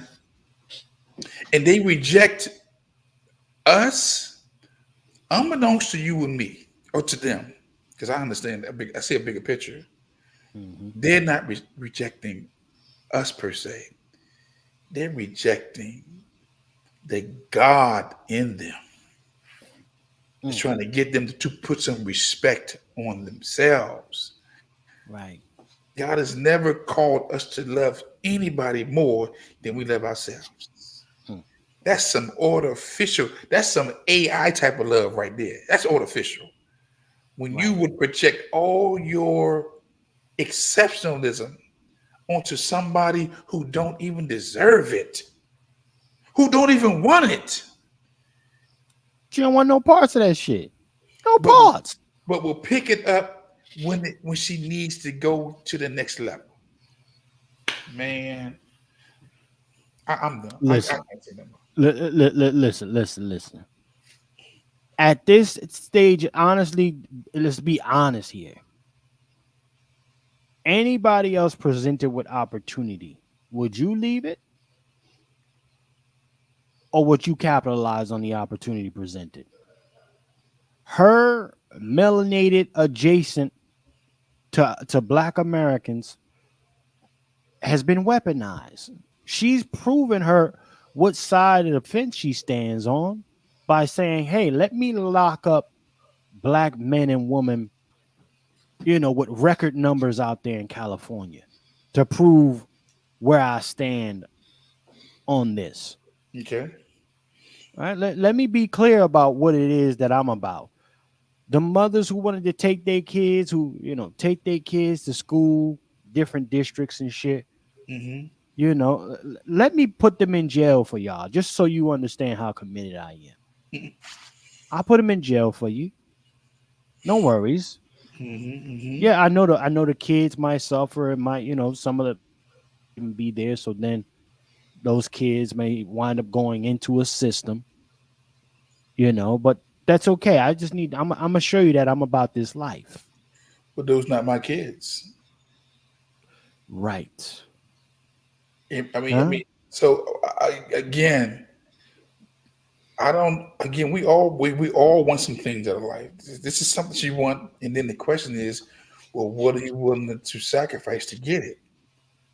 And who are you willing to walk over? She has decided to step over the carcasses of her frats and all of us as a community, as long as she gets what she wants. We don't realize just how ruthless these people are. No, she the real MVP. This is the real gangster. And I can't be mad at her because she's already told you and showed you who she is. And if you're trying to project all your goodness on somebody, said, I don't want it, but if you're gonna give it to me, I'll take it. You can't be mad at her. It's a gangster. That's an opportunity zone. You gotta be a fool. Pass it up. Is this close from the presidency of the United States of America? From hitting the mega lick. In the history of this country, there has never been a woman this close to that office. And she's just that close, man. And Hillary ain't even get this. No. Right. Hillary ain't even get this motion. And they ginning this motherfucker. They ginning this up more than they ever did a Ronda Rousey. Well, watch this. See, we assume that Biden may be around for the next 99 days. That's not, we can't confirm that. Brother Juan. Huh? She could be your 47 for the next 30 days. Biden is not the president. But I'm saying, if he passes away, she automatically gets sworn in as the president of these United States. If anybody think that Biden may make the next 99 days, you are fooling yourself. I don't think he gonna make 99 days. And if he doesn't make it, she becomes the president by default. She will be sworn in 47 if he don't make it. Man, y'all well, I know for a fact. I don't know for a fact. I see the play happening, and they stole it the first time. What's to prevent them from stealing another? Nothing. If they can convince the people that she's neck and neck with the man who just got shots in his ear, and he had actually had the whole nation in his hand, because a lot of folks who was undecided said, well, he'd take a bullet for us? Wow. And then they could show that she's neck and neck with him right now. And she don't have to do no interviews, make no speeches, no debates, just a pop-up. Like, when in the DMV, we had pop-ups. It ain't no real store. It's just, you find a location, you pop up and you pop out. You get your product. You ain't, you're not really committed. Man, this woman could be the president within the next 99. Man, she could be the president before November 11th. Oh, you hold on, Brother Wine. You talking about this? That right there. Right there. Yeah, that's Kamala stats on the left versus Trump on the right. Polls. Cooked up propaganda. All right. I don't know if Biden I don't know if he's gonna make it to the 5th. Listen, cooked up. This is cooked up propaganda here.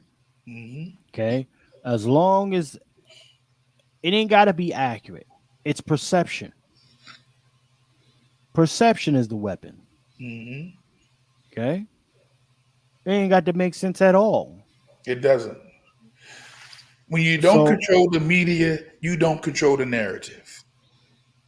Okay. So we don't control no media. We control the media that we put out. This is the media. We the new media. But I'm talking about the legacy medias, those familiar medias, the CNNs and the MSNBCs. We don't control these media outlets. Thank God for the social media platforms who's pushing up against the legacy media.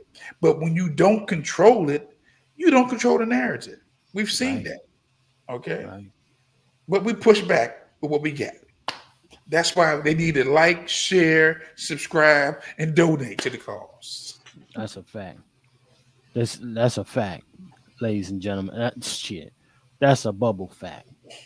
Okay, ladies and gentlemen, we are always listen. This is value. I think anybody that's come across this broadcast, it's no way in hell you can't look at this thing and don't see value in it. We don't give you stats. We don't give you new bills that came out on you. New legislation, H 4750, I think it's called. And look, we're giving an unbiased perspective. I mean, I'm not a Republican. I ain't no Democrat. I'm just giving you what I see. You giving them what you see. I may have to start going live every damn day. Let me land.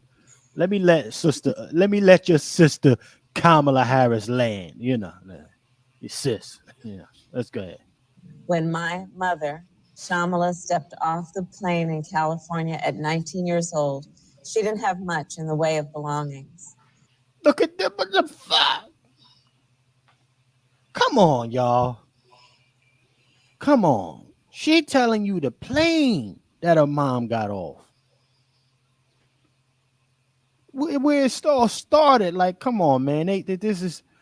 This is anything outside of this truth is Crazy propaganda, paid propaganda. This is insane. I gave 3 receipts, gave you 3 orders of her talking about this origin story of hers. Okay, now she's telling you how her mom got here. She got here on a plane. She's telling you niggas are still gonna crash out over this. This is the wildest.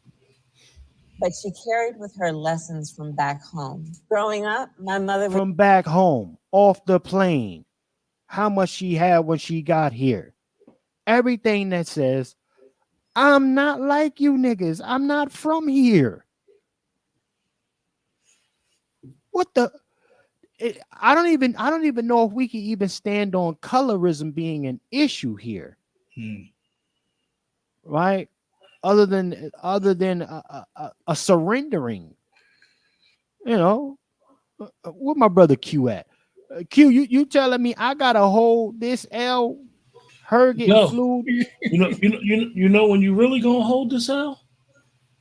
On January 20th, if she's inaugurated. Man, listen, now don't do that. Because that's the reality. Don't do that shit. Because I'm gonna say this, and I know a lot of people may not agree with this. She will be the death knell for reparations. She will literally basically be the death knell for the nuclear black family. And she will be the death knell for black political currency.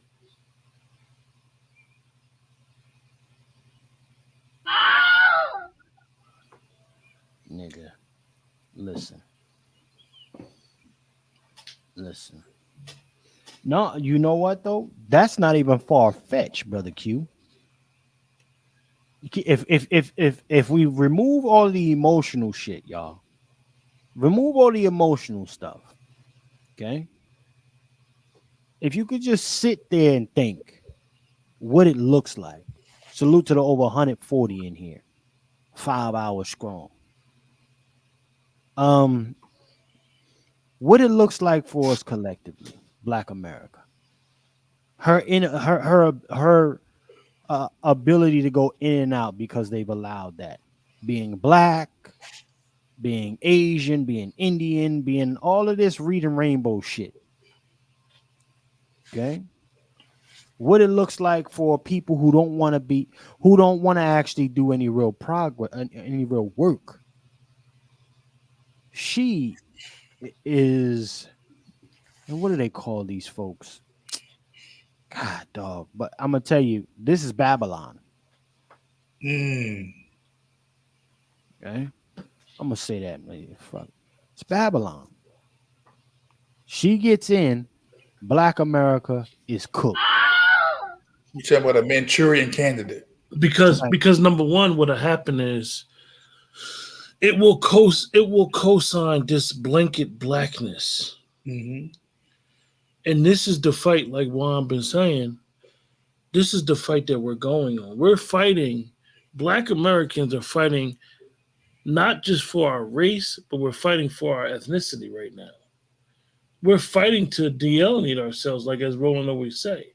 So if she wins, co-signed by all of these traditional Black people, when I mean Black Americans, so many of us are co-signing her that in their co-signing her, they're suffocating who they are. Yep. And in all actuality, if you say, I'm going to vote for Kamala Harris because of her policies align with mine, her values align with mine, I wouldn't say nothing to you. But first of all, she has no policies, even on her website. But this will literally, Black Larry, it's a tether battle is coming into the presidency. Because when Black Americans, when Native Black Americans start to speak up for who they are, and it only happens for who they are. If If you see any of the Nigerian brothers and they start talking their tribalism stuff, they don't even argue with each other. And they could be at war over there in the continent, but in America, they'll talk, intermingle with each other, eat, so forth. The minute that a Black American starts speaking about their lineage, what they've been through from everything, when they could talk about Jim Crow, when they could talk about redlining, how their parents was the first ones to buy a house and they was put in a certain area of the town. When you could share that experience with somebody, or you can't share that experience with somebody, they don't know who you are. Kamala Harris literally said, and I'm going to keep saying it, it's been about 6 weeks now. She said 20 acres in a mule. Yes, she did. And I mean no disrespect. Come on, Q. There is no way that a person that understands our experience in this country would ever say that. Chef C brought up Spike Lee. Spike Lee's company is called 40 Acres in the 40 Mule. Acres in the Mule, that's right. Spike Lee went to Howard with Kamala Harris. She said 20 acres in a mule because she really don't. I'm not going to attack her intelligence, but you'll see. That's all I'm going to say is you'll see. So I say that to say that we need to really prepare ourselves. And I know some of us don't think she's going to win. If she wins. God, oh Lord, you don't understand. Because what's happening now is that majority of Black people are saying, oh yeah, Spike Lee did go to Clark as well. But anyway, you understand the premise, Maroon Wolf. Yes. What damn, I lost my thought. Shit. What people are not trying to understand is that majority of Black people that support the Democratic Party, we don't understand that even, like I said, even though we don't have the same values as the Democratic Party, people identify the Blacks as being Democrats. Right. We don't have ain't no Black person that's running around here talking about Kamala Harris right now ever mentioned Cornel West or Jill Stein. So why her? Why now? Because the DNC told you to. And that's the only reason why they was able to transfer any of that money from President Biden. Because the money was for his campaign, not hers. Right. So she had to stay on the ticket for them to get that money transferred over. Well, I will say this, gentlemen. I do want, the collective to really look at this thing for what it is. And this is, I think a lot of our thought processes are dated, right? In the way we look at certain things and how we think we should combat this system. Segregation, red line, and all this other stuff. It's already had 2.0, 2.3. Systems are fifth or sixth generation now implemented on us. They've revamped the way they do shit. Even till today, you got niggas talking about KKK and sheets. When you know that shit done moved to the motherfucking classroom, to the police department, to the hospital, all forms now. But you got folks still thinking some white sheet shit. You can't combat it with old, like, man. There's just a lot of hope. It's just gonna be honestly, it's gonna be a slaughter. I don't even want to. It's gonna be a slaughter. You just gotta protect who you need to protect. Y'all make sure you're ready. Holla at the J. Johnson, LWS training. lwftraining.com, lwftraining.com. This is a situation where you're not gonna be able to talk or protest your way out of it. You know, this is the final stage of genocide. You know, we are here now. They've turned the media against us. The perception of how we are as people, everything has been turned to a degenerate way as it pertains to Black American people. Yes, there will be some casualties of war, some collateral damage. They don't give a fuck about that. They've already made the calculations for it. Okay, but the target is us. Let me play the rest of her.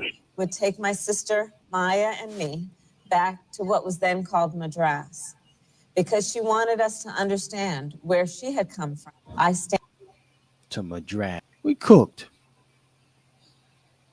They pushed it when they pushed this chick through, y'all. I mean, honestly, I haven't seen an equivalent answer from the to say, "Hey, we stopped this." If I'm gonna go out on a limb with this, y'all. Let me say this. And I let's remove the emotional shit before I even say it. I think the greatest saving grace that can happen for Black Americans if Trump does not get elected, although I think it's still going to be fucked up because don't get it twisted. A lot of shit that goes on is allowed from the Republican Party too. It's allowed. Our saving grace, Black America, would be if war is declared. I want y'all to think about why I said that. If there's war declared and we don't go to a quote unquote election, that gives Black America it gives us the chance in some regard. Okay, I want to hear from the brothers, man. What when I say what do you think when I say that? What are your thoughts, Brother Juan, when I say our best bet is to go to war? Our saving grace is to go to war, per se. Chef, your mic, you might even move close to your mic because you kind of distorted. Can you hear me? Can hear you now. Okay. So we're already at war. See, my thing is they don't have to declare on war. I don't need a declaration of war to know that we're at war. Most people need them to, they don't never tell you they're at war. Their policies tell you they're at war. The denial of benefits to my children let me know that we're at war. To my parents, to my friends, to my collective. When you're giving other people benefits who don't have no blood in the soil, you let me know. You've already let me know you've declared war on me. So it's just if we're waiting for them to declare it, you're already late. You know, if we don't walk around with a warrior's mentality, you're already late to the game. Because white folks are always thinking war. Dr. Wilson said it so eloquently. It's always been about white genetic survival at the expense of everybody or anybody. You don't have this culture without white genetic survival. Okay? And I'm cool with that. Because I can't imagine a world without Black Americans. Like they can't imagine a world without white Americans. Okay? Like I can't imagine a world without America. But yes, once our people come to the realization that we're at some type of war, whether it's philosophical, psychological, and eventually it's going to become boots on the ground. Because for real, they don't really have to declare war on us no more because they've already brought their army in. They fed them, they housed them, and they've given them instructions. Now, if you want these benefits to continue, this is your target. And that will be us. We are surrounded by people who all they do is leech off of us and give us back nothing in return. We're already at war, brothers. Well. Listen, when I say, let me make sure I'm clear when I say declare war. Okay. Declaration of war, in my mind, includes everybody. Mm-hmm. So what I am saying is, as it stands now, there's a tunnel vision. Yes. To target up.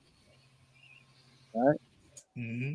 These folks, we then now need, since it's up, it'll be up for everybody. That means they can't hone in on us. They can't put the scope on us. Right? So this is when I say that, that's what I'm looking at. Could be the benefit. Because we're lined up right now. The scope is on us right now. That's my guess. So I need something. We need something to come through and take the scope off of you. That's what we need. I don't think so. I think that. So watch this. Where's my book at right here? Right, this book right here. I'll put this one up because I think that we all need. This should be required reading. The American Slave Code and Practicing the Theory. This book should be required reading. The American Slave Code and Practicing the Theory. Okay, by Robert Goodell. Okay.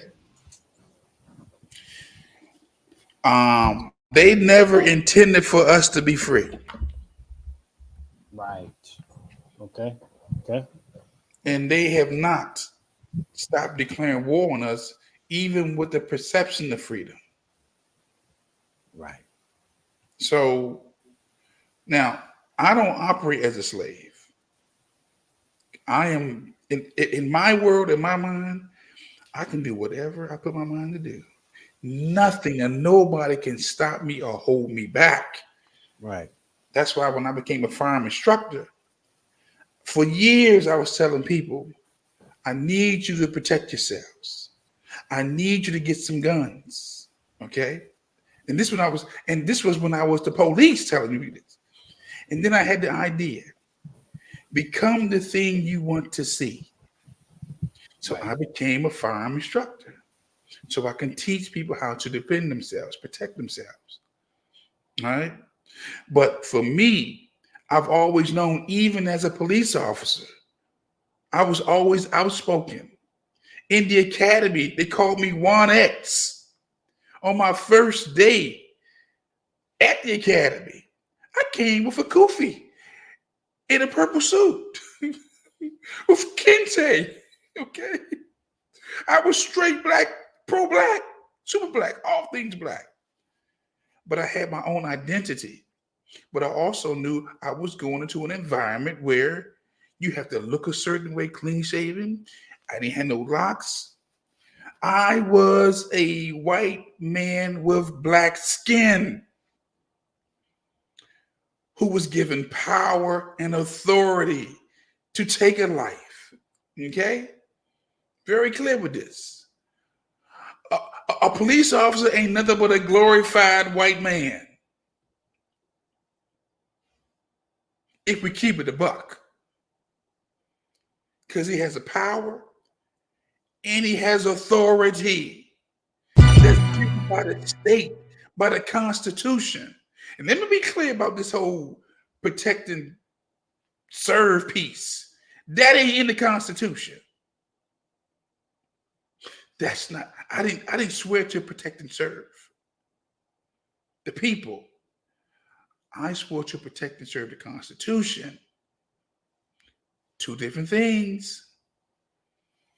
So to answer your question, even though I was the police, gave my couple of decades, I always knew just by how my white brethren there will be in the department, they knew that you ain't gonna never be me. Yeah, we got the badge and gun on, but I'm still white. I'm still white, and I say so. It's real on the department. I've seen officers check majors and captains and lieutenants. They knew how to invoke their white privilege. That's in every institution. All entertainment, military. That's why when I put inside the chat, what does America means? If you break every letter down, it means I am race. We're going to always have that. Always. And when you know that, you know how to govern yourself accordingly. Salute to Brother Juan J. Johnson. Gentlemen, it's time to shut this damn thing down. I think it was an excellent broadcast, honestly. We didn't quite touch all the way on that NBA.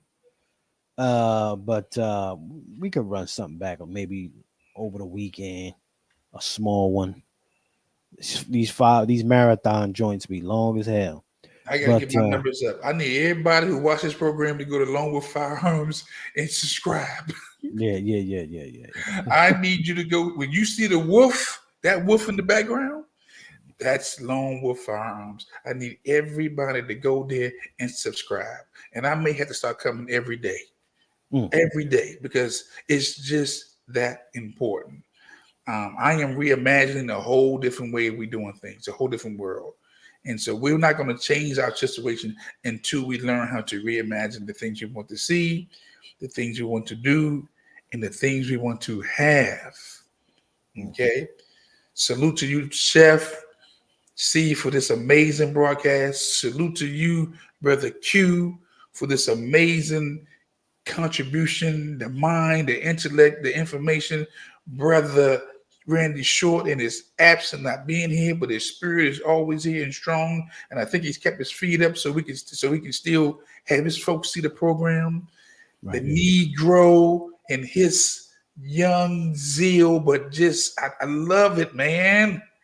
I love it. Sister Star and everybody in the chat, nothing but love for you.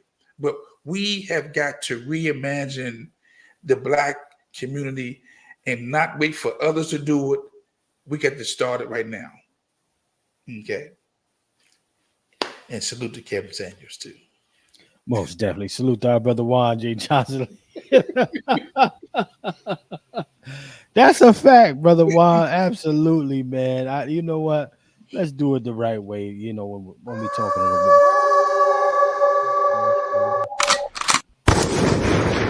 Be very clear. Brother Q, man, let them know how to get a hold of you, man. What's coming down the pipeline, sir? We just need y'all support, man. Family, we need y'all support. We need you guys to intermingle in the chat with us. Hit that like button, hit that subscribe button, share this out. We got to allow that algorithm to do what it's supposed to do. And when we have these discussions, we want people to disagree with us and bring their proof and evidence, because this is how we're the family. We're the Black family. And this is what we want to do. Danny Shade, I see you.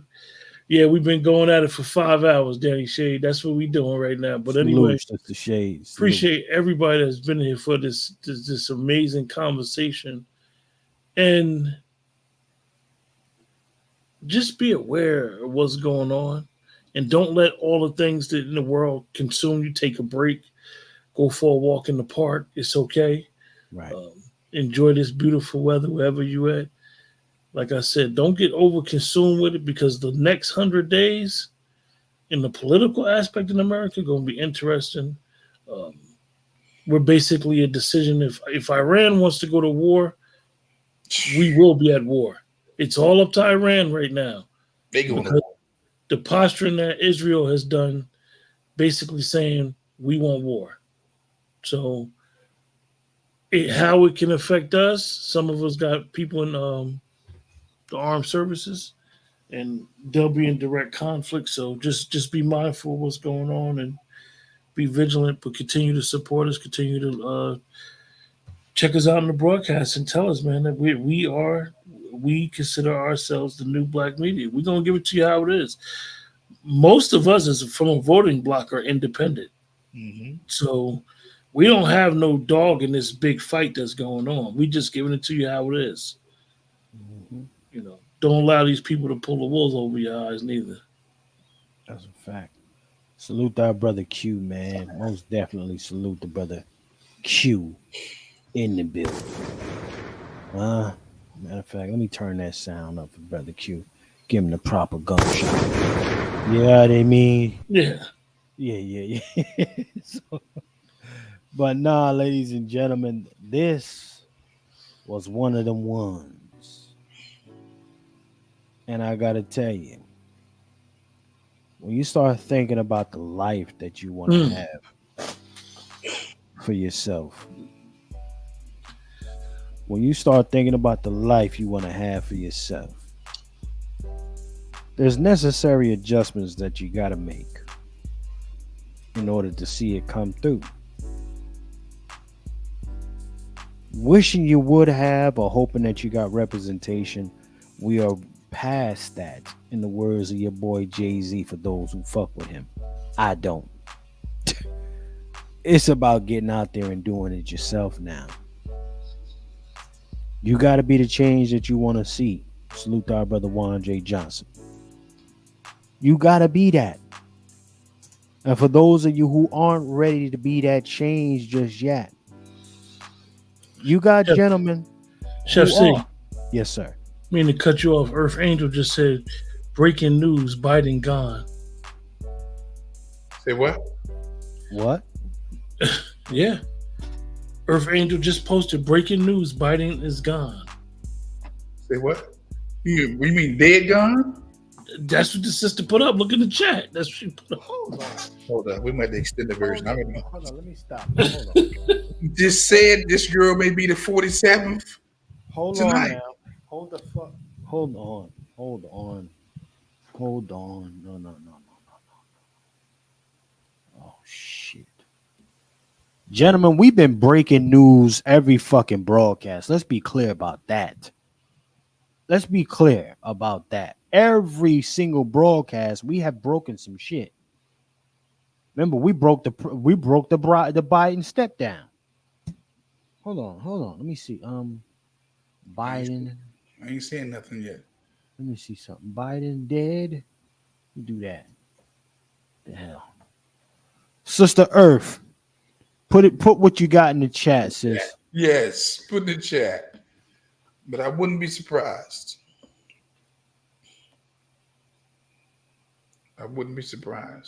No. Hold on. Is Joe Biden dead? The taller. Oh, she was talking about showing him prisoner swap. That's basically not him. Oh, okay. Well, hey, Earth Angel, you gonna get some lashes for that?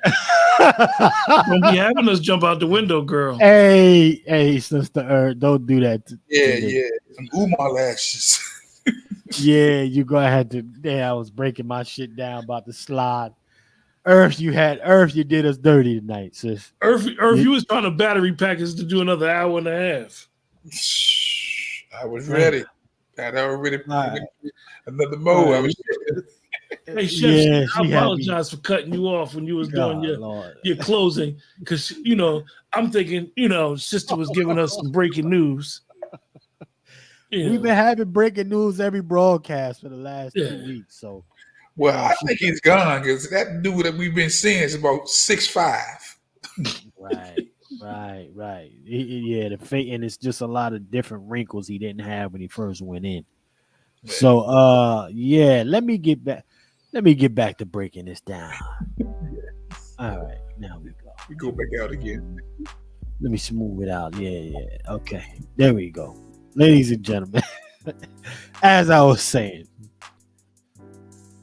in a system such as this, you got to do what is necessary to see the reality that you desire, deserve. Inaction is complicity. Right? It becomes your environment. You got to do something. And if you don't want to do it, put it on our books, because we for damn sure will. There are Black American men and women out here in this world who still believe in doing the right thing. Y'all done came across some of these niggas. So definitely get behind us. Lip service ain't never been real service. If you're catching a replay, family, make sure you go ahead and like, share, subscribe. Also, don't hesitate to put on to the GoFundMe or the Cash App efforts, $FTS49. And also, remember to check out our website. Before I go, let's put this one more commercial in here, because I'm sure it's another person. One more time. This for y'all. We have to begin to groom leadership, and we also have to get rid of old school, old Black folk who don't want anyone else. The boomer generation can't die off fast enough for me, a lot of them, because they haven't let the X generation take root. The struggle will now be bastardized. On August 24th, 2024, we are launching the Patriarch Summit. You must be there. We are going to save ourselves, our manhood, our womanhood, our children, our community. We need the few that will do. Why not you? We want a few good men and a few good women to join forces. It's the Patriarch Summit. Check our GoFundMe link. Thank you.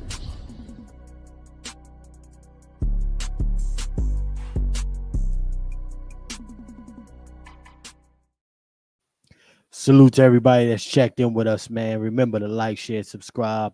And we do plan to catch y'all on the flip side, ladies and gentlemen. And always, remember, in a system of white degeneracy, you stand for nothing, you fall for anything. My name is Chef C, and I'm out. Salute to everybody.